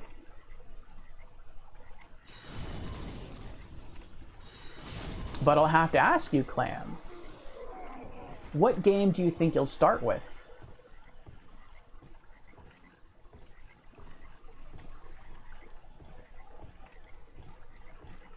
We got an item there. We got some items over there. And I know it's over there as well. There's an enemy. But I want to make sure I kill all these centipede monsters before I go anywhere else or do anything else. Alright, looks like they're all dead. Okay. Let's go with... Oh no.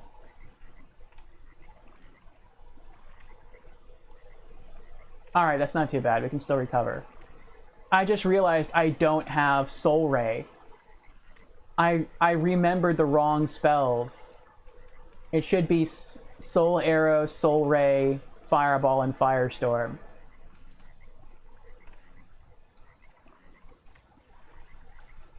That stinks. We'll roll with it. I'm not going to go all the way back to the beginning and do all this stuff all over again just to set the right spells. We'll just deal with it. We'll find a way to make it work. I was going to use Soul Ray against this thing because it's far away, and Soul Ray travels further than...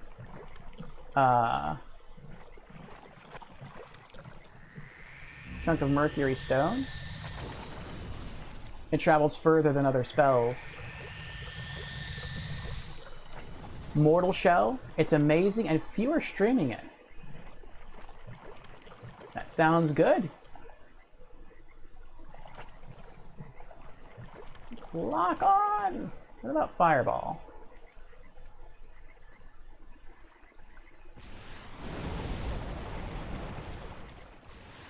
Does he not realize I'm here? Oh, he does. Oh, that was a strong soul arrow, too.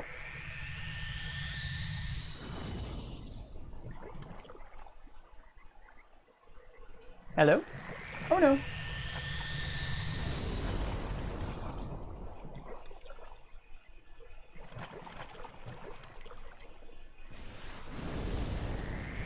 Uh-oh.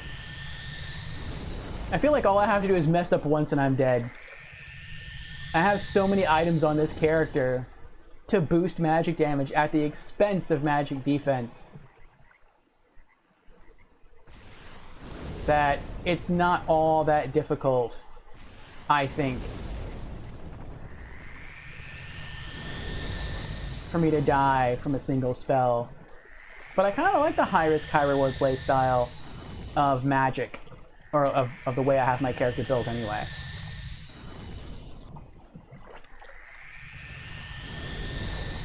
I don't think I'd be one for the Morion Blade playstyle. I think that might be a little too dangerous for me. But I do like the mage build here. Lock on, lock on. There you go. Thank you.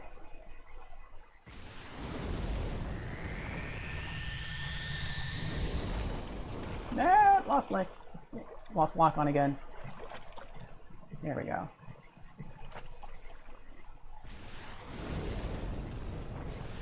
Gotcha.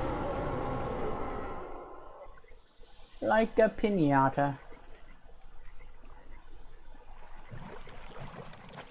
Get some mana back. Shards of Mercury Stone. More shards of Mercury Stone. Oh, nice choice. I prefer to watch undersaturated games. I look forward to watching Clam. Ditto, Clam, ditto.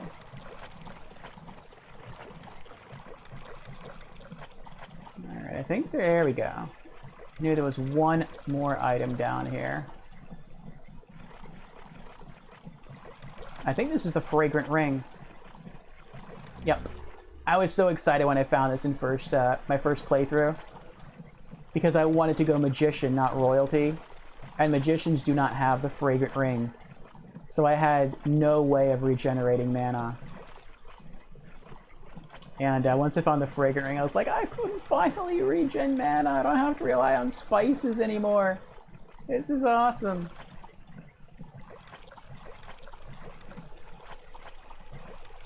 Alright, we are free to continue.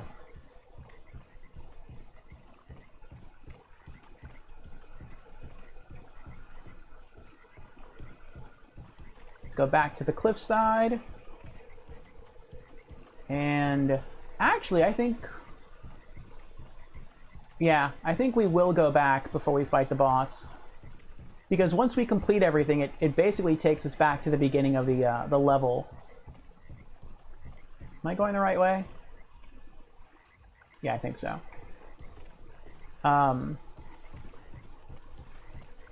So we'll use that as an opportunity to get the right spells. Oh, I almost fell there. To progress. To the actual boss fight.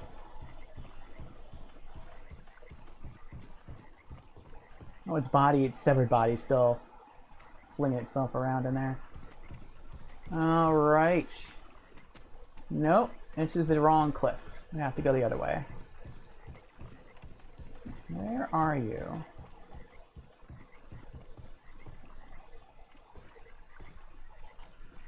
It's that way. I know it's that way. Pretty sure it's that way.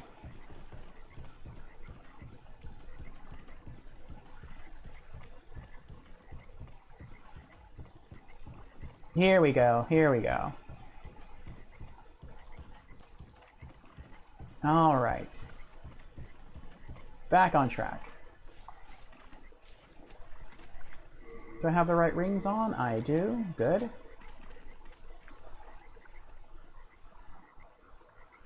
This is my first time on Twitch. Really? A lot of cool people. And a lot of scantily dressed women. That surprised me. But it is the internet. Yes, it is. You will find a lot of very interesting things here on Twitch. Things you would never think to see. You will see people in hot tubs. You will see people painting, doing art, which is really cool. You'll see people dancing.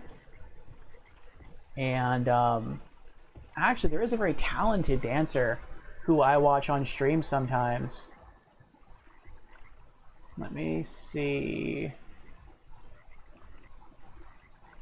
I know her Twitch name, but I'm trying to think if I can spell it correctly. If she has like any symbols before it. I don't think she does. Let me see. Yeah, that's her. Snips the Mermaid. Usually before or after her streams, she'll do something called flow. And that's basically like performance dancing. Like she'll dance with hula hoops, or she'll dance with like spinny things. She's really, really talented. Like I love going to the performing arts theater. And again, when I was really sick, I couldn't go because I was just too ill. But she does performances, I would say, on par with what I've seen at the Performing Arts Center. And that to me is really, really cool. And so I still felt like by watching her sometimes, it still made me feel like I still kind of got that sort of experience.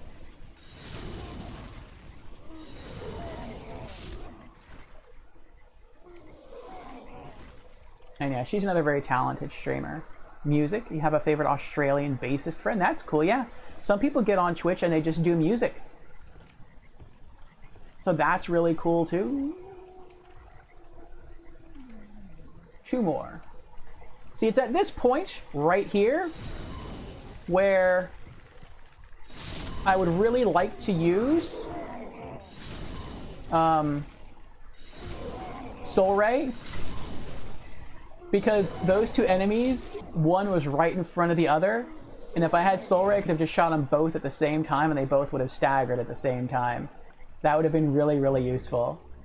That's why I try to use Soul Ray. That's why I keep it memorized. What is that?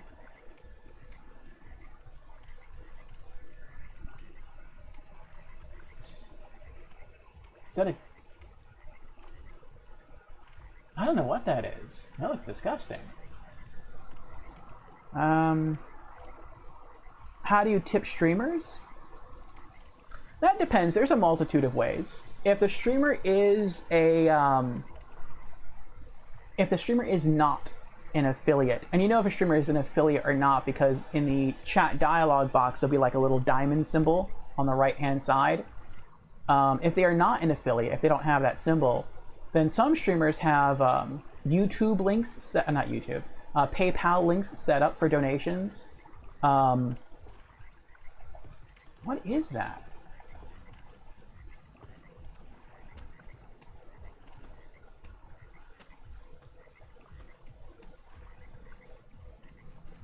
Oh, that's a fallen gargoyle.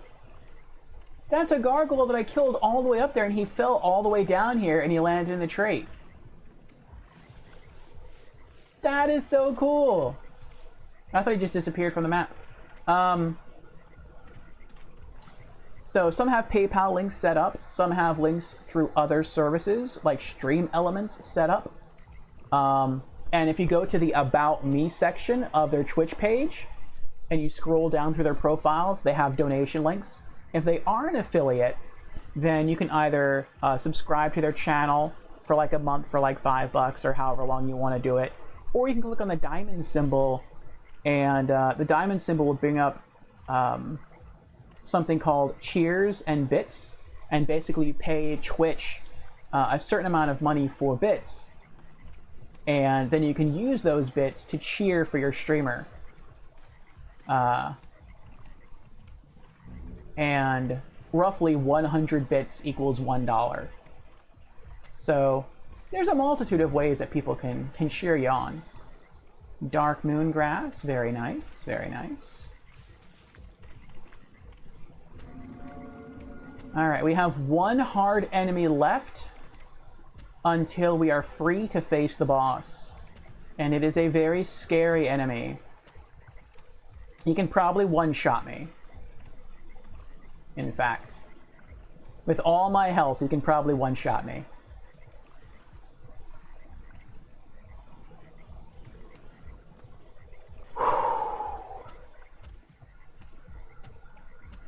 Super says, affiliate streamers buy subscription to their channel, they get half. Cheers bits, they get 100%.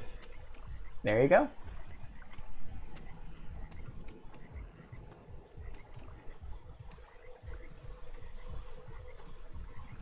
We're coming up on a Mind Flayer, so a mage. And again, I'm wearing a lot of items that weaken me towards magic damage. But the Flayer we're running into is a Red Phantom Mind Slayer. Or Mind Flayer, not Mind Slayer. So he is especially strong. He has extra high health, and he deals extra high damage.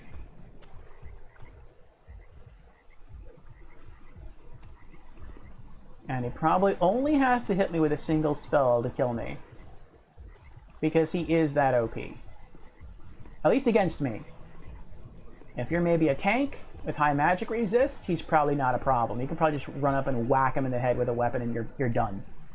But me, no, there he is. That's not happening. He doesn't come all the way down here, which is good. We got full mana. Wait, run. Fireball. Fireball again. Fireball again. And we got him. I wasn't taking any chances. I wasn't going to do the little soul era thing. Or flame toss. I wanted to go all in on him. He's too dangerous. Alright. That was the last really dangerous enemy. Or at least I consider it to be the last really dangerous enemy. Before the boss. Or at least before the way to the boss opens. I should say that. We do have other enemies, but they're not as challenging. Oh my gosh. Oh, thank you for the cheer, Super. I appreciate that. Bits for the dub. Thank you again, Super.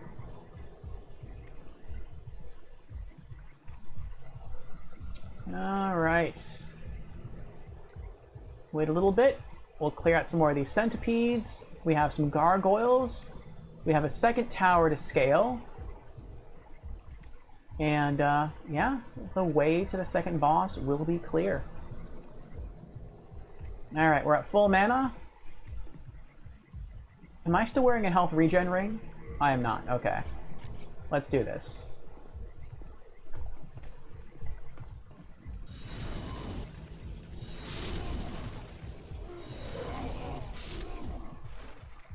Next.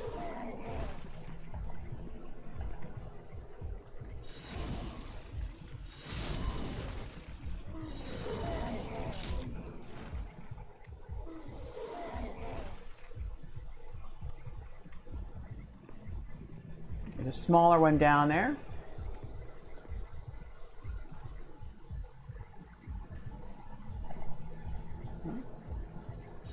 I thought he might try to sneak up on me while I was reading chat. You naughty little centipede, you.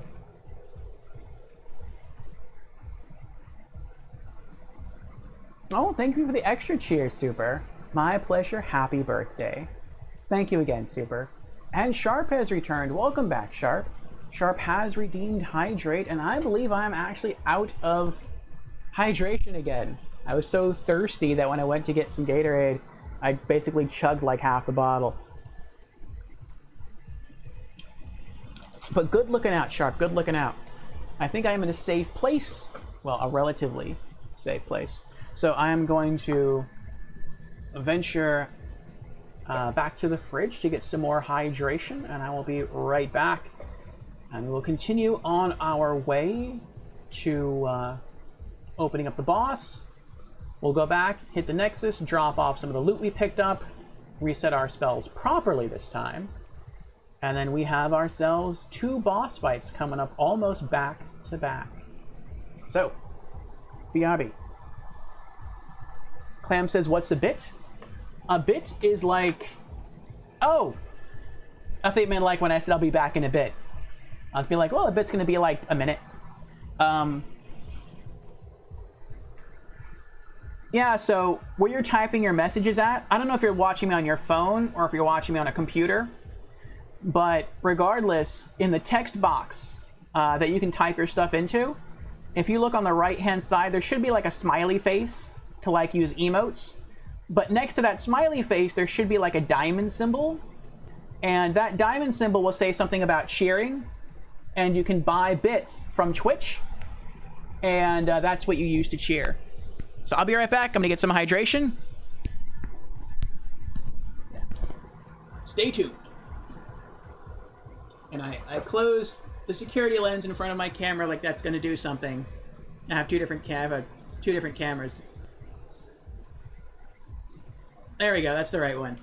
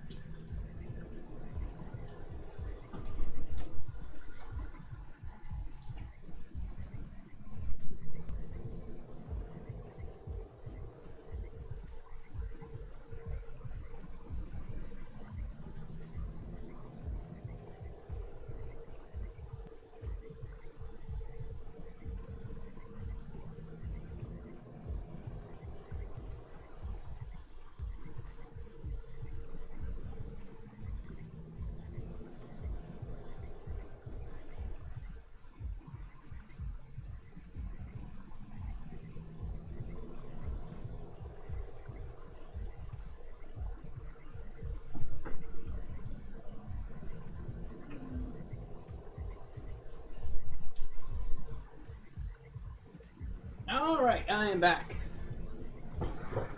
Thank you for your patience. We have a large bottle of Gatorade. I hope we won't need it, because I don't think we're going to be needing to stream that much longer. But we'll see.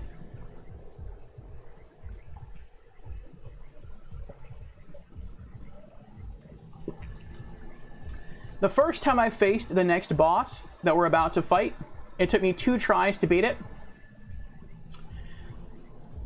But the boss after, almost right after the next boss we are to face, took me 8 tries to defeat my first time. And it was not easy.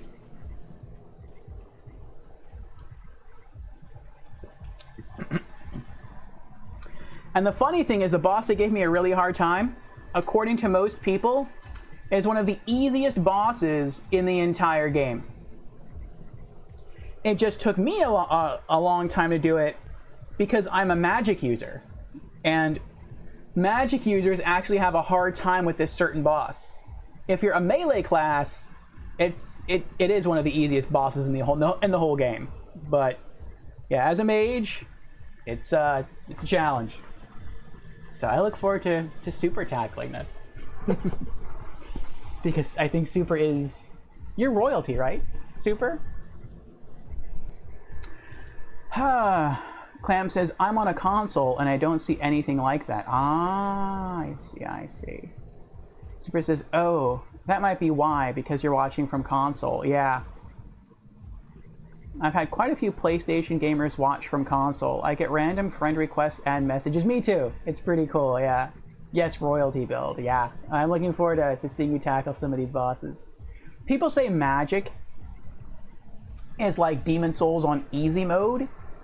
And you'll probably catch a lot of people saying that. I disagree with that. And my friend Charles Q. Banks, who played, also disagrees with that.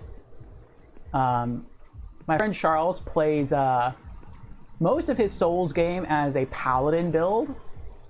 And he thought it might be fun to play as a Magic build because he knew that I was playing as a Magic build. And he had beaten Demon Souls 8 times prior on different classes.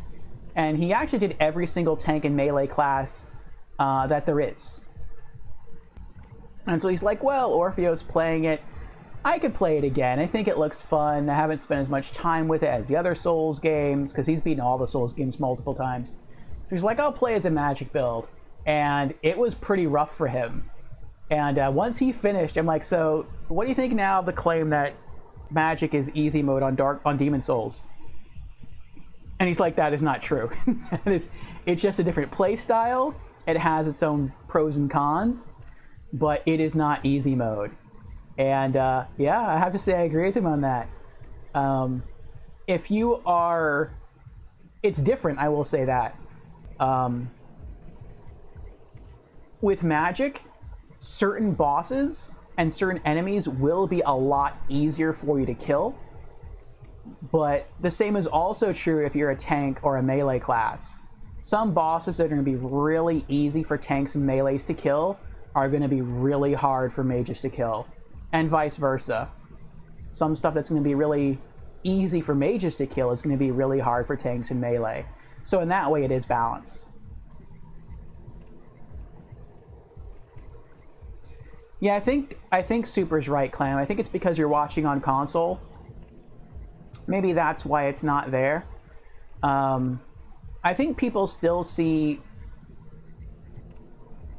console gaming as kind of more of a family-friendly kid thing. And so they probably don't want kids to accidentally be like, what is this symbol? Oh, it's cheer? I like to cheer, and have their parents' credit card in there and not realize they're spending money. And just like buy a whole bunch of cheer points and be like, I'm gonna cheer 5,000 cheers to this person. And then have, next month their parent comes up with like a $5,000 credit card bill or something. So that could be why you don't see it on your system. But yeah, generally if you watch a stream on mobile or PC, you see it. You see a little diamond cheer symbol. Super says, I'm watching from the Twitch app on my phone, and I have 2 friends tabbed up on my Twitch on my laptop. LOL. Oh, multi, nice. True, yeah.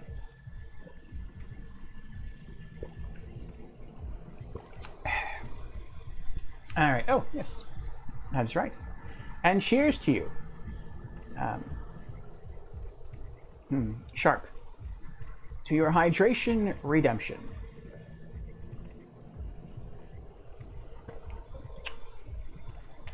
All right.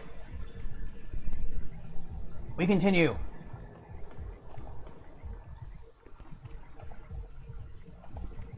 Trying to lock on. Again, if I had Soul Ray right here, I would target him. It would go through him and probably hit the lizard. Actually, it would definitely hit the lizard once he got close enough.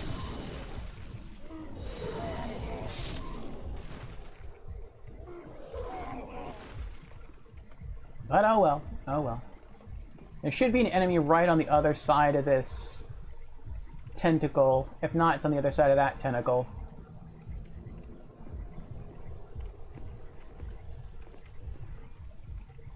Nope. Yep.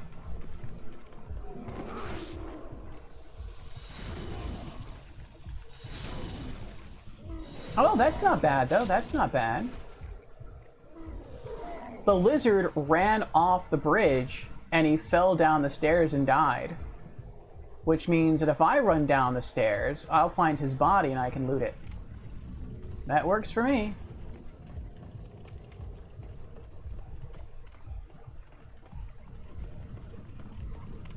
More Old Spice, very nice. I like how they changed Old Spice in the remake to Aged Spice. I wonder if they were getting threatened by the men's cologne company. You can't call your product Old Spice. We own the copyright to that. You'll have to pay a licensing fee. So just change the name.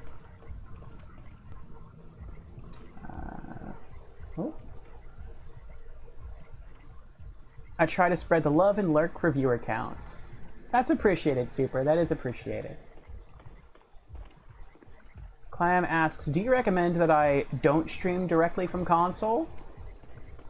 Super responds, I still stream from console, and that's how I started in June. Em says, nice. There's the body. A chunk of Moonlight Stone. Yeah, I say it depends.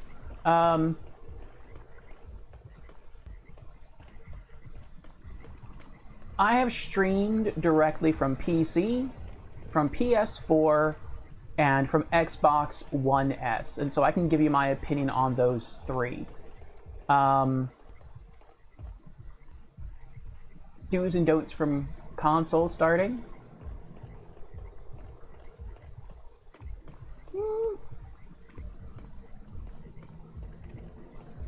I would have to think up some do's and don'ts. But I would say streaming directly from console, and I don't mean this in a negative way at all, is like streaming for dummies. It is super, super easy if the console you're streaming from is PS4, and I would guess streaming from PS5 is very similar. And I actually still stream directly from PS4 when I do game on PS4 because it is so simple. It balances out the audio levels very well. You don't have to worry about the game being too loud or your voice being too loud. It handles that brilliantly. It makes it very easy to get your stream onto Twitch or onto YouTube, whichever stream source you prefer. You just press the share button. It brings up a menu. It says, okay, where do you want to stream to? You're like, Twitch. And it's like, okay, cool. And then it's, do you want to enter your title or anything? Yes, no, fine. Click on stream, you're streaming. And the system will actually scan the game that you're playing, either on your hard drive or scan the disc that's in your system. And it will send the name of that game to Twitch. And so it even takes care of that for you. So it's a really user-friendly system when streaming directly from console, at least directly from PS4. And I really, really enjoy that. Clam asks, should I stream from Jacuzzi? Ella, you could. That's your option there. I know you're a private person, so you could wear like a mask. A masked Jacuzzi stream. You might start a new trend. Could happen. Could happen. Streaming from PC is a bit more complicated. You have to download some specialty software. It is free software, so that's always nice. But it is stuff that you do have to learn. It takes more work getting your stream up and going. Like right now, I am streaming directly from PC.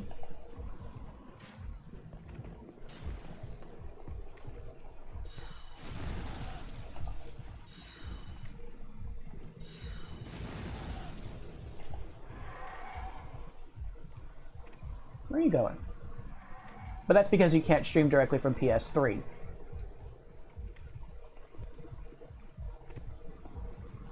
There we go.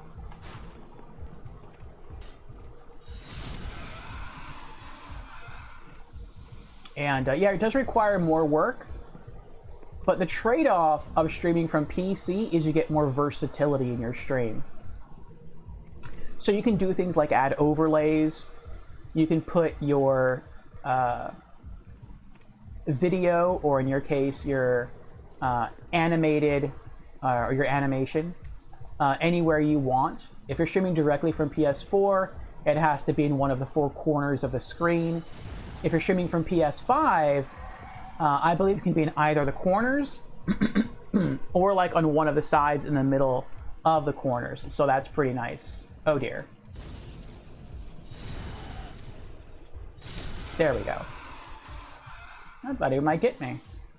I was a little close there.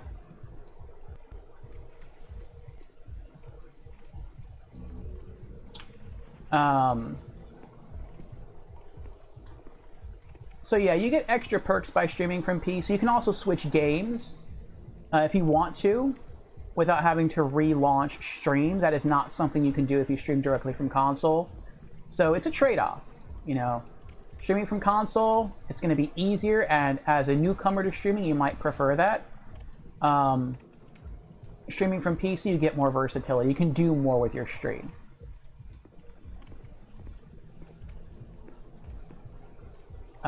Streaming directly from Xbox, at least Xbox One, has been a nightmare, but I've learned to do it. I've learned to make it work. And streaming from Xbox Series, which is what you have, might be a completely different experience. It might be much smoother now. So there are audio issues, there's mic sync issues, there's bitrate issues where weird things will happen in your stream if certain things aren't set properly. Even just selecting the fact that you want to stream on your Xbox is a chore. Like it's not very friendly at all. Like streaming directly from PlayStation is the easiest, from PC would be the second easiest, streaming from Xbox would be the hardest. But, you know, like I said, you learn to work with what you have, and there's always more things that you can do than you think you can initially do with your system that you're using, and you just grow from there. And depending on how much fun you have, depending on how serious you want to get with your stream, you grow from there. And so, you know, I might suggest you start streaming directly from your PS5. Like you said, you're going to be casual, yeah. I would probably suggest starting with your PS5 and see where it goes from there. Now, I don't know if you're going to... Ooh, I almost fell right down there, didn't I? If you want to stream directly from your console, I'm not sure if you're going to be able to use your animated character eating clams. That's the only thing. But aside from that, you're fine. And if you don't use cam, then what it will do instead when you stream from PS5 is it will display your PlayStation Network logo. So like my PlayStation Network logo, if you find me on PSN, my PSN ID is the same as my Twitch ID. It is a shield with a sword and wand, or a sword and staff crossed over the shield. Because I like swords and sorcery and magic and stuff. Alright, we're gonna go Firestorm here. I said that that red phantom mind flayer was the last dangerous enemy we had to fight before potentially fighting the boss. That's not exactly accurate now that I've gotten further along this level. There is one other enemy we have to fight that is really tricky. And it is at the top of the elevator. As soon as you get off, it's right there. Which stinks.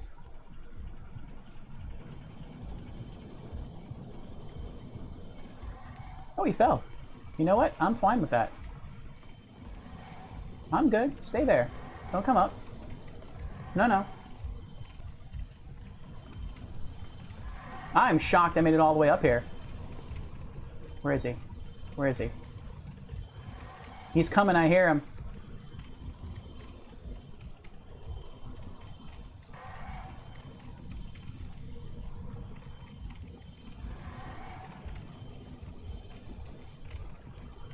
Astral Blades. Hello, Astral. Happy birthday, Orphea. Thank you, Astral. I appreciate that. How are you doing tonight? I'm sorry, folks, if I'm not eyeballing chat here. I'm trying not to get killed by a gargoyle who is trying to track me down. I hear the beating of his wings, but I don't hear him roaring anymore, or cawing, or whatever gargoyles do. Maybe he gave up. Let me see if I can direct my attention to stream chat for a bit. And hopefully not die. Okay. Super says, me personally, do you have a good mic? Don't use text-to-talk option on the broadcast. Ah. Super is giving Clam some advice on streaming directly from console. Directly from the PS5. Super says, don't worry about your viewer count. Don't call out viewers that are lurking. Good advice, yes. Don't ignore your chat if people are talking to you. Raids are a good thing. I agree with all of that. And there we go, Brookie is raiding with a party of 4. Hello, Brookie. Thank you for peacefully raiding and graciously hosting the channel, Brookie. Kazu crew rolling through. Super says, streaming from console is a good start in my opinion. I'm still learning how to implement other things. Yeah, Clam says, you guys are teaching me a lot. Brookie says, happy birthday, Orphea. Thank you, Astral, again, and thank you, Brookie. Let's give a shout out to our streamer friend, Brookie, because we were just talking about you earlier, Brookie. I listed you as one of the inspirations for me starting Demon Souls. Raid, welcome. Brookie says, oh, this part is rough. Gotta focus. Yes. So Brookie was last streaming Control. I'm interested in that myself. I'm a fan of the Alan Wake series. And I know that Control ties into that, as does Quantum Break. They all share a similar universe. And to some extent, so does the Max Payne series. They're all made by the same developer. And so I am interested in seeing how all these things eventually tie together. But Brookie also streams Souls games. I'm guessing Brookie will, in time, be streaming the DLC for Elden Ring. And probably any other Souls game that comes out. As well as really cool Nintendo fare and really creative indie games as well. Brookie is a very versatile streamer. So if you're looking for someone who has a very cheery, happy personality, your stream is always filled with positivity, and I really, really like that, then check out Brookie. Brookie says, I think you'd enjoy Control. I haven't played the others, so I don't know how they intertwine. Well, I will not spoil it for you, Brookie, because you may eventually, and if you do, I would like you to discover that on your own. Clam says, I import booze for a living. Oh, I can trade whiskey for streaming advice. I might take you up on that, Clam. Of course, Brookie, of course.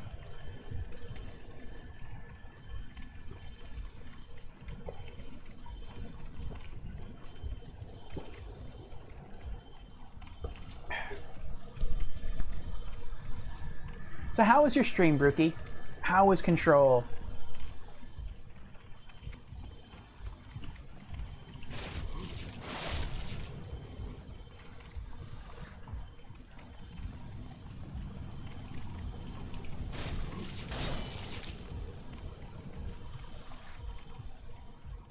Oh, one more.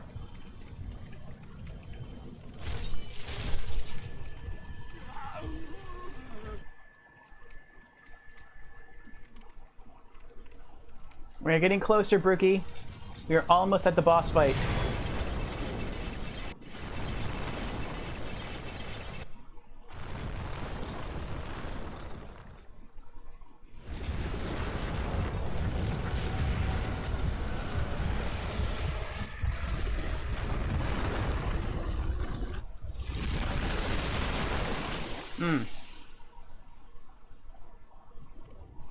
I broke its heart. How sad.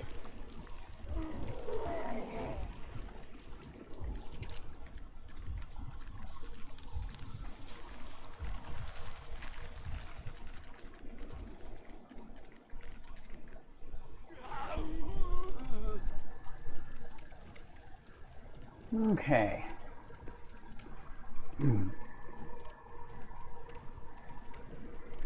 Briggy says it was good. I was lost for a while, but with some help, I got back on track. Good to hear, Brookie. Good to hear.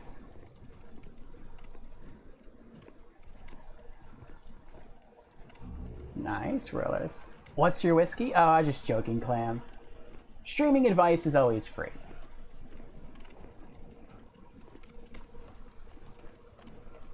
But my favorite whiskey is Jack Daniel's Single Barrel. I actually have a mini bar set up here at my house. So I have a few spirits. Oh, I hear him.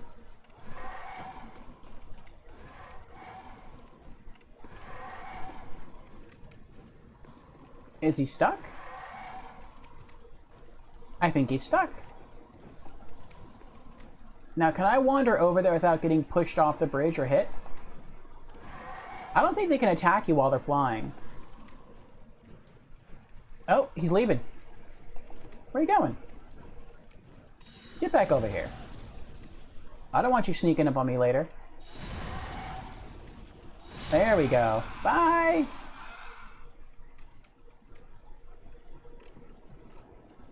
Alright, I feel better now. Am I supposed to be going this way? I am supposed to be going this way. Oh, wait. I want that. Did I pick it up already? The yellow thing that other guy had? I guess I did. Yeah, I did. Okay. But yes, we are very close to the boss fight, Brookie. I did mismemorize the spells that I wanted to use. So once we get back to the beginning of the area, we're going to head back to the Nexus to drop off some gear. And then we're going to try to jump into those two boss fights.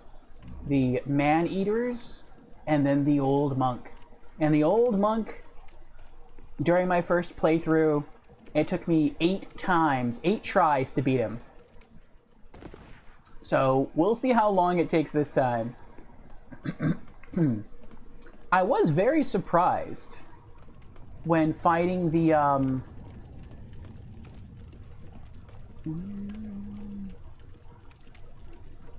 yeah, we'll continue. I was very surprised when fighting the Fool's Idol this time. I got a new spell that I didn't have before. I picked up a New Game Plus, and it's called Firestorm. And I was like, you know what? I don't think she really, referring to the Fool's Idol, I don't think she really focuses on you and tries to kill you when you first see her. I think she sort of lets you get in like 1 or 2 free hits, and then she starts doing all her crazy spell casting stuff. So I was gonna sort of peek around the corner and hit her with a fireball. When I first fought her, I used fireball the whole time. But I'm like, I wonder if Firestorm would be that effective. Maybe I could just run up on her and try to do that. And so I ran up, I did Firestorm, and it instantly killed her. Like, it completely wiped out her HP bar. And I was like, oh my gosh, that was amazing. So maybe the second thing maybe that'll happen with Old Monk. Maybe that'll happen with Man-Eaters. I hope so. We'll see. But,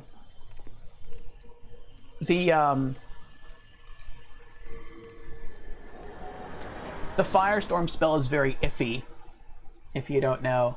It shoots up pillars of fire from the ground, but they're random. They're around you, but they could be anywhere. So I could be looking at a monster right in front of me, cast Firestorm, and the Firestorm could like fly up on the left and the right and behind me, and it could leave the what's right in front of me completely open, and the boss could just run right through and hammer me. So it's a gamble. It's a powerful gamble, but it's a gamble. Clam says, I keep accidentally closing everything, so I keep getting to enjoy commercials. Oh. I'm sorry you have to keep seeing those, Clam. That is something else. When you eventually become Thank goodness you're a safe. Twitch streamer, I was and worried you become an sick about affiliate, you. which I'm sure I can see that in your future if that's something you would like, then your streams get monetized, and at the beginning, at least one commercial is run, might be more, and you actually get a share of that revenue. It's not a lot, but, you know, it's a nice gesture, you could say.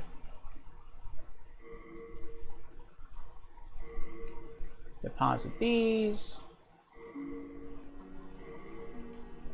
But yes, then people will have to sit through your stream if you become an affiliate, or sit through the commercials when you become an affiliate, I should say when they go to your channel. Another Flamberger. And let's get rid of this ring.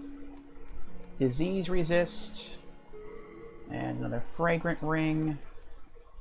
Alright, there we go. Yes. Let's get our stuff fixed for the fight. I can forge weapons for you, at a fair price. Oh, and Super has gifted a sub to Clam. Thank you again, Super. You've done quite a lot tonight. With the gifting of subs and the cheering. Thank you very much. I do appreciate that. Clam asks, do you play more than one game? I do. Super says no more ads, and happy birthday. Thank you again, Super. Yes, if someone subs to an affiliate's or a partner's Twitch channel, they no longer receive ads when they tune in until the subscription expires, and a subscription lasts for an entire month. So there you go. My pleasure. It's your birthday. Thank you again. I'll say thanks, though not sure what it is. Well, there you go, Clam. As a subscriber, and you don't really see this on console, but if you were watching from mobile or watching from PC, you get some cool little emotes you can use on the channel. You also get no commercials when you tune in. So I have my little wizard emotes here.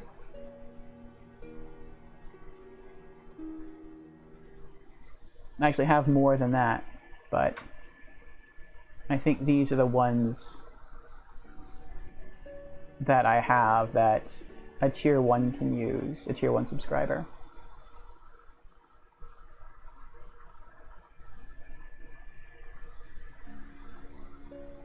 So you have access to some fun emotes, and like I said, no commercials is a pretty big one. A pretty big thing to not have to sit through. No! Repair more.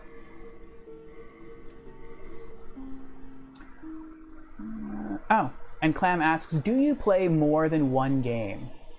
Oh, the Hardy Mage Eyes. Yeah, I like that one too. Yes, I do. So, Do come. I know that not everyone likes every game. And not everyone likes every game genre. And so I play a little something different every day of the week. Or I should say, not a different game, per se, but I play from a different game category every day of the week. And so Thursdays are all about role-playing games, and that's why we're on Demon's Souls. Fridays are typically... I almost messed up. I have to reset my spells. Fridays are typically AAA games, but really they're for games that are part of a series or part of a franchise, which is why it's called Franchise Fridays. Are you here for more witchcraft? Very well. I never noticed before. I shall help you however I can. She's sitting there with a little bottle of wine and a glass.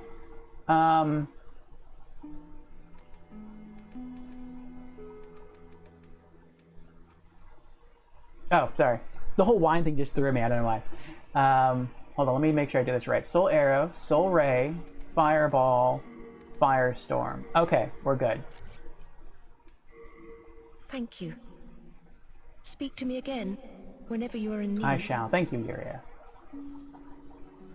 Okay, we're ready. Variety Gamer Streamer, yes. Right now, for Fridays, we're playing through a point-and-click adventure game called Enigmatus 3, The Shadow of Carcalla, where we must stop an evil preacher from performing a ritual to turn himself into a demon and take over the world. And it is the final game in the Enigmatus trilogy. Let's see. Saturdays, I typically do spooky stuff. I call it Spooky Saturdays. And right now we're playing through Doom 3 DLC called Resurrection of Evil. Though for this 1 week we're taking a break. We're going to play another point-and-click adventure game that I really enjoy. It's called Are You Afraid of the Dark? The Tale of Orpheo's Curse. And that's just because this is the week of my birthday, so I'm playing stuff that I've played before and that's really kind of sentimental, at least on Saturday, Monday, and Sunday of this week. Sundays I typically have off, but there is going to be a special stream this Sunday, and that's going to be Contrast on the PS4. It's one of my favorite games. It is an adventure platformer. Mondays I typically do indie games. We beat Journey this week, and next week we're going to start a game called Lifeless Planet. Tuesdays I do retro games or contemporary games done in the retro style, and we've been playing through the different expansions of Quake, so that's been a lot of fun. That's been pretty fast-paced. And Wednesday in the Discord we watch anime together, and then afterwards on Twitch we have a Just Chatting stream where I go through community updates, I give community callouts, I cover gaming news and game releases for the week. So, yes, I am quite the variety streamer. Alright, let's head back. Fool's Idle Archstone.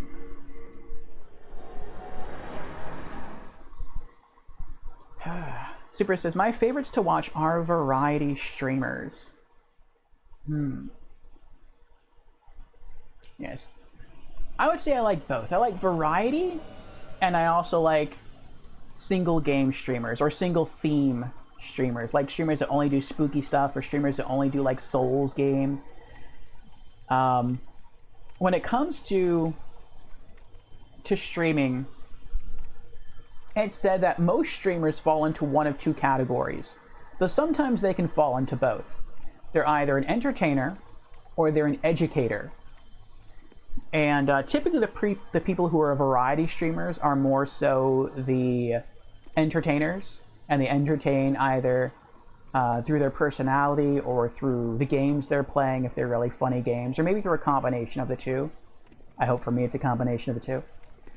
Or people who tend to stream the same game or the same kinds of games tend to be more so educators.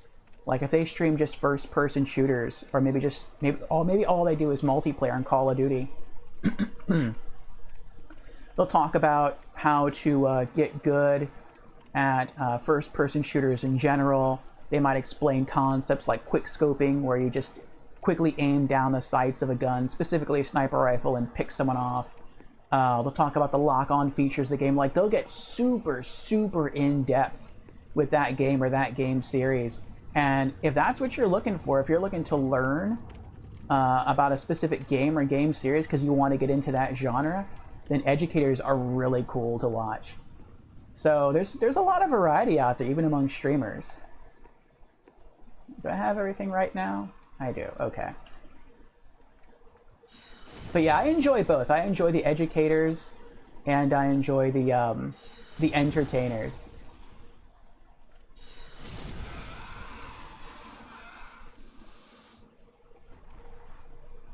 There we go.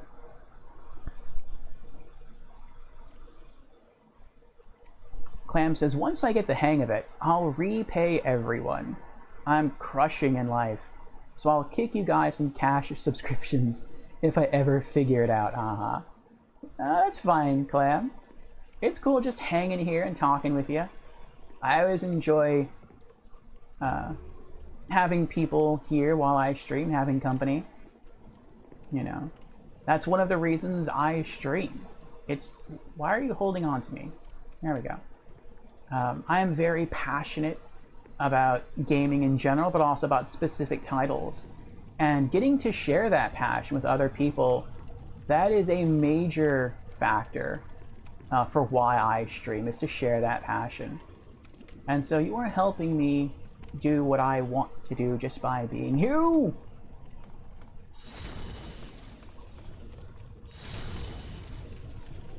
I forgot he was there. I forgot he shows up after the heart falls. But you're helping me to do what I want to do, or what I like to do, what I enjoy doing just by being here. Super says, no repayment needed. I enjoy chatting with you all. Aw, same, Super, same. Dude, if I play 2 games, I'm a mess with the controls. The struggle is real. I'm going to try to find you, Super, to follow. Lol. Well, oh, that's right, you're on console. I was going to send you her link, but I don't think that would work. You can't click links while in your console. But yeah, if you write down her name, Super Rock X Metal Met, you can search for that on Twitch. And yeah, you'll find her. Sorry you're pricing hot tubs? Oh, so you are going to go the hot tub route, huh? There you go. Clam, the hot tub streamer. You could be lounging in a hot tub while eating clams and streaming video games. Maybe with a bottle of champagne on the side. Or whiskey. There you go.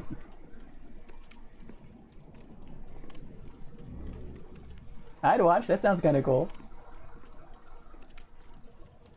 Pricing hot tubs. Okay. Now the boss is that way. So we're going to go that way. That's because now that the heart has fallen, there are some items down there that we can collect. And I don't remember what they all are. But I know one of them I would like to add to my collection. And so we're going to do that. So I forgot he was there too.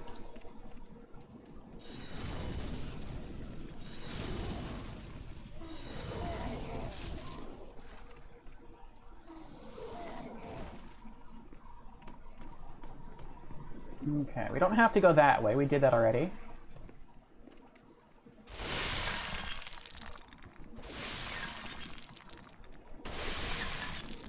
Oh, wait.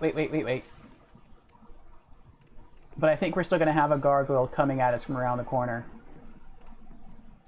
Oh. Or you. I prefer you, actually. Over the gargoyle. That works. Unless the gargoyle is still there. Clam, I'm in a hot tub, but I'm not on camera. Listen to my bubbles. Oh, there you go. A hot tub bubble ASMR. Oh, he's still there.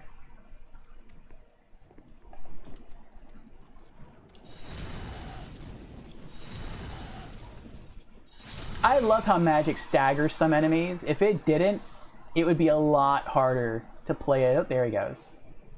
Ah, well. It'd be a lot harder to play as a mage. And I think when we fight the next boss, and I could be misremembering, I don't think magic staggers, and actually I think it does. I think it depends on the spell. I think if I use like a low tier spell, he just walks right through it.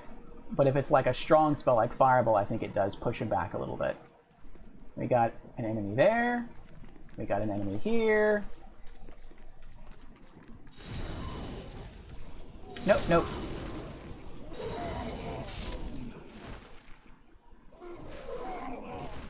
Ow! You meanie.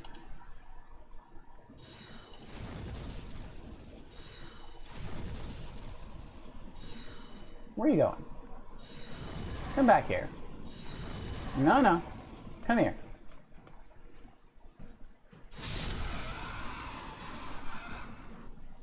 There you go. Don't start some unless you can finish it.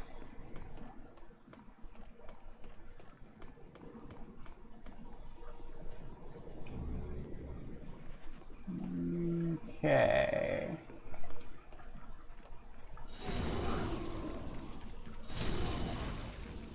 There we go.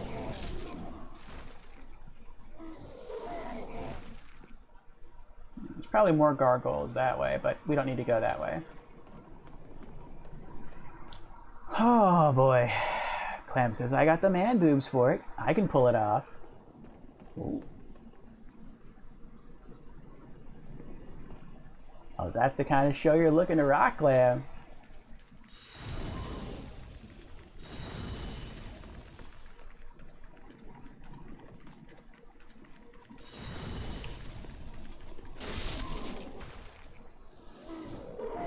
People do that kind of thing on Twitch.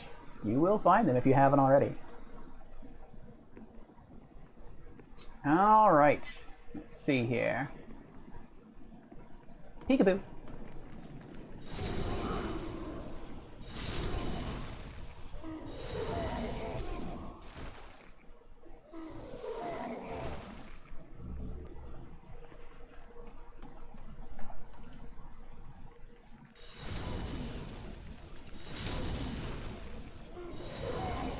Yes.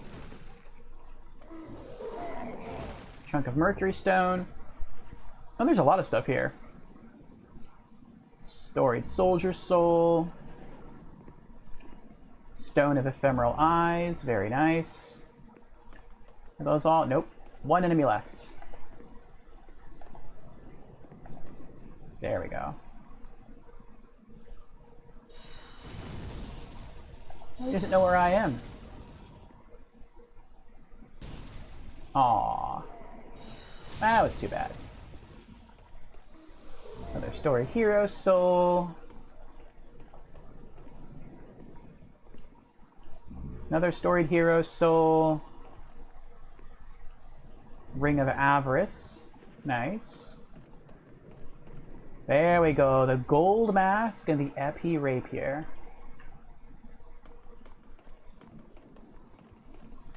Alright.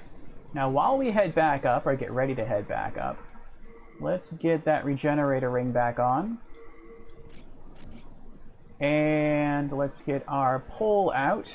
Start getting back our health and mana.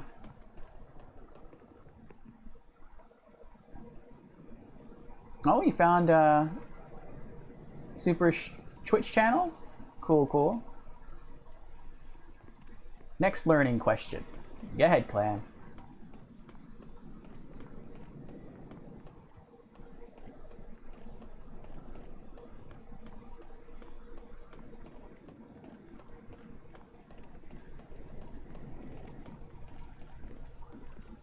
Oh. Vase out of the way.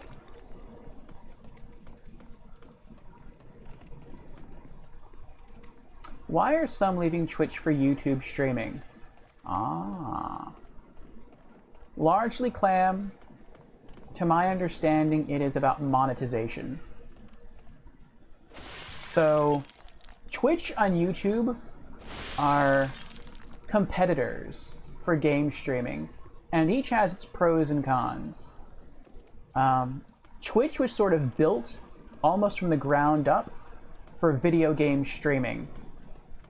And so if you're looking for discoverability, then Twitch tends to work a lot better than YouTube, at least if you're coming at it with no outside help. When I say outside help, I mean you don't have a lot of other social media channels directing people to your stream, or you don't have like a YouTube channel where you just have a bunch of YouTube like video game videos already and generated a following that way, and then you start streaming. If the first time you're stepping into the world of social media or streaming is through streaming video games, then it's easier to be found on Twitch than it is YouTube. But YouTube will pay more.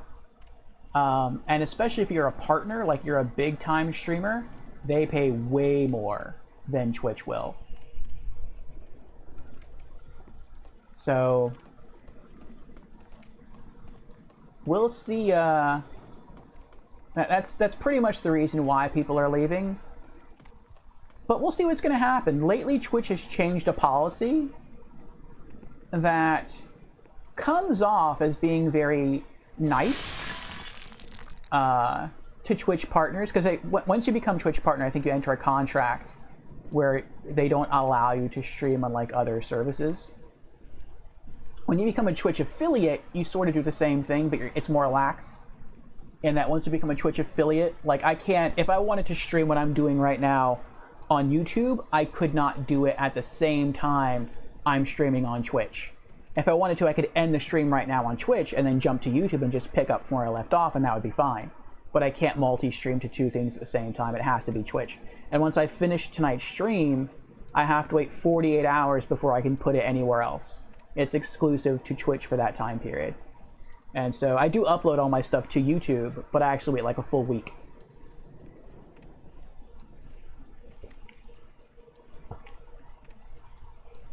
And so what's been happening is people on Twitch, the Twitch partners, their contracts are expiring and they have to be renewed. I think it's like every year. And so they reach out to YouTube, and YouTube is saying that they'll pay them a lot more money. And so the Twitch partners try to negotiate with Twitch, and they're like, hey, you know, YouTube's going to pay me all this extra money. Can you match it? And Twitch typically says, no, we can't. And so people just go to YouTube. But recently, like I was saying, Twitch made an interesting change in the partner agreements. And the change is that they are now going to allow people to continue, like partners to continue streaming on Twitch, even if they are, even if they go to YouTube. And that sounds really good to current Twitch streamers, to current Twitch partners who are already signed up with YouTube. Because now they can still go back to Twitch every now and again and they can still stream.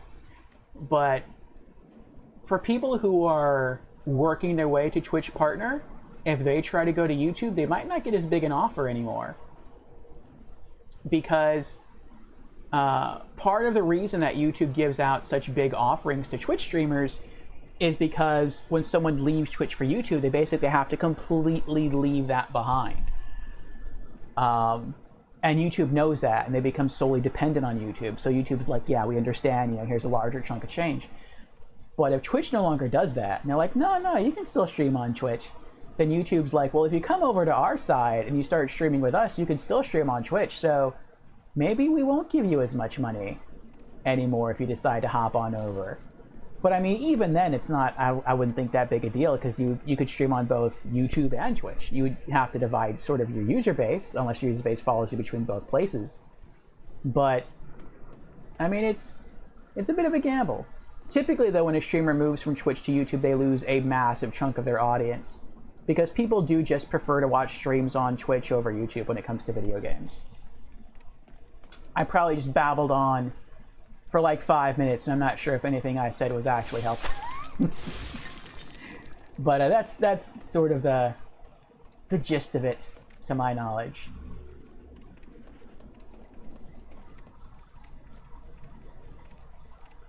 Interesting. Where is Twitch? I'm near San Francisco. I assume it's in Silicon Valley. I don't know. I actually do not know. Albatrax has redeemed Hydrate. Thank you, Albatrax. Cheers to you.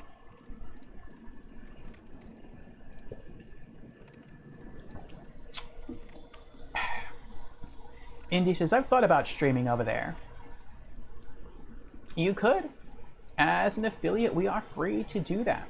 We just can't stream at the same time. Clam says, no, that was good. Okay. And he says, I have more people who do YouTube than Twitch. Understandable. All right. Now, to get to the boss is a bit tricky.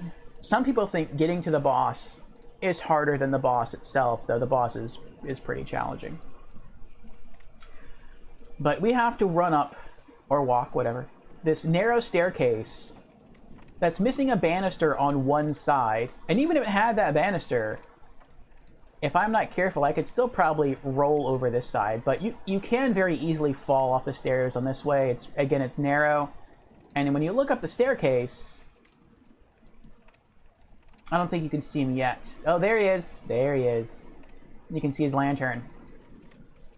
That is another red phantom mind flayer. So last time it took us 3 fireballs to kill him. And we got lucky because we were able to get close and sneak up on him. It's not going to be easy to do that now because we're out in the open. There's no real barriers between him and us. And he can lock on to us and fire spells at us from further away than we can do that to him. So, fun. He will not aggro, though, if you stay out of range to an extent.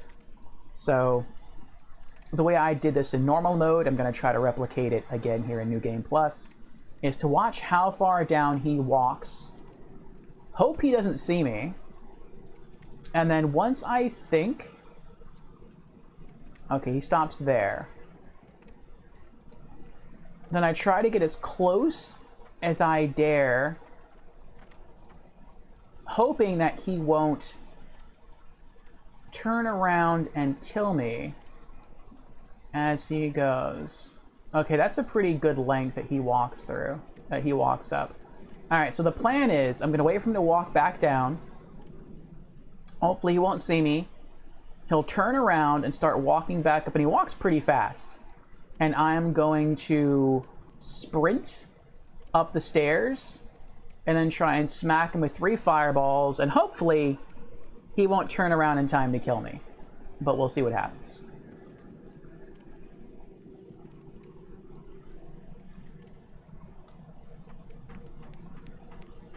He walks almost as fast as I jog. Oh, he heard me. 1, 2. Gotcha. Oh, no, he's still alive.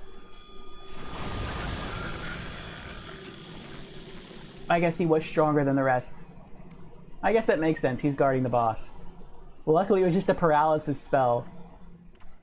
So it dealt no damage. Oh, boy. Oh, boy, oh, boy, oh, boy.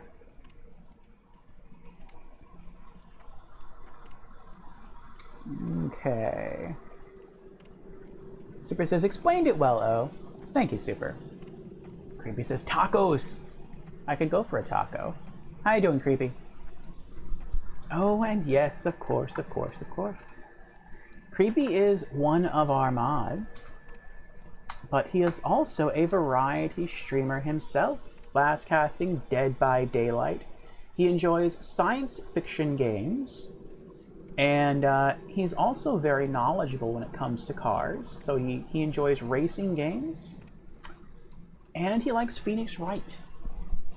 So if any of those things interest you, you might want to check out Creepy. Okay.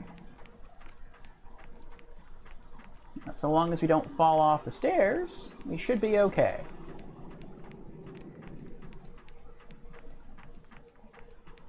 There we go.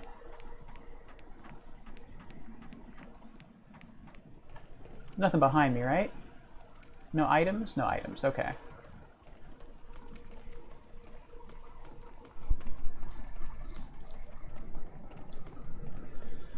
I'm a bit nervous here. There's the boss area.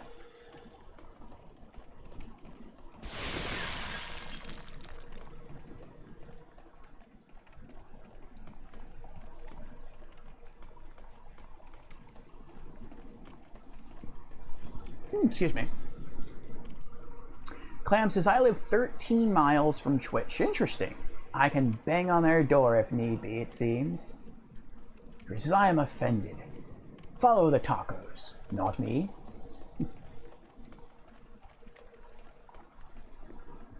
Eight Old Spice. Wow, that's a lot. How many do I have of those now? 95. Almost full.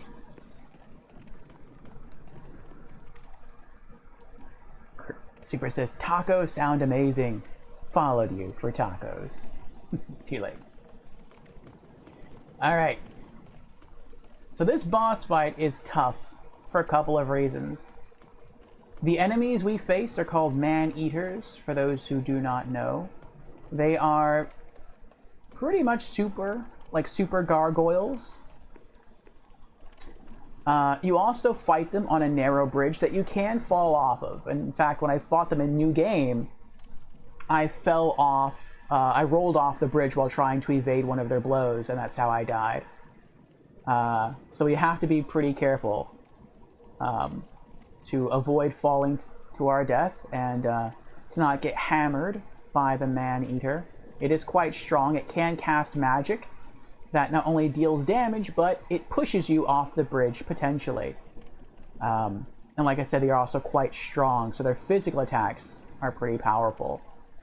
If you do not kill the first one within, I think it's like 2 or 3 minutes, might be 5, but it seems shorter, then a second one will appear, and you'll have to fight both of them at the same time.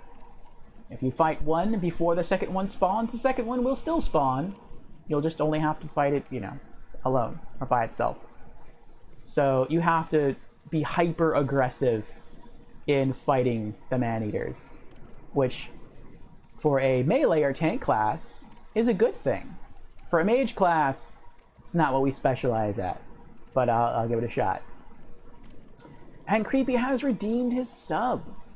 Wait, no, I'm sorry. Creepy has gifted a sub. Wait, what? Oh, he did, yes. Creepy gifted a sub to Indy. Oh, thank you for the gifted sub, Creepy, and congratulations to Indy. Thank you for that, Creepy. I appreciate that. Thank you for the support. And Creepy shouted out Indy. Yes, we called him out earlier. Indy was last streaming Fortnite. He is a variety streamer. He likes competitive multiplayer games like Fortnite and Apex Legends, and Call of Duty, and Rogue Company, and Valorant. So if you're looking for one such as that, then he is a good one to follow. Clam asks, when you stream from console, where does the chat appear? Well, that depends. Depending on how you have things situated, chat either appears on your screen that you're looking at along the right-hand side, so part of the screen's real estate gets taken up by chat, and that's where you read it, or you can read chat on your smartphone, or you can read chat on your computer screen, so whichever you prefer. The setup I started with was I just had chat take up a portion of the screen, and what essentially happens is it makes your whole video game screen shrink. So it's almost like you're watching your game in a 4:3 aspect ratio with part of the screen dedicated just to seeing stream chat. But since I've sort of upgraded my my streaming setup, I actually have a computer here with a monitor, and so I get to view the chat on one screen and my game on the other screen without taking up any of that screen space.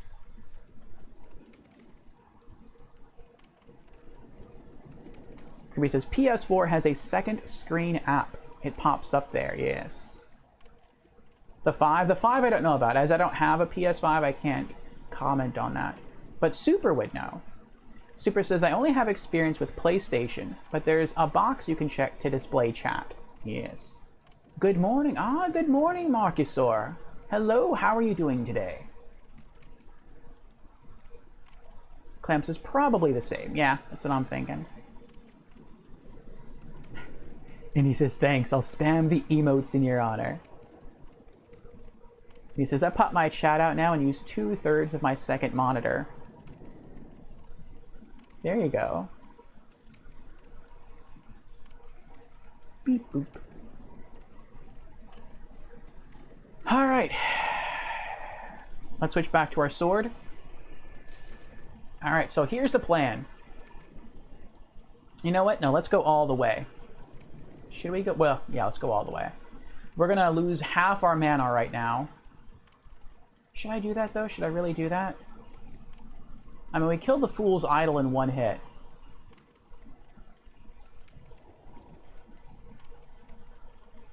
If this works, it'll be awesome. If it doesn't work, I'm going to be in a lot of trouble.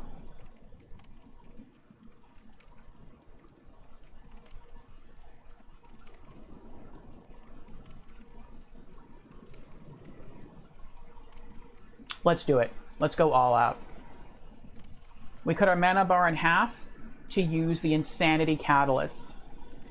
The Insanity Catalyst makes our spells deal a lot more damage at the expense of taking away half our mana bar. Which means we can probably cast Firestorm spell twice, and then we're completely out of mana. It is very risky, but that's part of the high risk, high reward playstyle of using Firestorm. So hopefully this will work. If not, things are going to get interesting. We're going to have to do a lot of running and dodging and downing spices to get our mana back very quickly. Super says, oh, I hope it works. Me too. That one shot was beautiful on Fool's Idol. I agree. I agree. And we were just using our wooden catalyst. We weren't even using the Insanity. Marcus says, yo, fine. Yesterday, I finally assembled my original Xbox again. Oh, congratulations, Marcusor. And made some long-planned mods, too. Oh. Unfortunately, the DVD drive doesn't want to cooperate that much. Maybe 2% of the time. Sigh. But I'll mostly work with HDD, but was mandatory to set up new, bigger HDD. Nice, Marcus. So what kind of mods were you planning to do? Install a bigger hard drive? Alright, here we go. Entering the fog with 55,000 souls.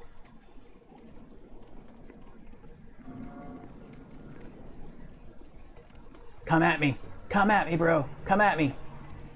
Cast. Cast again.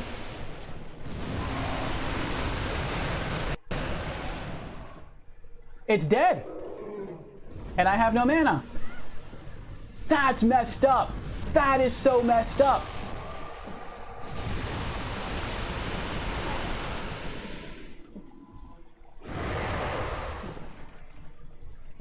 You get time. You're supposed to get time between the Man-Eater encounters.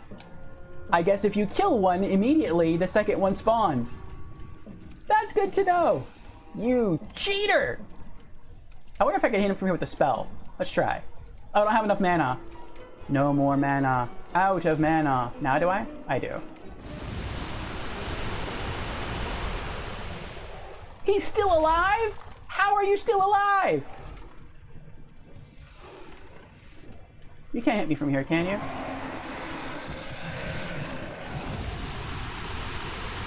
I missed. So that's what I'm saying about Firestorm. It's not dependable. Not always, anyway. Oh, it missed again. Oh no. No. You don't want to hit me. I'm not a good hitting target. I'm too squishy. You want something more challenging. You want a knight. That's what you want. You want a tough, armored knight to fight against. I'm no match for you. Oh dear. I could really use some help here, Firestorm. That'd be nice. Oh dear. No.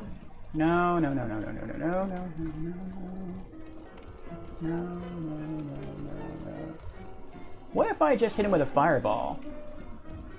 I think I'm gonna try that. Where can we run? We'll run this way.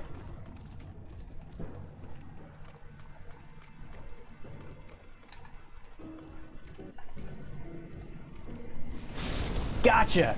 Yes! Man-Eater Demon. Another first try victory. Oh my gosh.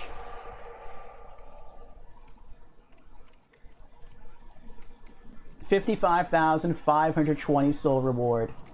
Oh my gosh, that was crazy. Clam says, I'm going to be devil's advocate. I'm rooting for the boss. I sometimes find myself doing that as well, Clam. Especially when people talk smack about the boss. They're like, oh, this game's easy. These bosses are stupid. I don't know how anyone could lose to these bosses. That's when I'm like, you know what? I hope that boss teaches him some respect.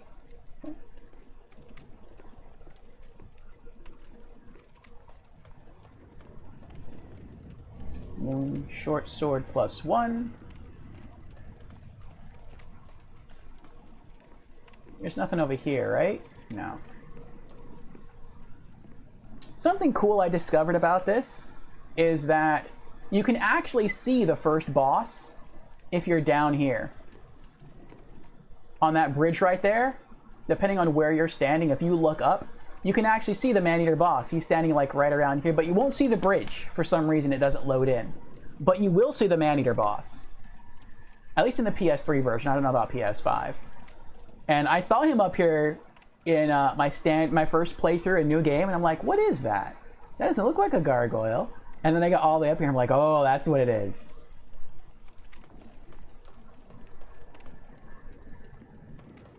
Super says, holy wow. Yes, it's the crazy trade-off there with Firestorm. When it works brilliantly. When it doesn't work, you're in some trouble. Look at that, I can't pick it up. It's not letting me, it's not letting me get close enough. I have to run from an angle and hopefully not fall. There we go.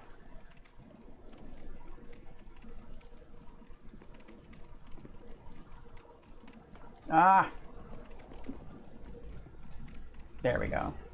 Oh, that was more crescent moon grass. That's what that was. Ah. Marcusor says, I already did. Removed the lurking clock capacitor. Changed some big, nearly blown caps near CPU. General cleanup. New thermal paste. New, much quieter fan. Much bigger HDD. From 80 to 500 gigs, that is a big improvement. And new software. Very nice. Legendary Soldier Soul and a Renowned Soldier Soul. It sounds like you're making some really big, well, not making, you've made some really big upgrades to that Xbox. Mixed Demon Soul. Return to the Nexus. Yes. Ah, one boss fight left. Marcusor says, you've eaten the Man-Eater. You may level up. Thank you, Marcusor, thank you. General Organa says, I fell asleep and just woke up and now I'm subbed? Yes. I believe someone gave you a sub, General Organa. Marcus says, yeah, with new fan and HDD, it's nearly inaudible now. Very cool, Marcusor, very cool. Yeah, and how many souls do we need to level up? Let me see here. It was 110, 413. Yeah, we can do it. We'll have almost no souls left afterwards, but we can do it. And we're probably going to pop some souls anyway to restock on Fresh Spice. Let's drop off some gear first. Thank goodness. I was what? Deposit. Let's see what we got here. Stone of Ephemeral Eyes. We're going to keep these on us for now. We will deposit the Mixed Demon Soul. And Shard of Mercury Stone, Chunk of Mercury Stone, the Moon Short Sword +1, Epi Rapier, the Gold Mask, Ring of Avarice. Okay. We are in debt. Alright. Hit at the blacksmith. I can forge. Fix our blade and our pole. What else do we got here? That's it. Buy items. Fresh spice. Beautiful. We are back at a full stack of fresh spice. Back alive. I need your business. I will try. I will try. Yeah, we'll keep Soul Arrow. Alright, one boss left to go, and he's very close. The archdemons of each archstone tend to be very close to the second boss. Oh.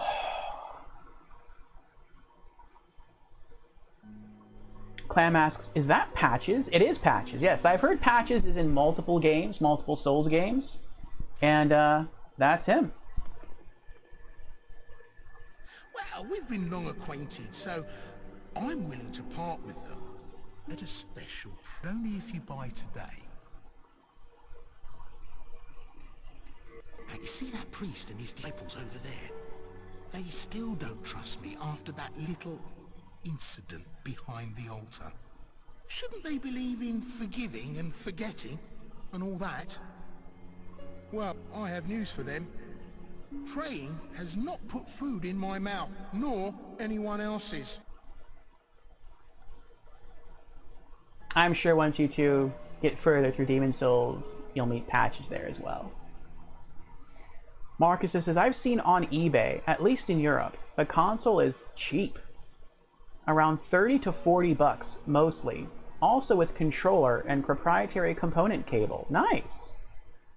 Don't know how soft mod works, though. Bought it hard modded in 2003.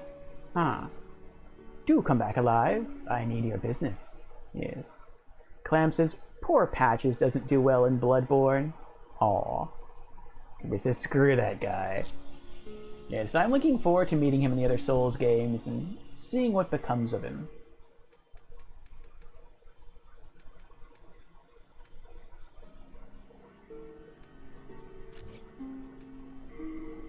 Well, do as you please, but you may yet regret refusing my offer.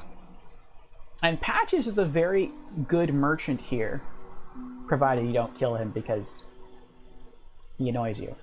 But every time you slay an archdemon, Patches' inventory updates, and he offers new items. So, yeah, if you find him and you get him back here, you could benefit from his presence. Patches deserves it. All right, Man-Eater Archstone. Archstone of the demon Man-Eater. Masses of flesh litter these hanging prisons. Latvia's current master, an old man who is no longer human, has been creating his own demons.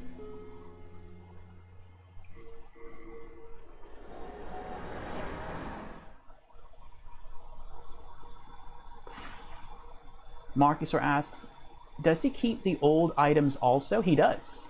Or does he swap the whole inventory? No, he keeps the old ones as well. Clam says, I think I killed him in Bloodborne and Dark Souls 1. I thought about it, but I'm like, you know what? He doesn't really seem that bad. Well, that's probably not the way to put it. He doesn't seem that harmful. Like, aside from the things that he does in certain areas. And so, because of that, and because he's a merchant, I'll keep him alive. Nope. Cutscene.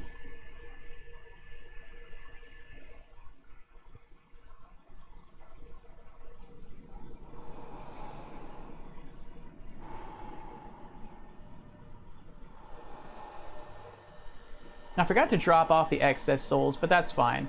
Once we beat the old monk, we'll do that.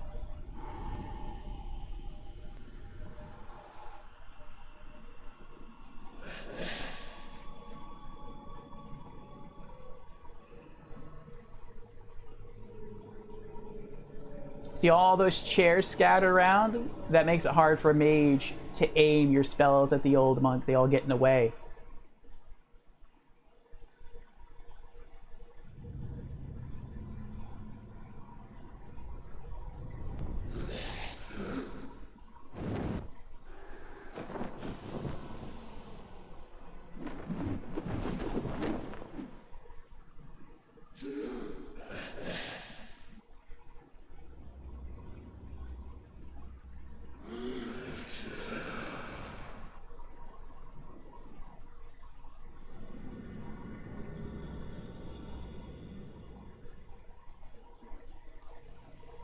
He waits.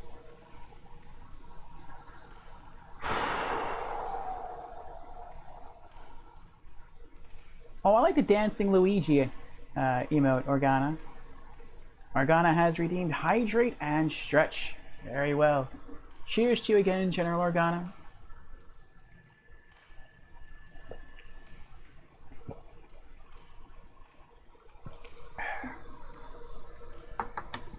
All right. Take a little stretch break between bosses. This is not a straight run. We do have a few enemies to kill along the way. We have some corpse centipedes. We have 2 red phantom mind flayers. And then we have the boss. So I'm thinking for the centipedes, we'll stick with Soul Arrow. For the red phantom mind flayers, we'll use Fireball. And then for the old monk, we're going to try and really hope it works. Firestorm. And I think we're just going to keep equipped the wooden catalyst. I don't think we're going to go with the insanity catalyst on this one. Just in case it doesn't work out as we planned. I'd rather have more opportunities to hit him than not. With the man-eater demons, if you cast a spell at them, they won't dodge. They'll just run right through it. But with the old monk, when you throw a spell, he will actually roll out of the way. So there's a greater chance I'll miss.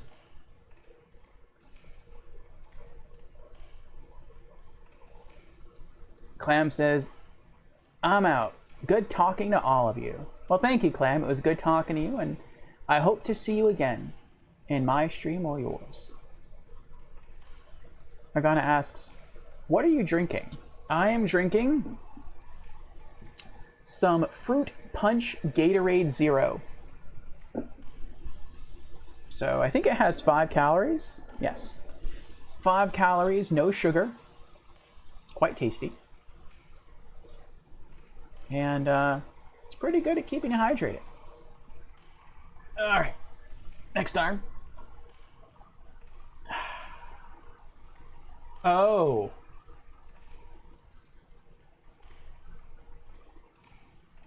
Yeah, we're going back to the Nexus. I forgot to level up. I forgot we even could level up. I'd rather not fight this boss with 106,000 souls and lose. Well, now I offer you a second thanks, Organa, because had I not paused for the stretch break, I would not have noticed how many souls I have, and that I forgot to level up. So that's good. It's very good. Alright. Stretch the back. It's nice. You're drinking the Glacier Freeze Gatorade Zero? I like Glacier Freeze. That's like a white cherry flavor.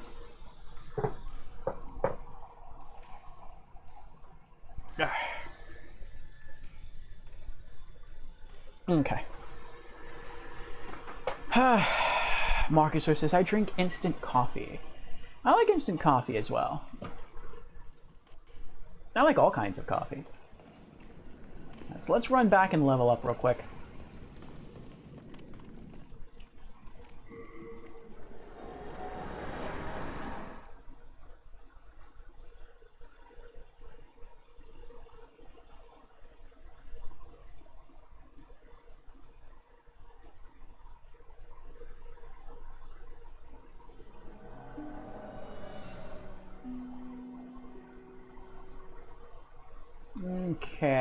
Where is she?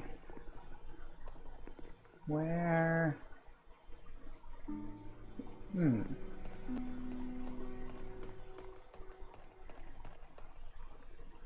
There she is. But do I have enough souls to level up anymore? I don't think I do. No, I don't. I'm like 4,000 souls short. Organa says, I've never been much of a coffee drinker. How come, Organa? You just don't like the taste of coffee? Let's see if we can pop some of these souls.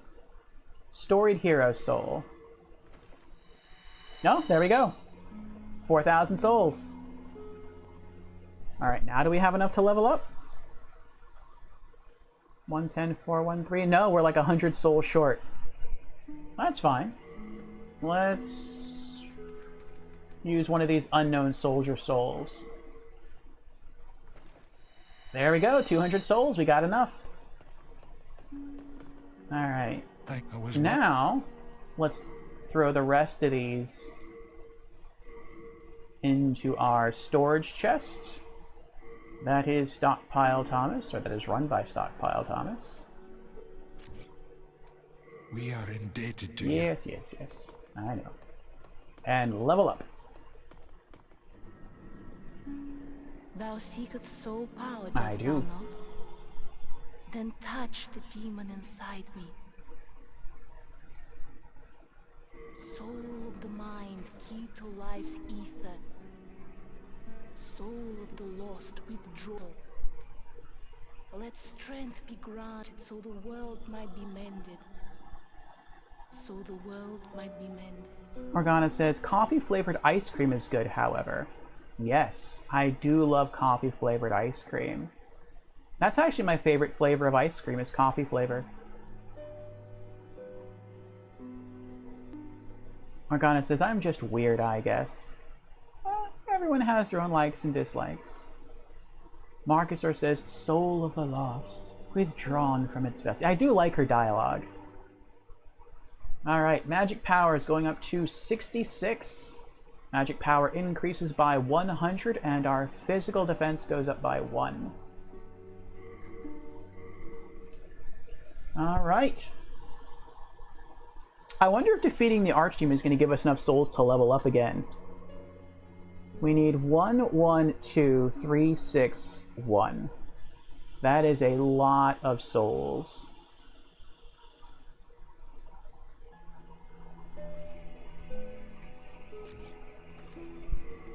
Art thou done? May thine strength help the world be mended. The old monk is so difficult for so many reasons.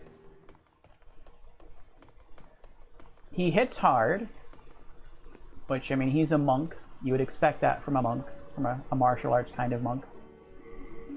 So he deals good physical damage. So the world might be mended, yes. He uses claws for weapons. So if he hits you a few times, he will inflict the bleeding status on you, which means you're going to start taking damage over time. Once you deplete his HP a certain amount, he will start using magic.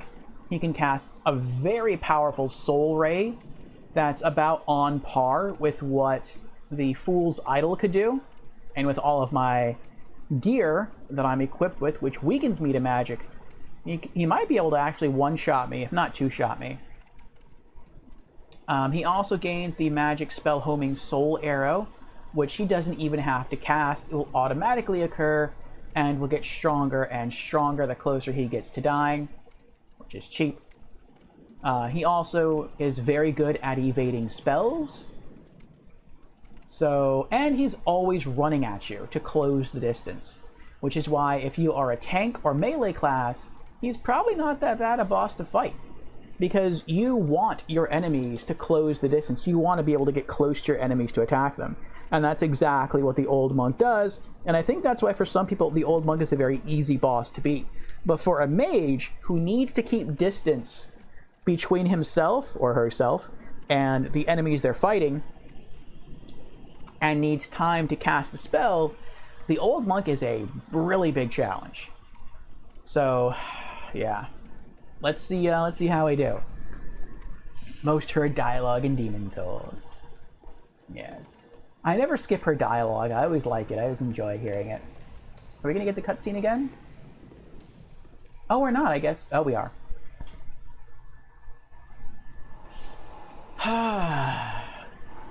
And then, of course, there's all the chairs on the floor. So if you think you might have a good shot at the monk, and you think you might be able to hit him with a spell, there's a good chance your spell is just going to hit a chair and do nothing. I mean, it'll break the chair, but it's not going to hurt him.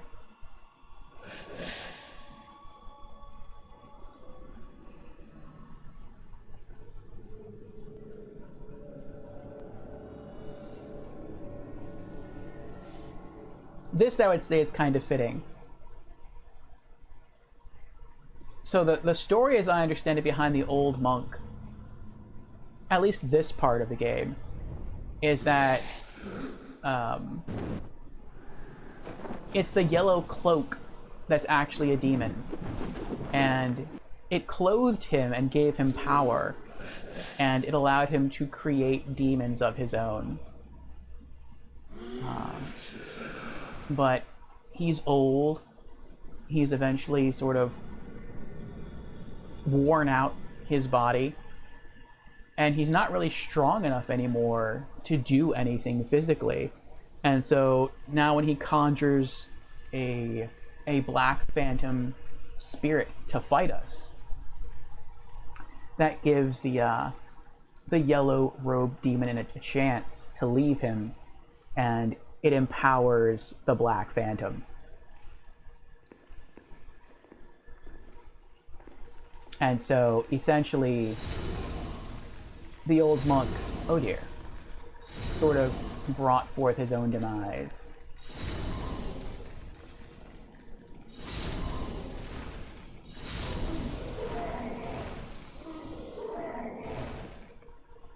Okay, I think we have some more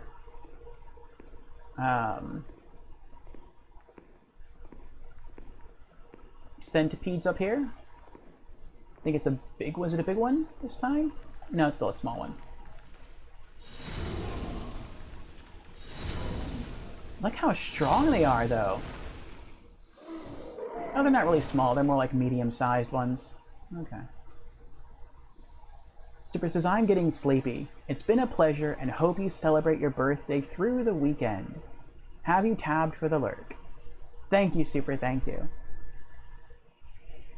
Yes, I was saying earlier that I had other plans today. I was going to go out and go downtown to a different city to tour the shops, but it was raining all day today, so I didn't get a chance to do that. I'll try to do that again, probably around early to mid-October.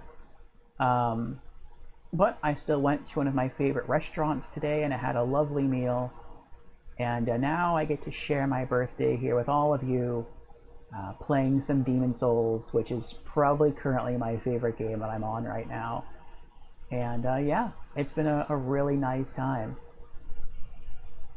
And I'm also going to cook a special recipe. I'll start cooking it tomorrow, but it won't be done till Saturday. And that's going to be a coconut flan. I have all the ingredients, but it's recommended in the recipe to once everything's mixed, to let it sit overnight in the fridge. So that's why it's gonna take a little while. All right. Now I think the next enemy we fight is one of the red phantoms, the red phantom mind flayers. Indy says, "Happy birthday!" Thank you, Indy. Oh nope, I was wrong.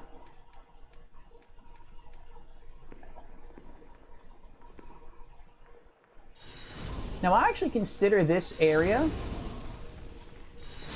to be the best grinding area in the game. It's very fast. You don't really have to pay attention when you grind here for souls. You get a lot of souls when you grind, and it's very safe. But don't come from this angle. don't come in from where I'm coming from the Man-Eater Archstone this way, because then it's hard. But after you beat the old monk boss, you can spawn in at that Archstone and walk down this stairway and everything will have its back to you, so it's not going to see you. And you can hammer everything with spells before they get a chance to turn around and attack you. And you don't even have to come down this far. Just come down until you kill the second red, or not red, well, it's kind of red, until you kill the second black phantom Mind Flayer, and then just turn around and go back to the Archstone and do it again. And in new game mode, wearing the Ring of Avarice, you got just over 8,000 souls per trip, which isn't bad. What most people consider to be the best grind spot in the game in Demon Souls is the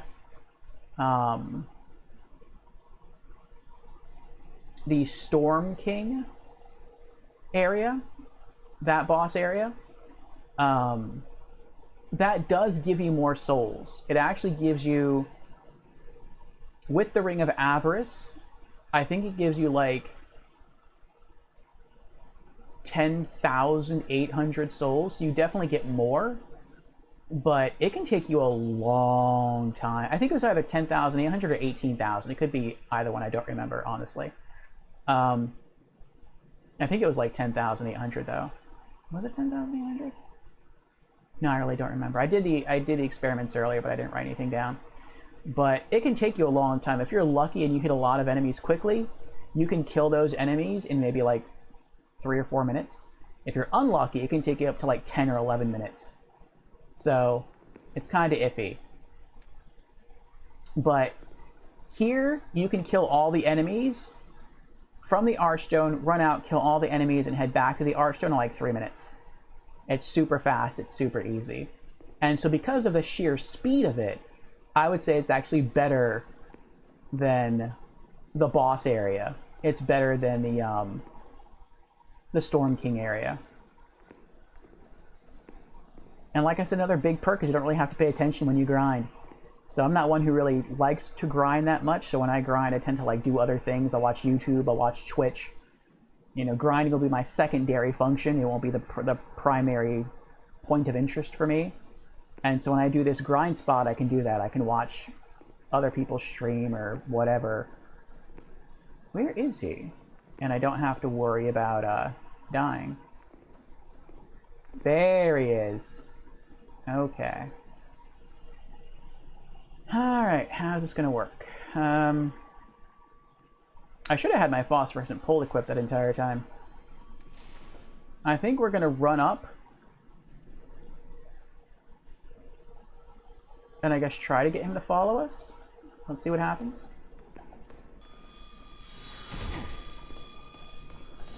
No, no, no, no, no, no, no, no, no, no, no, no, no, no, no, no.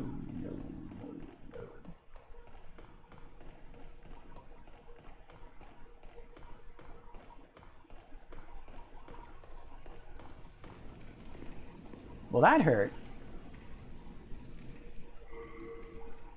A lot. Wait. Oh, I had the Regenerator's ring on. I forgot to take that off. I should have had the Ring of Magical Sharpness. Actually, because I had the Ring of Magical Sharpness off, that's probably why I didn't die. That's probably why he didn't one-shot me.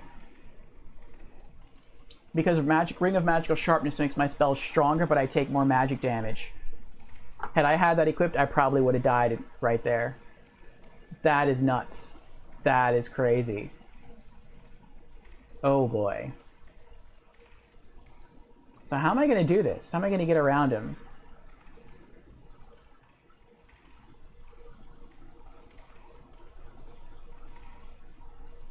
If I want to be efficient with my mana, I think what I could try is to bait him, to get in front of him, and then when he starts to cast his spell, to hide around the stairs. He'll miss, he'll start running at me, and then I'll try charging him, and then I can thrust my sword into him. That might cause a bit of a stagger, and then I could try to fireball him, and hopefully I can keep fireballing him until he dies. I could also try using Firestorm, but as we've seen with the Maneater boss fight, that could miss multiple times, and I would only have to miss once for him to kill me. So I think the best bet would be Fireball. And the Mind Flayers are weak to fire. So this is probably our best bet. We're going to wait until the Regenerator Ring finishes building us back up. Then we are going to toggle over to the Ring of Magical Sharpness. And we're going to try that strat. We're going to try and lure him down the stairs. And hopefully that works.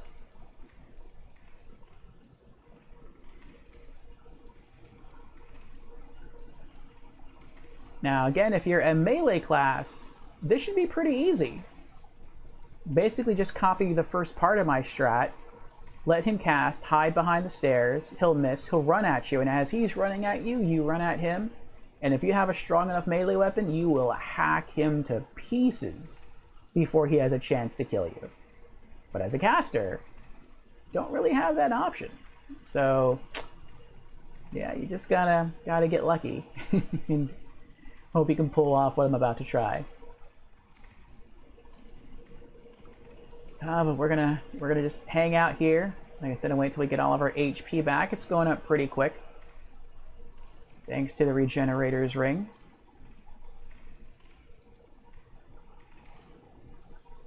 And after we kill him, we should have 2 more small centipedes to kill, and then it's 1 more red phantom, and then the boss. Then we fight the boss. So, hopefully, that'll work out for us.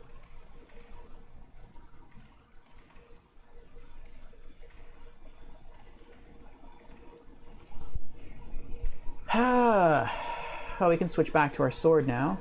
We have full mana again.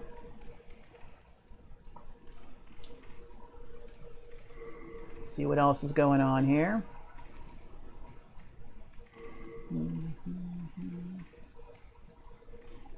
Looks like we still have pure white everywhere. That's good.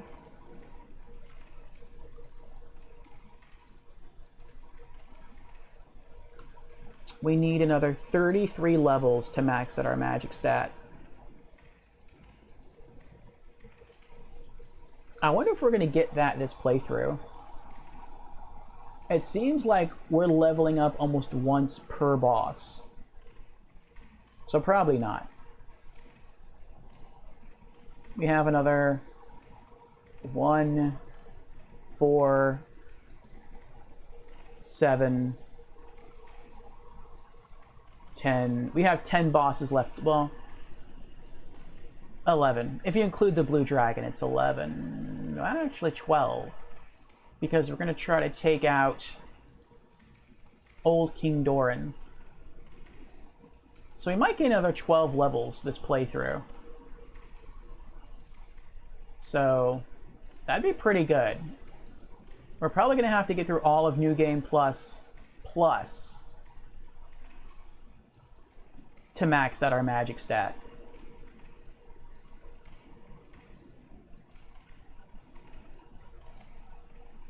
So we might have to beat this game 5 times. Alright. Alrighty, let's try this. Oh, wait. I almost messed up. Change our rings. Okay, there we go. Alright, take 2.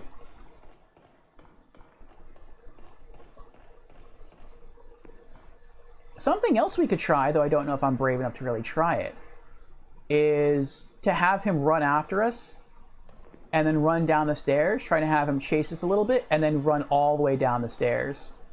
And then wait, and then start kind of like walking up the stairs a little slowish, because eventually he'll sort of roam too far away, and he'll turn back and start walking back up the stairs to go back to where he's supposed to be.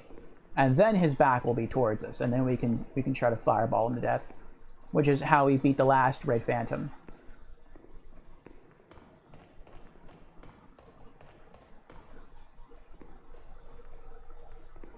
But he also has the advantage based upon where he casts spells from. As you can see, my wand is in my left hand. I could put it in my right hand. That would be more strategic. I'm not going to do that. But when he casts spells, the Red Phantom, he casts spells straight in front of him, in the center. When I cast spells, it's to my left. So I need to actually be hugging the right wall. which means I'm in full view of the Red Phantom.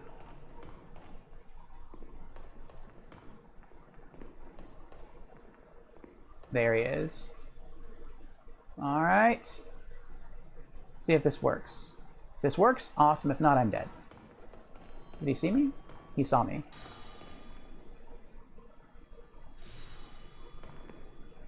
Is he coming?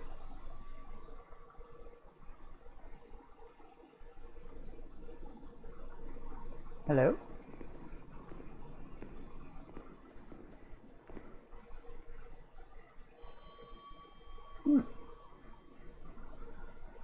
He didn't really follow me at all, did he? Let's try it again. Hello?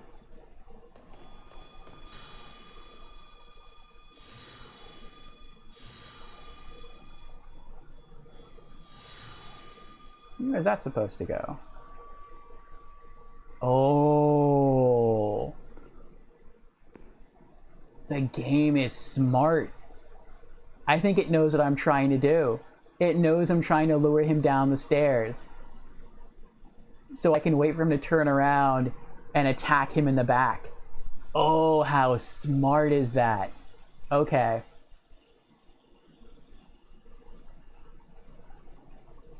Oh, I just thought of something. It might not work, though.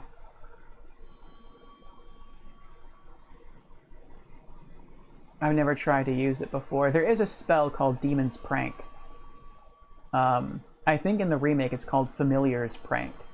And it's a spell that you can cast that causes a noise in a certain direction, and it causes enemies to be lured in that direction. If I had that, I might be able to cast it behind him, maybe, and have him turn around, and then I could spam with fireballs. That would work. But like I said, I'm not even sure if I could pull that off. What if I get closer? Then will he follow? Then he will follow me. Woo-hoo-hoo-hoo-hoo. He does follow me. Well, he still follows me.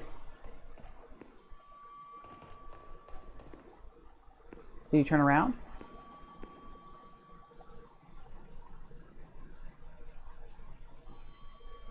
He did turn around. Ooh. So you have to get close to him. Hello. Ha ha! Never turn your back on a foe. Thank you for the old spice. I will wear it in remembrance of your defeat. Okay. We should have 2 centipedes coming up. That right there is the, once you kill him, if you're grinding this area, that's when you turn around and you run back up the stairs to the Archstone to do it again. Hey, Swank is here. What's up, Swank? Happy G-Day, OG. How you doing, Swank?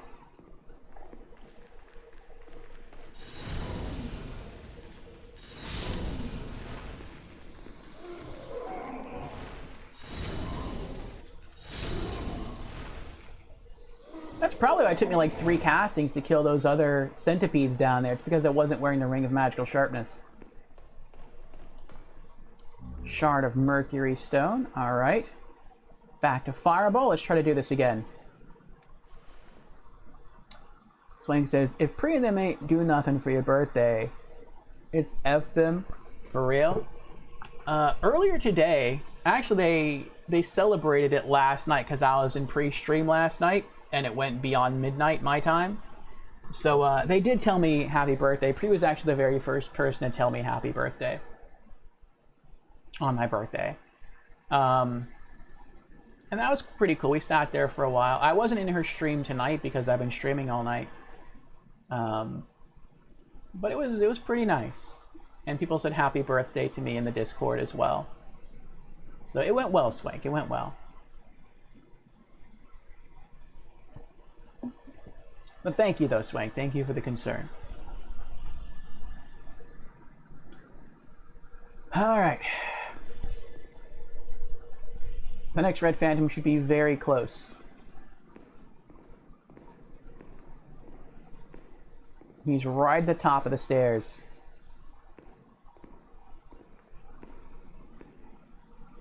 There he is. Right past him is the boss. We are close. We are very close. Aww. No longer a real fan of Pre, huh, Swank? And he says, I'm heading out. Have a good rest of the birthday stream. Thank you, Indy. Ink is still here. Everything okay in here, Orf? It is, Ink, it is.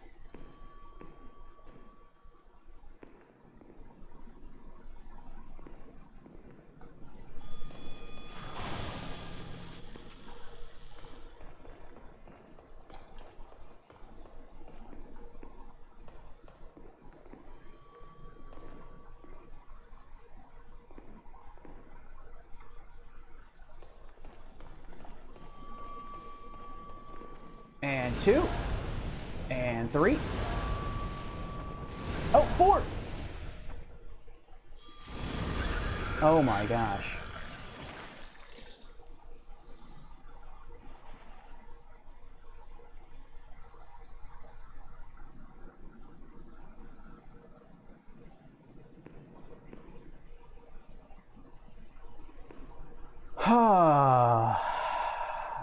Yeah, okay, that's just how I talk, he knows. Yeah, Swank tends to use more colorful language than I typically do. But, oh, I missed him. Oh, the boss is right there. But yes, that is just a normal mode of speech for Swank. He says, I saw the message above. Let me know if you need any help. Thank you for the offering.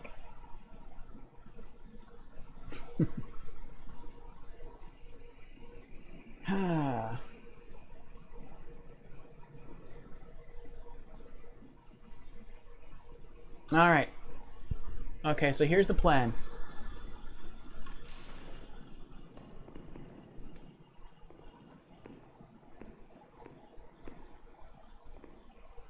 We're gonna run in, and we're gonna hope Firestorm works.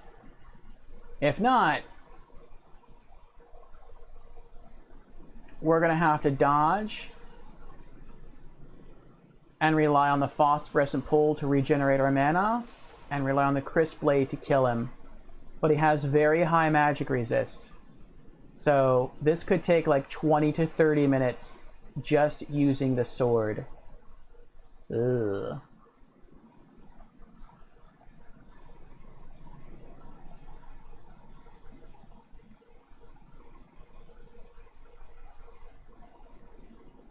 I know, Swank, you're not a fan of Pre anymore. Well, hope the rest of your work session goes well, Swank. Take care. Thanks for stopping in. Alright. Are we wearing the right rings? We are wearing the right rings. Okay. Here we go.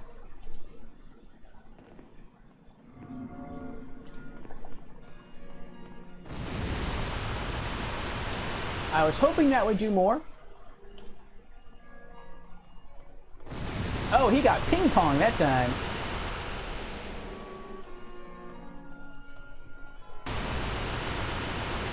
I'm almost out of mana though, that's bad.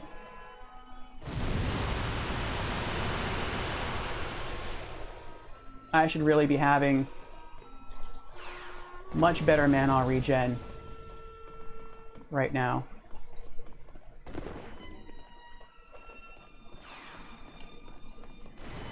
Oh, I did that wrongly. Oh, I'm amazed he didn't kill me right there. Or at least hit me.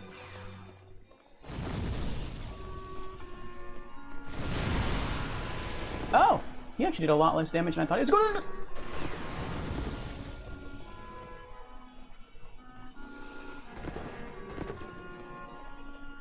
The real danger is those little yellow balls.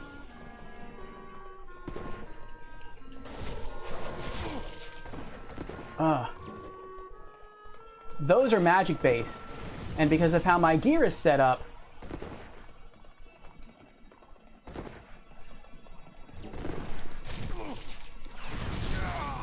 that's what happens if those magic balls hit me.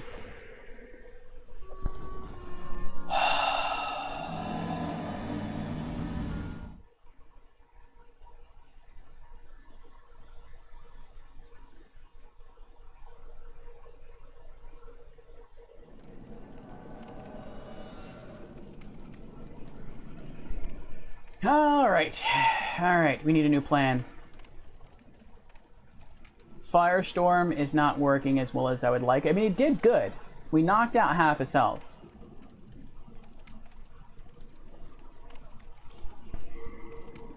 Alright, new plan.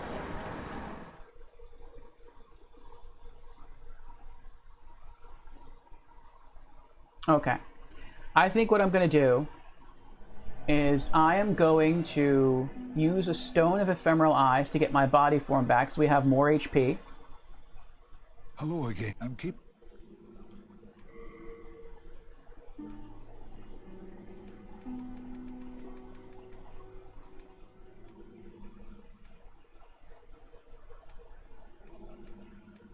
We got a lot of stuff in our inventory. Oh, that's his inventory.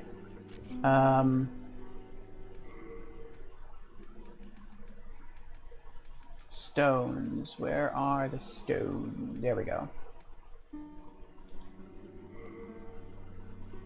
Oh, did I take them all out? Oh, that's fine. We won't have to come back to the Nexus then. Let's also take out our higher or more powerful mana regenerating items. Oh, actually, we already have them. We have Old Spice. That's right. Never mind. We'll drop that off while we're here. You have a heart of gold. Okay. Let's unequip that. And we're going to make the exception here. We're going to use Old Spice instead to get back a lot of mana. We're going to get back to him. Let's use a stone now.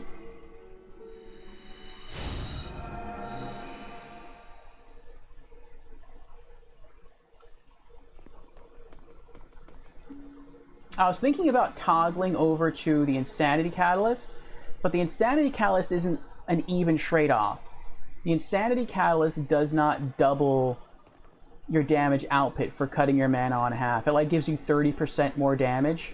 I think it's either 30 or 40% more damage. But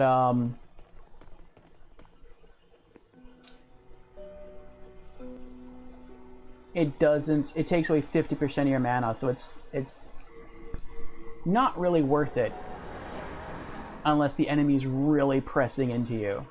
Which, I mean, the monk is, but again, he dodges so well that I feel like I would hate to cast a spell like Firestorm and miss twice and then be completely out of mana.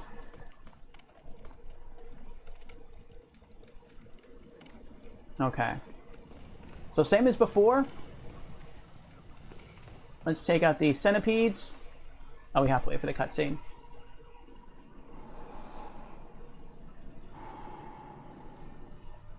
So far, this is the first boss in New Game Plus that we have not first tried. And I had a feeling that was going to happen with the old monk.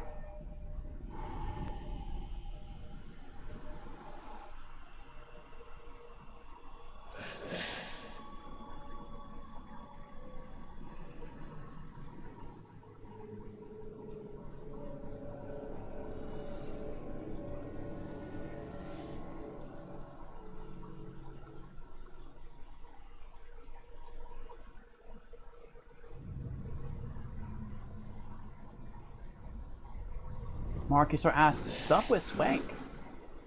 Well, Swank used to be language, sir.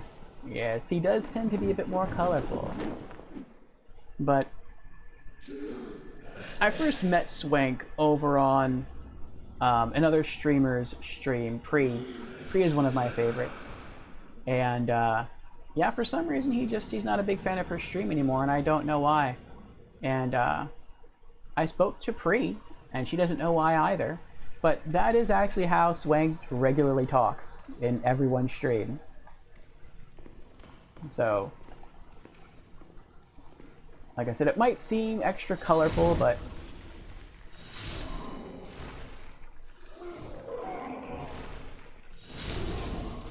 yes, some people swear when they speak a lot.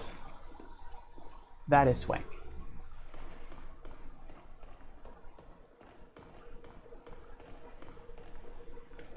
Oh, he's right there, isn't he?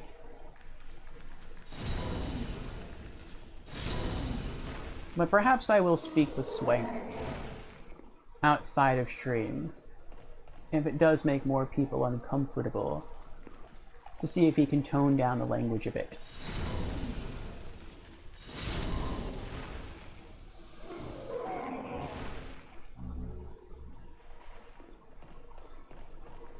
I think my streams might have a bit of a different vibe than Pre's. Marcus says, okay, if you accept it, it's alright for me too. Yeah, me is same if playing Souls games.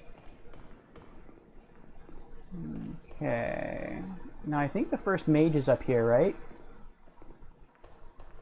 Once the wall glows green on the right hand, there it is. Okay. Fireball. Let's lure him down. Regenerate some mana. Come on. There you go. Is he coming?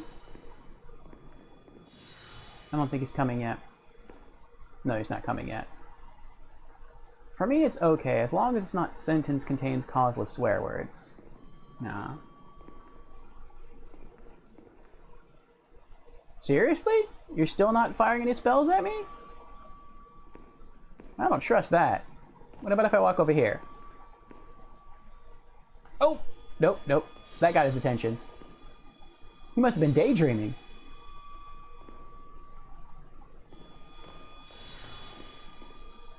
Come on. You know you want to chase me.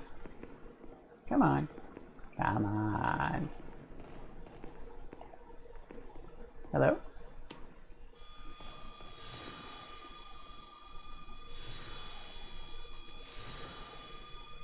I mean, if I can get in front of him and just hit him with a fireball, I'll do that.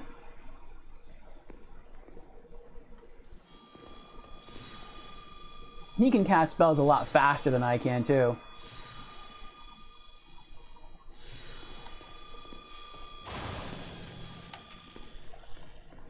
There we go. That's what I was waiting for.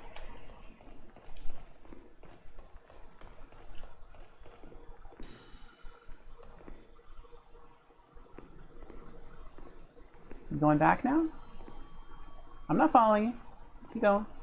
Keep going. There you go. Gotcha.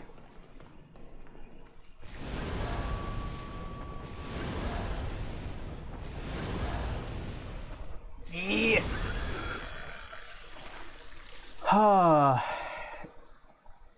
In normal common talk, for example. Yes, yes.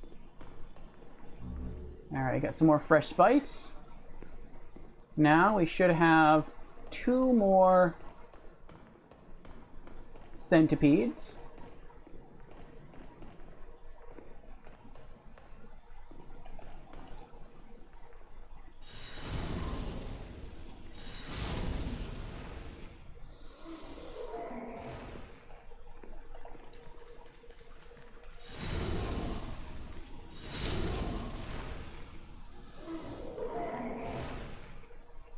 Alright.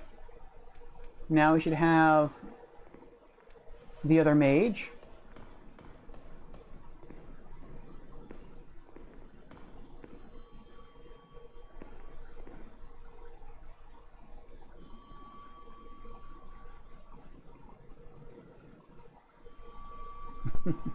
If you ask me, I'm fine in the morning.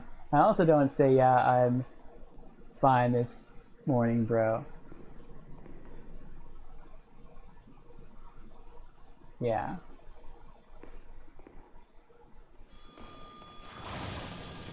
I don't either.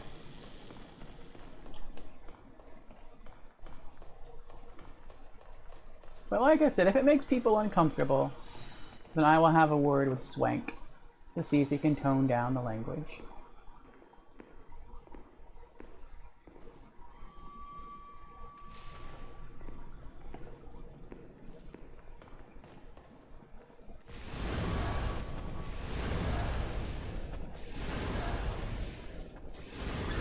All right.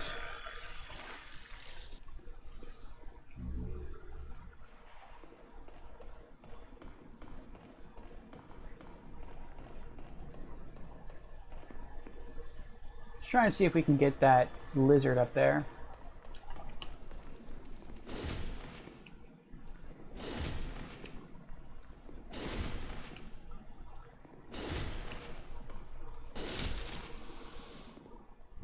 Two chunks of moonlight stone. There he is again. Alright. We're going to let all of our mana recharge. And then we're going to try the same thing and hope to get lucky. Spam Firestorm. How much do we get back with Aged Spice or Old Spice? Recover some of the user's MP. Recover a large amount of user's MP. I'm hoping Old Spice will give us enough mana back each time to let us cast another Firestorm. I don't think it will. It seems like we have to use like 4 fresh spice to regain 200 mana, so probably fresh spice does like 50 mana per usage. I'm guessing Old Spice maybe doubles that to 100 mana. So we probably still have to use like 2 Old Spice. But that's not too bad. I mean, worst case scenario, we can unlock or untarget the old monk and then just sprint away. And then within that time, we can try to just down 2 Old Spice and then do it again. So that might work.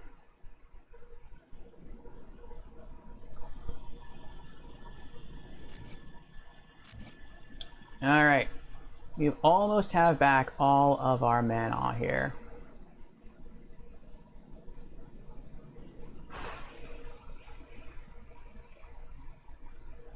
This is also the last boss we need to kill before stream's conclusion. So I'd rather end on a high note. I'd rather end with us beating this boss tonight.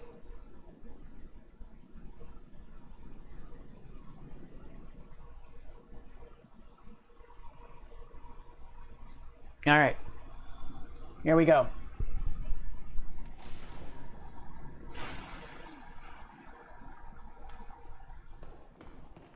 And if this doesn't work, I think the next strat might be to gamble with the Insanity Catalyst and see if that increased damage will help us.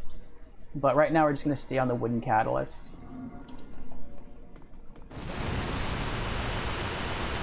That's not a lot of damage.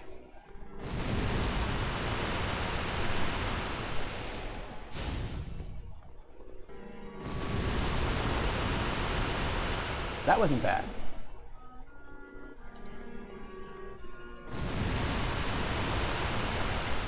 No! Oh my goodness! What were you doing? I tried to roll away and I rolled towards him by accident. Oh, that's actually pretty good right there.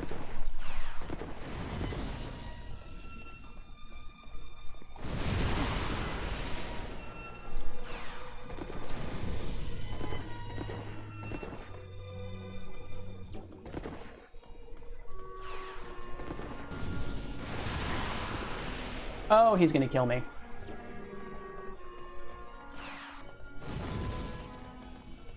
And I have no strong healing items. Oh!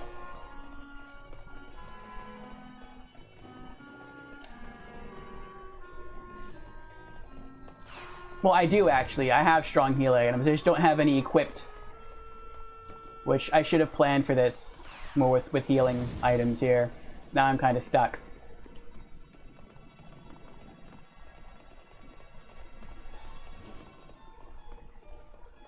Because he probably hits me like one more time physically and I'm dead.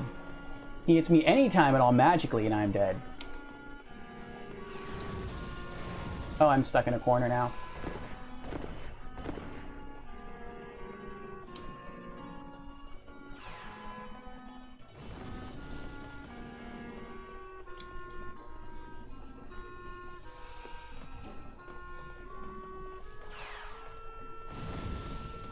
Oh, I'm a fool. While I'm doing all this running around and dodging, I should have had my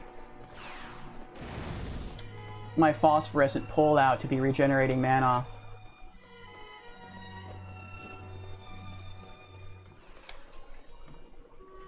Ooh, they just missed me.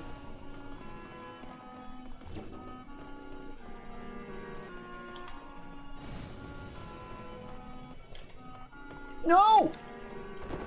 I hit the wrong button. I meant to cast the spell, and I accidentally slashed my sword.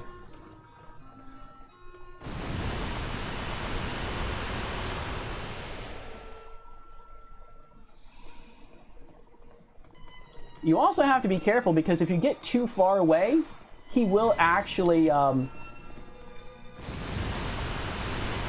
himself.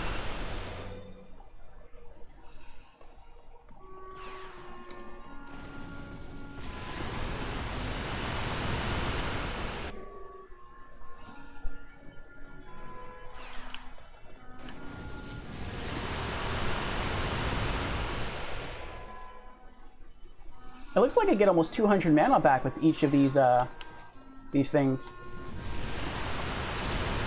We did it! Second try victory on the old monk. That is a lot better than the new game. New game, it took me 8 tries to beat him. Oh my gosh, this time we did it in 2 tries. That was intense. That really was intense. And no, I guess we're not going to level up. We did pick up our souls after we died. But no, we're just sitting at like 70, almost 75,000. How many souls does it take us to level up again? 112,000? What is it? 80, 30. It's like almost 40,000 souls we need. Yeah, it's not going to happen tonight. Oh. All right. Let's readjust our inventory here. I am so lucky that I was able to keep running and using the Crescent Moon Grass. I should have just used like my Full Moon Grass, which is the strongest heals I have, or at least Late Moon Grass. I got a lot of those.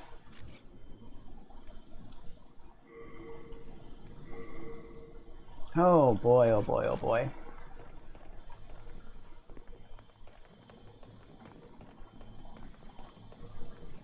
The Yellow Demon Soul. All right. Return to the Nexus. Now we can fix up our gear. We can finally learn a new spell. We're not going to use a new spell, but we are going to learn it to make progress towards our Learning All Spell trophy. And we have to go see I think it's Sagebreak. Oh, okay. I was thinking, what did I do with this soul the first time? You have your wits about you. Surely you understand me. But the first time I turned the old monk's soul into a weapon, which is the Insanity Catalyst. Alright, learn spell. Homing Soul Arrow. Spell from the demon Old Monk's Soul. Produces a soul arrow that tracks its target. That's a spell he was using against us. That's the spell that killed me the first time we fought him. The old man was nothing more than a medium for the robe that drives men mad. This spell reflects the old man's nature to yearn for power that was not his.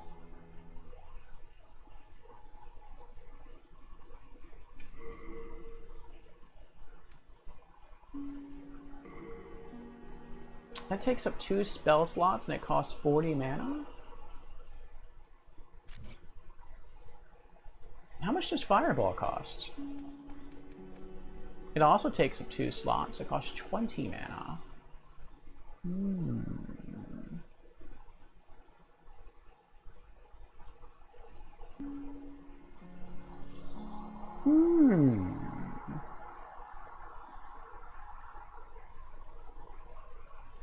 Homing Soul Arrow is stronger than Fireball. At least I think it is.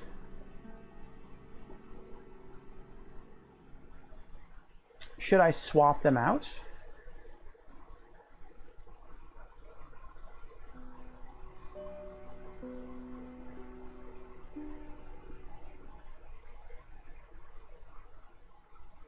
I think that would actually be a good idea. It only costs 10 more mana. It deals potentially, I think, a lot more damage. Unless the entity resists magic. And Homing Soul Arrow doesn't fire immediately, which is both a good and bad thing. It's a bad thing because you want to deal typically as much damage as fast as possible to an enemy. But it's a good thing when you can set up multiple spells to trigger at once. So I can activate like Homing Soul Arrow, and then I can run up to a boss or powerful NPC, and I can go down to cast Firestorm, and as Firestorm is coming up, that should be when Homing Soul Arrow is activating, so they're going to get hit from below with fire and hit from the side with magic from Homing Soul Arrow. So that could be a pretty good combo, and there's some bosses that do resist fire. And to those bosses that do resist fire, I've been using Soul Ray. But again, Homing Soul Arrow is a stronger spell. You know what? Let's do that. Let's release all of these. Where are we going next? We're going to the Archstone of the Shadowmen. So, yeah. Interesting. I hadn't planned on this, but we're gonna get stronger. I really thought the Homing Soul Arrow was 3 spell slots, not 2. All right, so let's do Flame Toss because I think fire is effective with the skeletons. I think. We'll do Soul Ray. Oh, that's why I did it. That's why I did it. I kept Fireball because of its small AoE radius, so if enemies were shoulder to shoulder, I could smack them with Fireball.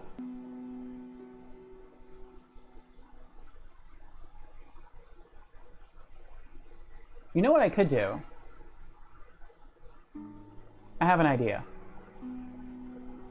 Hi, bro. Hello, Sage. Sage Jeff. How are you doing, Sage Jeff? I think I'm going to try something different here. Let's let that go.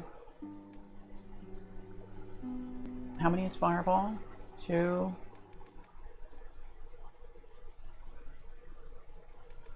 1, 2, 3. 4, 5, 6. Yeah, I can't have them both. I was gonna say I'll just use Soul Ray, Fireball, Homing Soul Arrow, and Firestorm, but I can't do all that. Right? That's 1, 2, 3, 4, 5, 6, 7, 8. No, I can't do that.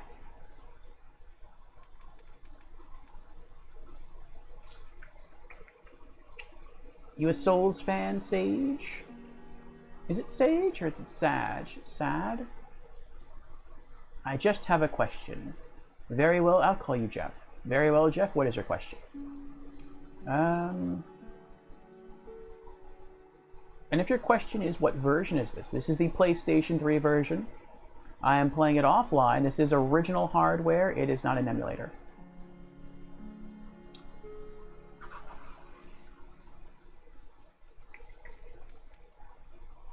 Alright, so I'm definitely keeping Firestorm. Let's do this by process of elimination. I'm definitely keeping Firestorm. That is an awesome spell.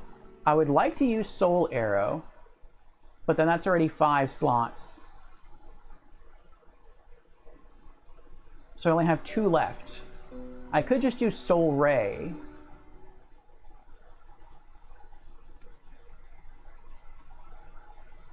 I could completely abandon Fireball and just do Flame Toss and Soul Ray. You know what? Let's do that. I like that. That sounds good. All right. Flame Toss as our small default spell for enemies that are weak to fire. And I might still swap this out occasionally for Soul Arrow. We'll do Soul Ray if the enemies are lined up.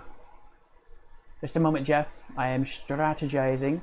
We are going to, at least temporarily, abandon Fireball. We're going to use Homing Soul Arrow. And then we're going to use Firestorm. Oh boy. I am liking the look of this build. Yes, indeed I am. Bring me more demon souls when you can. I patiently await you, my fine magician friend. This might be my new default setup for spells.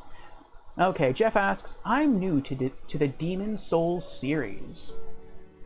I wanted to start one of them, but I do not like gosh darn hard games.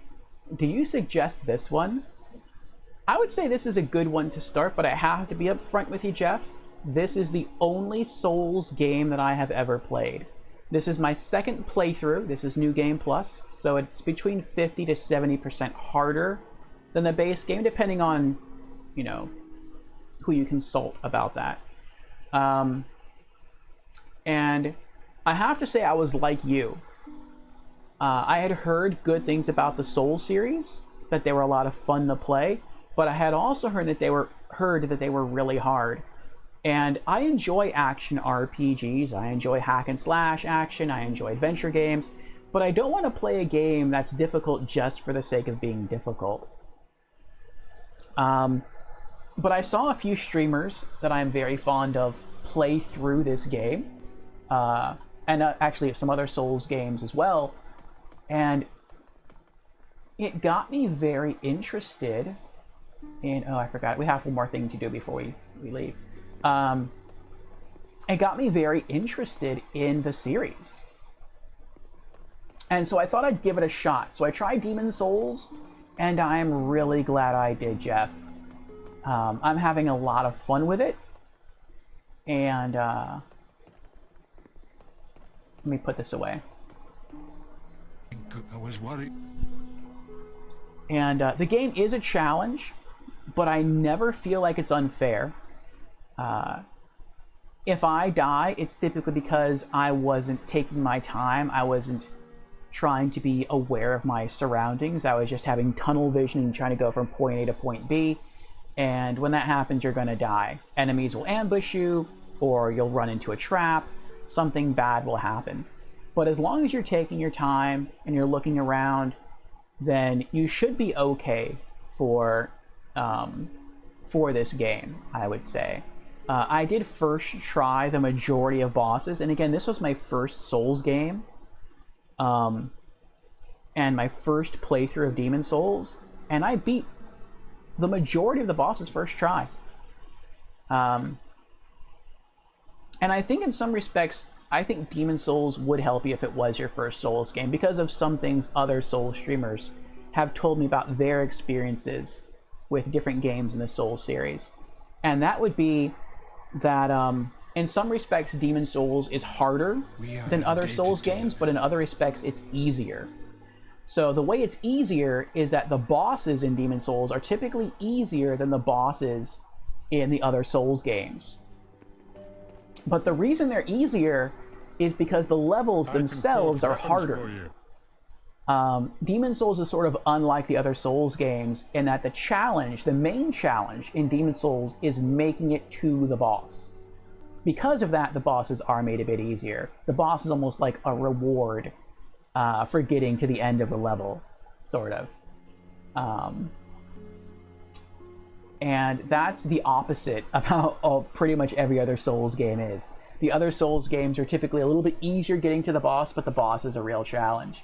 Now, the reason why I say because of that Demon Souls might be a good start point is because Demon Souls is going to teach you a lot of things if you don't already know them.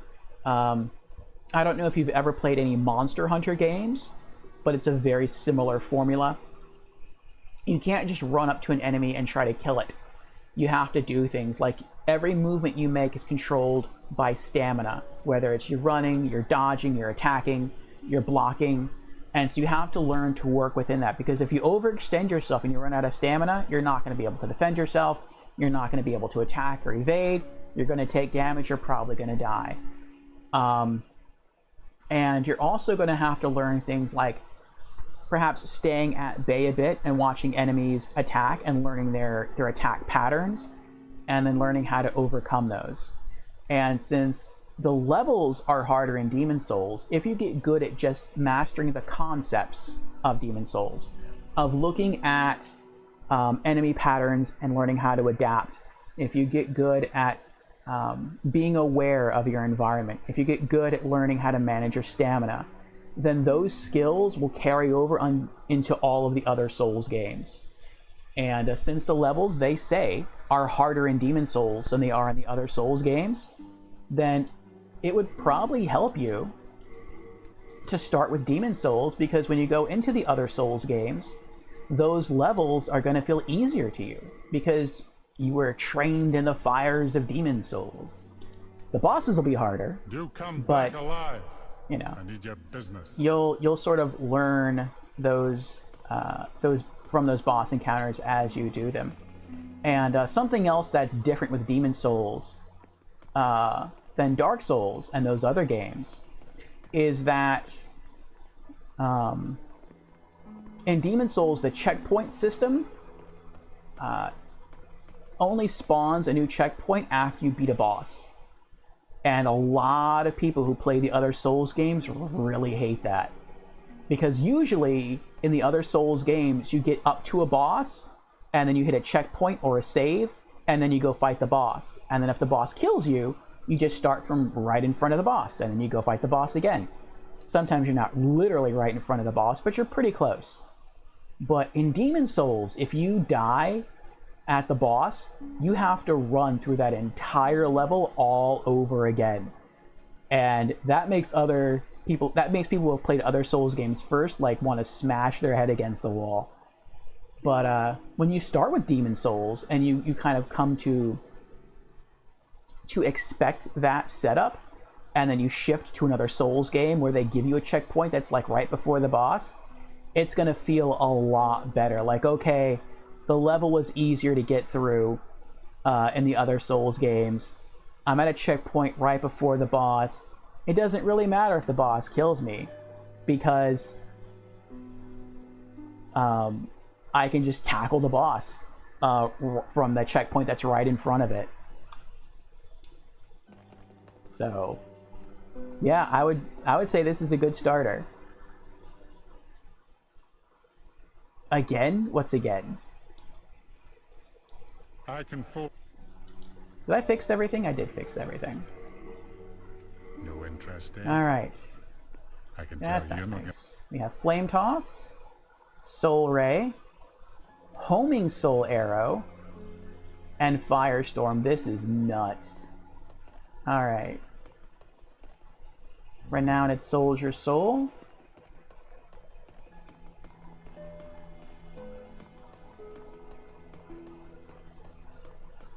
There's another body.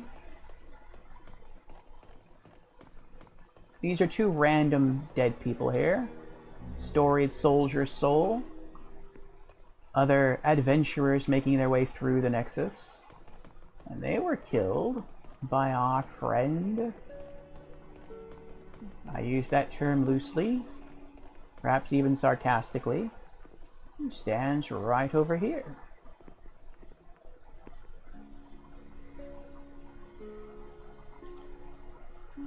I'm indebted to you for your help in Latria. Without it, I would not have been back to the Nexus. Now I can go on with my work, and for that, I must thank you.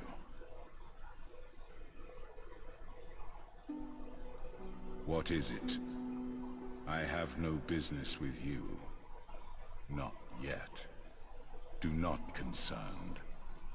Life is hardly as precious as one think.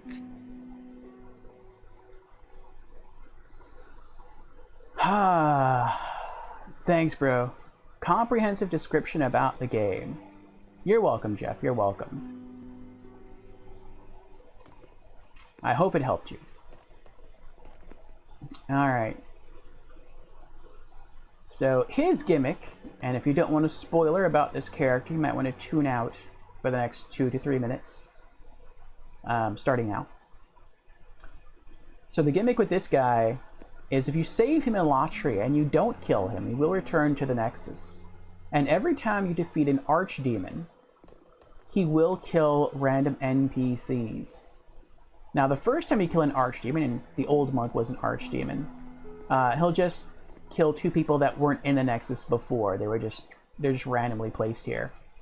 But the further you get through the game, he'll start killing NPCs that matter.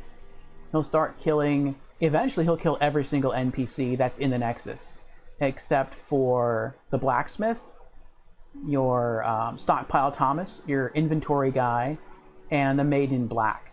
They will be the only 3 left alive. So you won't be able to change around or buy any more spells. You won't be able to purchase any more miracles or adjust any more miracles. You'll be completely cut off for the rest of your playthrough. And that can really stink. So it's good to kill him when you have the chance. And some people don't know that, and it actually sort of messes up their game. Thank you. Welcome to our Magic Menagerie, Jeff. Thank you for the follow. So we're going to kill him now. And we're going to try our new spell. Now, he's not aggro unless we attack him first. So what we're going to do is we're going to try Homing Soul Arrow. And then we're going to try Firestorm, and we'll see what happens. This is my first time using Homing Soul Arrow.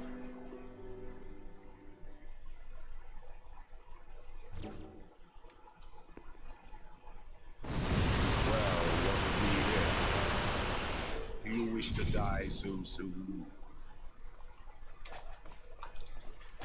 Oh! I was trying to do that. Why you? Got him. Mephistopheles was right about you. Yes, she was.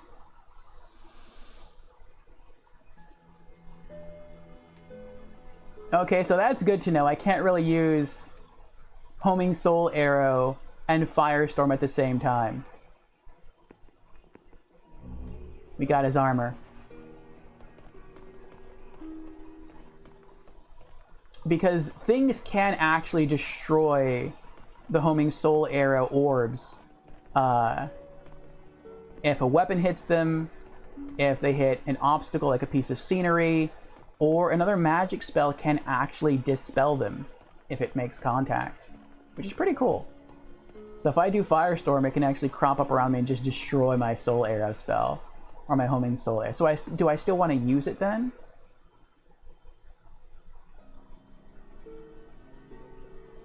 You know what? I'm going to say yes. The reason I'm going to say yes is because the AoE on Fireball is pretty small. Like, the enemies really do kind of have to be bunched up to take some damage from it. I mean, you kind of saw me use it earlier in the Prison of Hope. That was pretty cool. That was actually pretty cool. To get that same effect, I would have to get lucky with Firestorm. Is there any other time when I'd really want to use Fireball for enemies being next to each other? I'm trying to think of the different Archstones and the different encounters, and I can't say I can think of one right now. Not to say they don't exist. I just can't recall them to memory.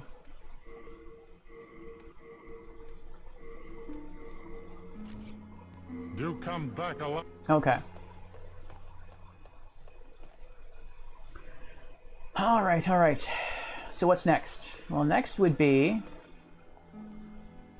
over here. Archstone of the Shadowmen. Actually, before we do that, let's talk to everyone again. See if after killing an Archdemon, if their dialogue has changed. Are you here for more witchcraft? Very well. I shall help you however I can. If the demon is cursed, so shall be the witchcraft. Freke's potential, while mine is a dark, dependent art. I owe my life to you. If you are ever in need of witchcraft, speak to me. It is a dark art, but it is all that I can offer. Her spells are very interesting in this game. I really like them. They're either hard to control, or they have strong minuses, like they hurt you when you use them. But they are the strongest spells in the game. Sage Frake, more controlled, more precise, but not ever as strong. You saved Sage, did you not? Then I was right to bend the rules and teach you a few tricks. Nevertheless, I'm grateful to you. Do you see how important sacks are in this dreary world?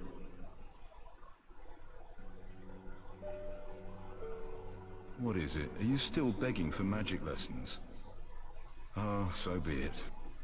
Better than having you bother Sage Frake. Sage Frake prefers to work alone. Do not dare to bother him by gabbing about trifling nonsense. He is on the verge of discovering something that will rival even the demon's souls. I see. Suit yourself.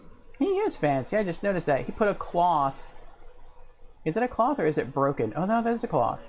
He draped a cloth over the piece of stone there, so he wouldn't get dirty when he sat on it. Huh. You have your wits about you. Surely you understand me. We were wrong to assume that only demons could do. He said that already. I am fully prepared. Yes, yes, yes. You know what? Let's just go to the next Archstone.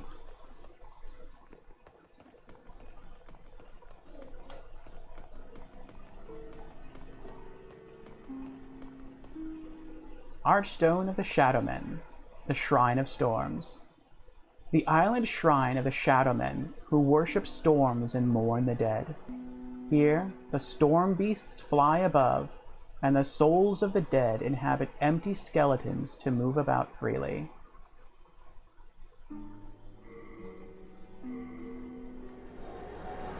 Oh, actually, I used to use Fireball here a lot in New Game Mode. If you smack a skeleton with a single fireball, it typically dies.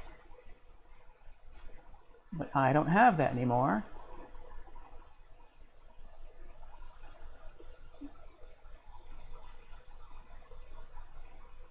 I could try Flame Toss, or I could try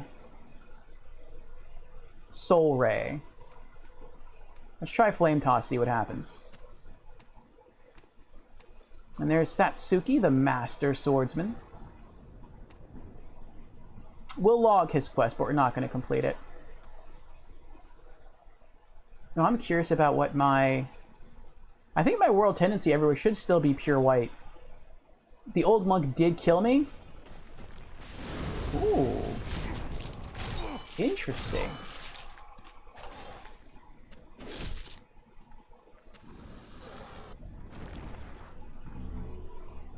The old monk did kill me once, but then we killed him, and so that balanced it out. Let's get back some HP. Generator's ring. That's not bad. I would have liked Flame Toss to one-shot him, but it did way more damage than I thought it would. I wonder how effective Soul Ray would be. Hey, you over there. You seem to have your head about you. Come here. I have a proposal for you. Do not be afraid. I have much to gain. Okay.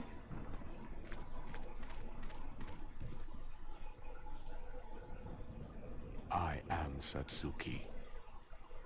I seek a keepsake of my father. Have you seen the sword inscribed? Makoto, I will offer you demon souls if you can help me find... The Makoto chooses its owner, but he who harbors self-delusions should at once be warned. The Makoto is no sword for the faint of heart. The Makoto but he who the Makoto. So here's another spoiler. If you don't want to know about this fellow, again, tune out for the next 2 to 3 minutes. It's a Satsuki, the master swordsman, who only spawns in human form during pure white world tendency. He gives you a quest to find the magic sword Makoto, and when you bring it to him, he will try to kill you. Actually, he'll ask for the sword first, unless you're wielding it. If you're wielding it, he'll just try to kill you and take it from you. If you have it in your inventory and talk to him, he'll ask for it. And you can either say yes or no. If you say yes, you'll give it to him, he'll take the sword, and then he'll try to kill you. If you say no, then he'll try to kill and take the sword from you.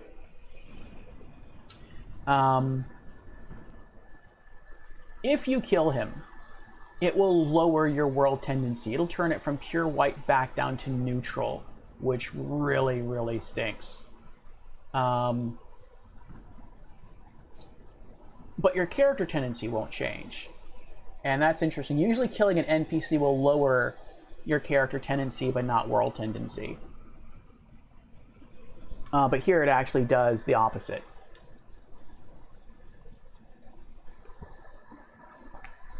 And I think that's because of how tendencies kind of work and what they are. Character tendency is whether or not your character is good, neutral, or evil. World tendency is how the world perceives you, or how the Archstone, how the realm via that Archstone views you as a character.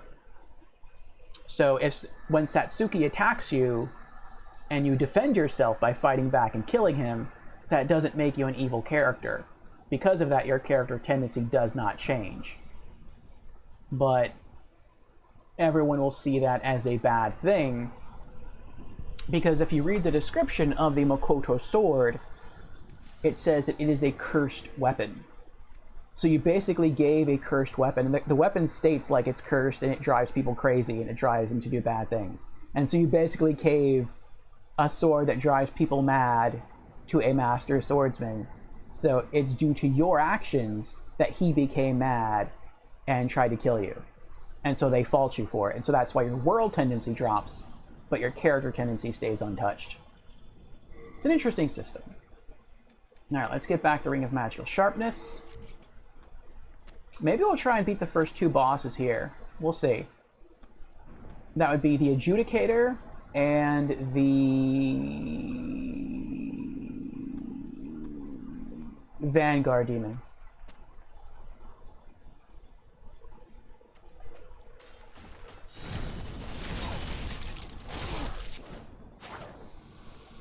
Okay. So they do resist magic. Because Soul Ray did about as much damage as Flame Toss.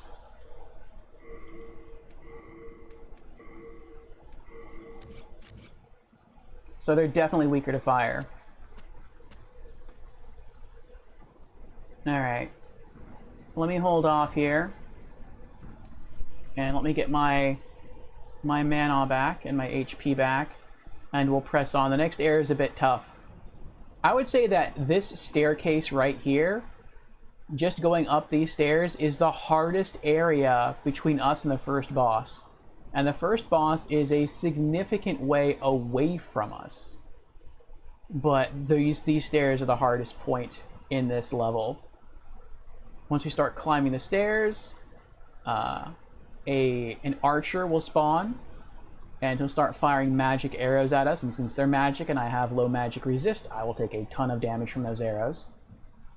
And there's also 2 more skeletal wars close to the top of the stairs.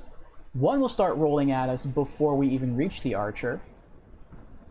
And if we try to go for the archer, then that will draw the attention of the second skeletal war, and then we'll have 2 skeletal wars coming after us. And that's too much of a headache. We will die. The skeletal wars can run. Well, they don't run, they roll. But they move faster than we can run, even sprint. So there's no getting away. You just have to fight. And if they overwhelm you, that's it. You're dead. That kind of stinks. So going into this encounter, I do want to make sure I have as much health as possible. I think last time, didn't Flame Toss... I wonder if Flame Toss staggered them. I don't recall. If it does stagger, then we can just Flame Toss and then Sword Swipe, and that should be it. That should be enough. But I really don't remember, even though we just did it. It's probably because I've been streaming for... How long has it been now? 7.5 hours? And it's what time now? 4:20 in the morning? We'll see, though. We'll see. There's the archer. There's the other skeletal warrior. Oh, we have to get closer, though. There we go.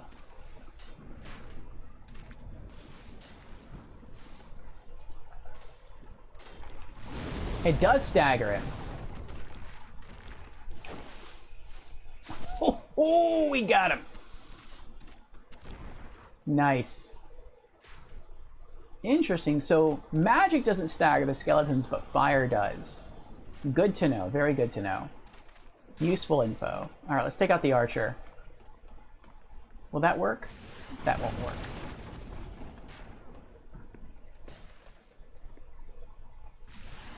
There we go. Oh yeah, they're weak to fire. We're getting a good amount of souls from this too. There's the second skeletal warrior.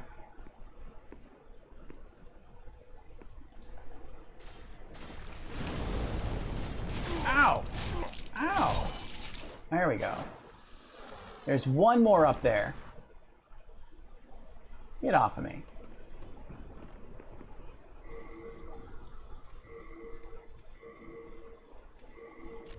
Once we kill that next skeleton, it gets easier. There's 2 skeletal archers perched up on the wall. They're pretty easy to avoid being shot by. Once we get through there, there should be another magic archer up in the left-hand corner. He's pretty easy to avoid. There's some flying stingrays. We can take them out without a problem. And then there's just the Vanguard Demon. And the Vanguard Demon is probably the easiest boss to kill in the entire game. In the tutorial, he will utterly destroy you. But in this map, he is super easy to kill, and I think that was done on purpose by the developers, because I think a lot of people get cheesed off that you encounter such a tough boss so soon in the game. And he kills pretty much everyone he encounters. You can beat him, but he kills pretty much everyone that comes across his path. And you never get to fight him again in the tutorial. You never get to go to the tutorial again. You have to create an entirely new character to go through the tutorial to face the Vanguard again. So I think that's why they put another Vanguard Demon here that really can't do much. So you can get out that aggravation from the tutorial level. Now while we're hanging out here, let's regen some mana as well. I think that should be enough. Once we get all of our mana back, we'll go into the next encounter and we'll swap rings.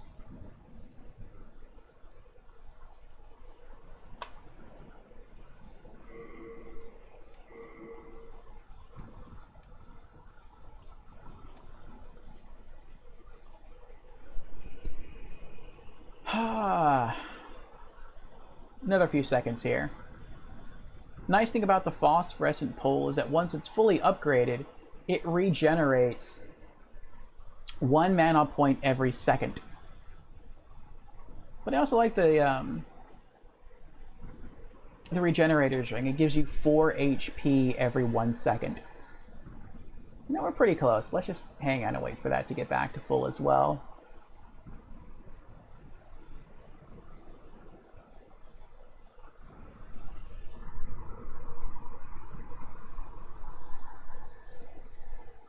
Thinking if maybe I should use a stronger spell. A spell that I can use to one-shot. That would be Fireball, actually. No, I don't want to go back for Fireball.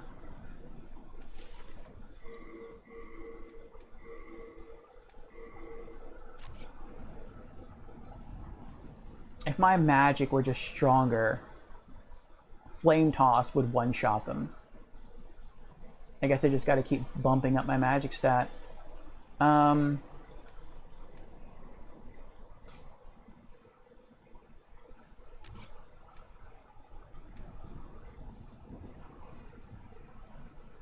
I probably will use Homing Soul Arrow during this upcoming boss fight with Adjudicator.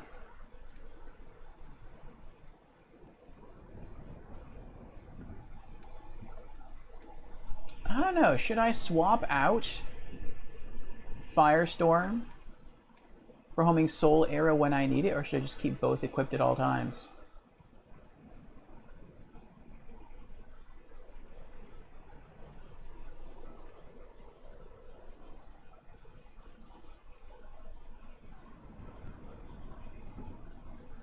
I'll think about it.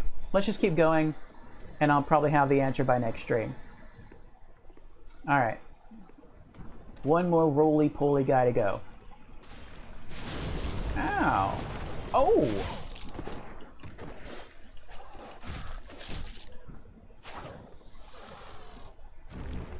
Shard of Bladestone. Alright, now it gets easier. We'll equip the Regenerator's Ring, but we're not going to wait for it to heal us. We'll just keep going. There's no one else up here. Oh, the Fog Gate's gone. Not only is the Fog Gate gone, but the Vanguard Demon isn't here. It doesn't respawn? Oh, no, it does respawn. That's right. I was here before. I came here earlier. Oh,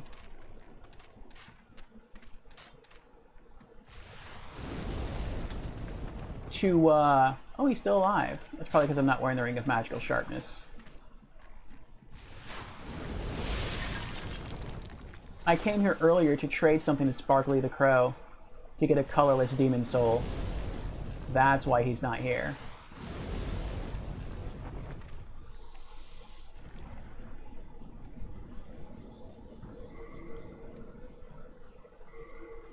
Am I back at full HP? Yeah, I am. Okay.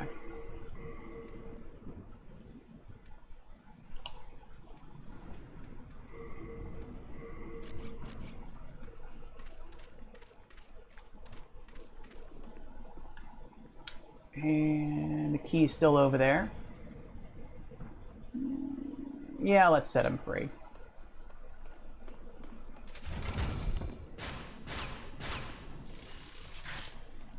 It's always fun to see the first time there. And then if you go outside, there is a black samurai you can fight, a black skeletal samurai, who is very strong. Actually, if I go up here, I think we get ambushed by another skeleton. You know what? Let's save that for later. Let's just go do the boss fight. I'm going the wrong way. We're going to try to make this as simple as possible. Eventually, I will have to come back here and free the merchant that's trapped in the basement, but that's because I'm going to have to kill him at the end of the game to have evil character tendency. So, just like there are world tendency events, if your world is in pure white or pure black world tendency, there's also different tendency events for your character, whether you're pure good or pure evil. And we'll just leave you there.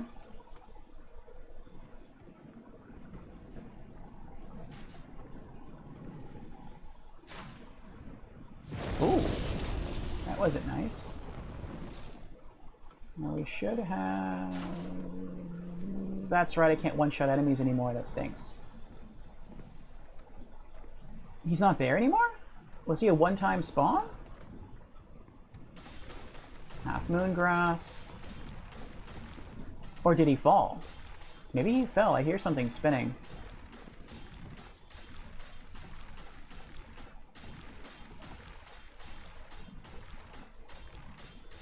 Yeah, I hear him spinning. I don't know where he is. And usually the first time you come here, there's a guy holding a cleaver a skeleton guy holding a cleaver. Ritual blade is what it's called. And he is very threatening. Shard of Cloudstone. Oh, forgot about you.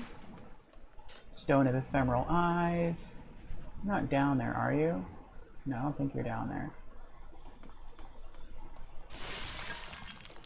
So I learned to skip in this level. I didn't see anyone else do it. I just came up with it myself. And that is, if you're over here and you look down, you don't really see it right now, but there is a person sitting down holding a gold ring or a gold yellow object. And I'm like, I wonder how you get that. And so I tried to roll from here over there, and I was able to make it. So I don't know if I can do that again for you right here, but we'll see. We'll see what happens. Oh, nope, almost. Almost did it.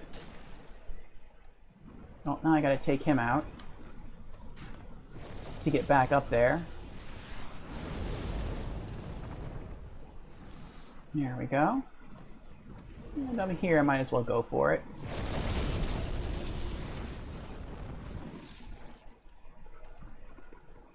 Unknown Hero Soul. This is not an area I like to play around in. I try to avoid this if possible. I think we still have another warrior to fight. There he is. I wonder if I can sneak up on him and go for the backstab. You think I can do that? Let's try. Nope, nope, I was wrong.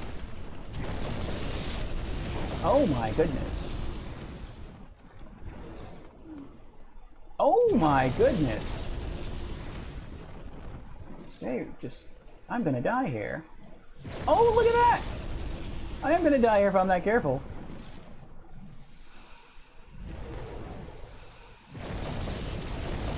Luckily, even though the images pass through the wall, I can't die. This is nuts. Do I still have the Regenerator's Ring on? I do not. Let me get that on. Look at this. Look how much damage I'm taking. This is crazy. I think that's also because their spikes are magic-based projectiles. But the way you're supposed to do this is you're supposed to get down and go all the way around this whole castle and wind yourself all the way back around to down there. But ever since I did this the first time, I've tried to repeat it so I don't have to do that all over again. Right there. There we go, I did it. See, there's the ring. Drop down, or I call it a ring. Oh, it is a ring, Grave Robber's ring. There you go. And now from here, you can drop down. There's a fog gate. Now you can't walk out this fog gate because you're supposed to be on the other side of this. You're supposed to be walking in through here. So this will always be locked. So if you're curious, you can eventually sort of undo what I just did in order to get that. We have more Cloudstone, you have a bug, which I'm not going to get. You also have another Regenerator's Ring down there if you want to collect it. A lot of people get to this point and they turn around and walk away because this is rather high, but you can climb it. Alright, let's get rid of that. There's our Regenerator's Ring. This is how I got my first one.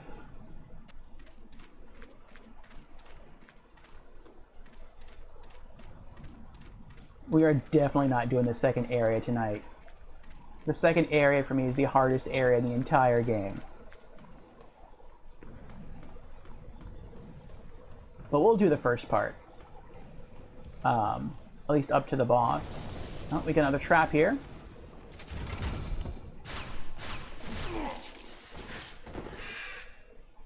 I should have not done that. I was thinking to step on it and just stay towards the wall, and I was like, no, I mean, it's right here. I can just run out and hide here and that should be fine, but... Alright, now we actually have to either fight the Black Samurai, I like how he's posing right at the bottom of the stairs so menacingly. Or we have to fight him. What kind of makes the Black Samurai nice to fight is that even though he is a lot stronger than the other enemies, he only walks towards you. He never runs. Unless he's like really, really close. Then he'll lunge at you. But typically he just walks.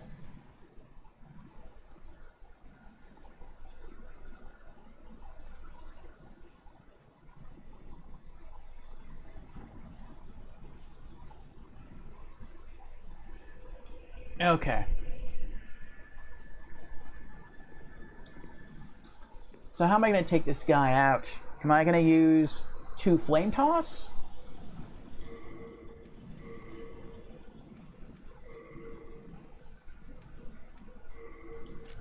Let's try 2 Flame Toss. Maybe that'll work. I think when I used Fireball against him, Fireball was a one-hit KO on the other skeletons. I think against him I need to use like 3 fireballs. So that does worry me a bit. Let's try homing Soul Arrow, see if that does anything. I am kind of nervous though because he does resist magic. So I think he does.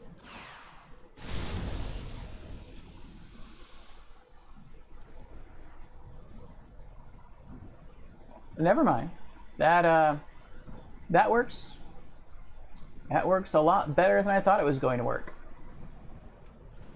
You know, I think I'm going to keep homing Soul Arrow. I was questioning whether or not to keep it or to go back to using Fireball. I think we're going to hold on to it. At least for now. Seems alright.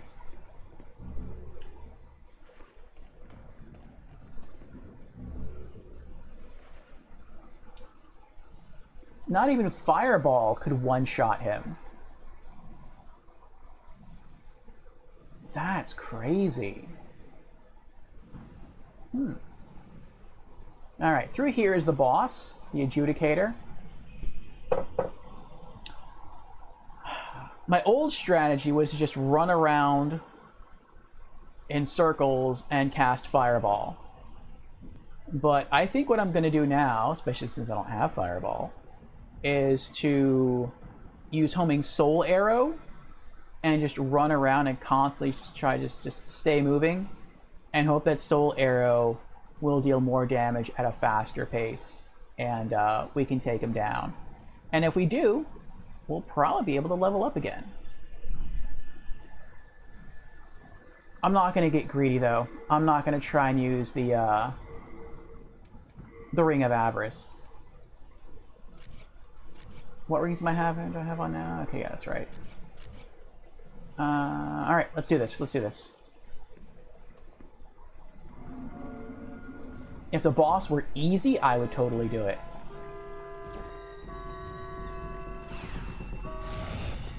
That's over... Uh-oh.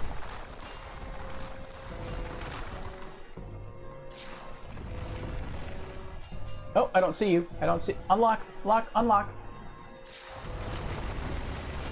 I didn't know we could destroy the floor.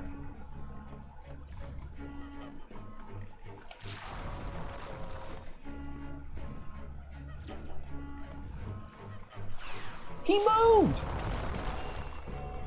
How dare you move? Oh dear. Unlock.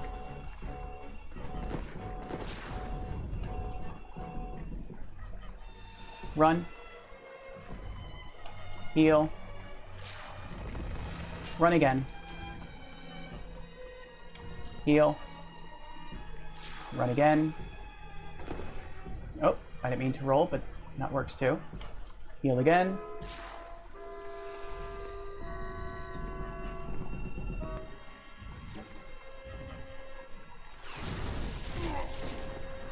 Well, one hit him.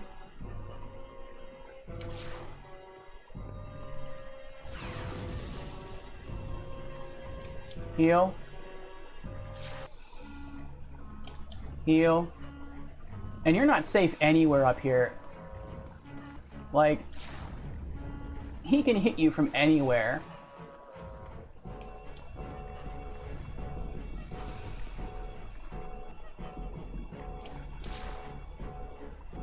So you just gotta stay moving.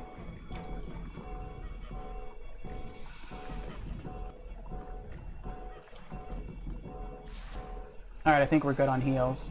I just need one direct hit and he's done.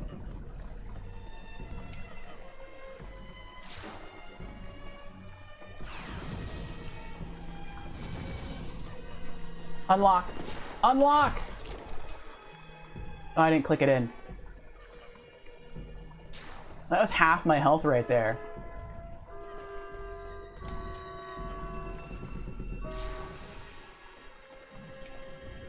In one hit. Ooh, that was close. You almost done licked me.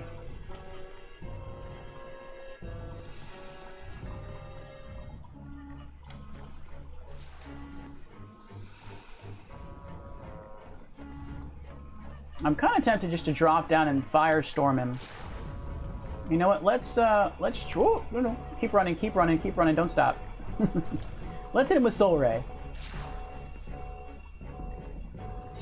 There we go, one more. That works. The demon was destroyed. You shall obtain the demon soul and a power that is beyond human imagination. 46,800 souls. It can level up. That was a good starter, though. We started with Homing Soul Arrow, and it did a ton of damage. We just couldn't pull it off fast enough again.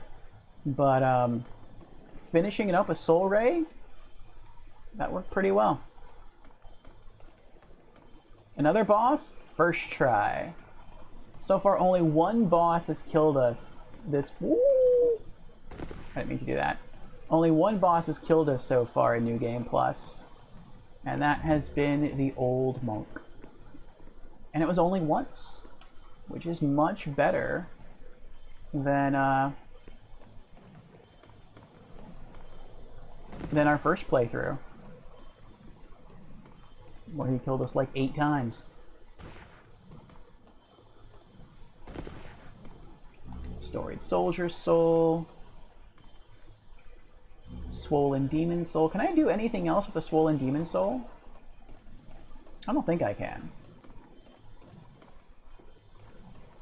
We'll try to run around and check it out, though. I know you can use it to forge the cleaver that the Adjudicator uses as his main weapon. And we've done that already. Yes, return to the Nexus.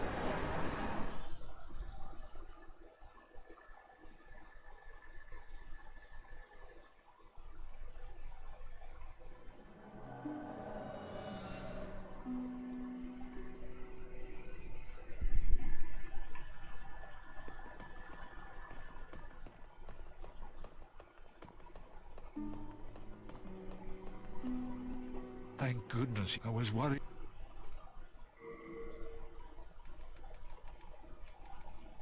Yeah, let's drop all these back off. And that. And some more hero souls.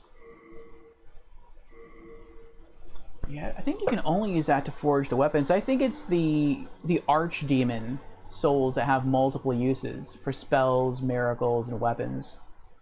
I think all the other boss demon souls can only be used for one purpose.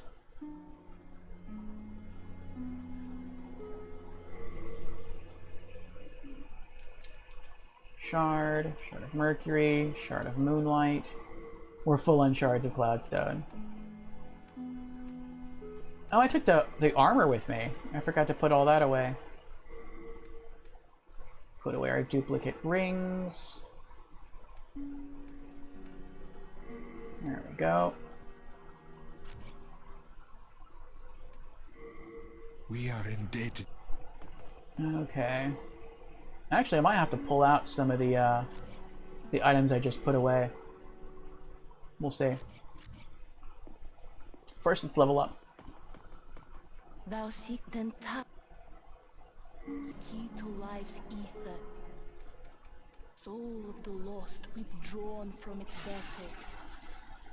Let strength be granted so the world might be mended. So the world might be mended. Magic goes up by 100.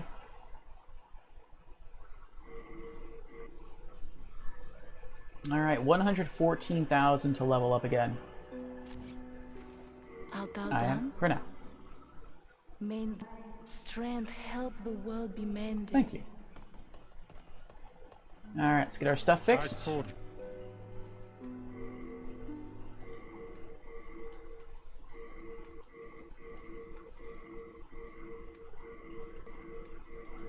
And restock on items.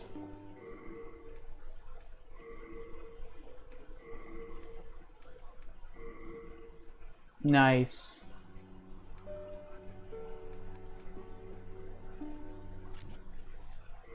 You come back alive. I need your business. Oh, he's still there. I think if we were to explore further, Patches would have disappeared from us. That's the other level you encounter Patches in. He's in the Archstone of the Burrow King and the Archstone of the Shadowmen. Alright, so we're back to full healing items, full magic items. We leveled up a few times. What soul level are we now? 132. Pretty good. So yeah, we've been streaming now for just the clock just ticked 8 hours. So it's been a really great birthday, everyone. Thank you again. Thank you for the follows. Thank you for the subscriptions. Thank you for the gifted subscriptions. Thank you for the cheers. Thank you for tuning in and keeping me company during my stream. Really big thanks. I think we are going to go ahead and call it here. I'm going to see if there's anyone else on right now that we can throw a host and raid over to.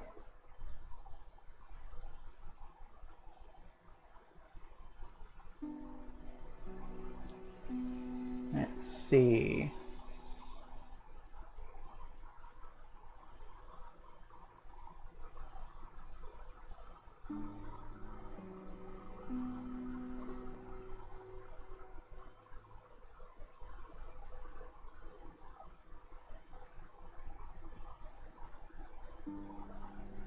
We have a few people here.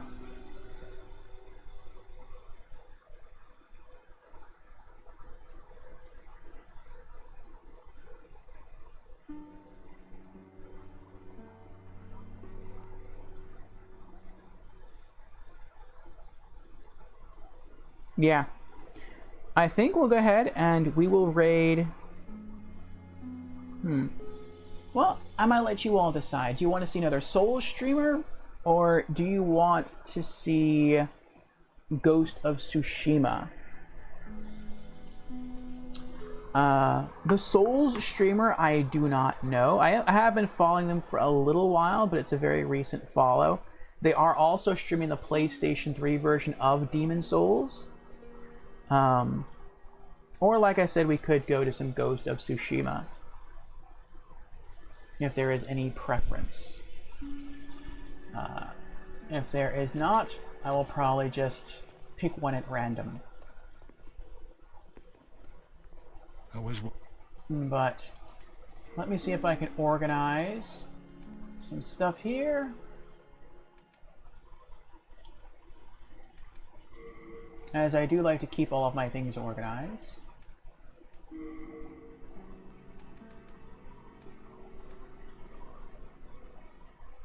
And then we'll do the raid. And then from there, I'll make some closing announcements. Actually, you know what? I think we'll do that now. I think probably just watching me organize items might be kind of boring. But I'll definitely do this off stream though. But yes, thank you again to everyone who tuned in. Thank you to Jeff for the follow. Thank you to Marcusor for being here. Thank you to Ink for being here as well. Thank you to Swank for showing up. Thank you to Indy. Thank you to Super Rock. Thank you to General Organa. Thank you to Clam. Thank you to Creepy. Thank you to Indy. Let's see here. Who else was here? Thank you to Sharp for being here. Thank you to Brookie Kazooie. And thank you to Astral Blades. Thank you to Krogoth. And thank you also to the Lurkers for being here as well. I do appreciate it. So thank you for helping me celebrate a very happy, very merry birthday. Yeah, so we're gonna throw a raid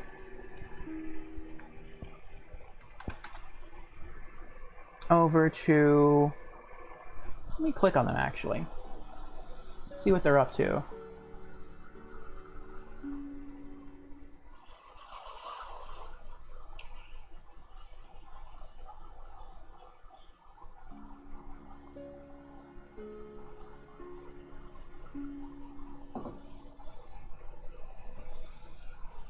But I guess I'll make the closing announcements now, so we have something to go over. The next time I'll be streaming will be tonight, actually, Friday night at 8 p.m. US Eastern for Franchise Fridays. And we'll be continuing with Enigmatus 3, The Shadow of Carcalla. It is a point-and-click adventure game in which we are trying to stop an evil preacher from conducting a ritual to have his body taken over by a demon and destroy the earth. I don't think we're going to beat it tonight, but we are going to make some good progress. The next time I'll be playing Demon's Souls will be next Thursday from 8 p.m. US Eastern until we feel like stopping. And the goal will be to finish the Archstone of the Shadowmen. And as I said before, that for me is the hardest area in all of Demon's Souls. And then from there, we'll see what happens. We might try to finish the first area of the next Archstone, but I kind of doubt it. We'll probably just finish the Archstone of the Shadowmen and call it. But again, it's been a lot of fun. So I thank you for that. And I think he's actually pretty close to beating the game. Let me see. Oh, he is. Yeah, let's go ahead and throw...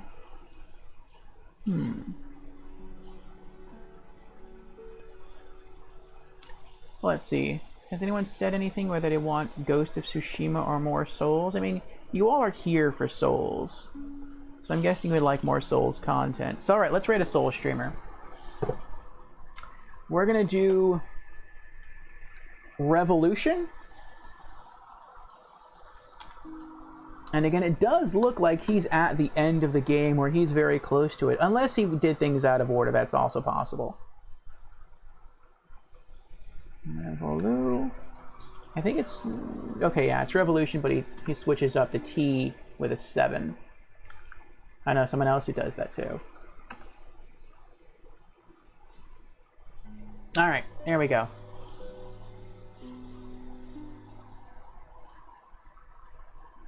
So yes, thank you everyone for being here. Thank you again. Thank you also to the lurkers for keeping me company. And I hope you enjoyed the gameplay, the game, my take on the game, or a mixture of the above. I'm probably blathering a bit because, as I said, I've been streaming for 8 hours and it is just about 5 o'clock in the morning for me. So I'm probably going to hang out in Revolution stream for a while and then get some sleep. Friday is a new day. We'll be back, and yeah, the celebrations and streams will continue. So, thank you again, everyone. Have a good night.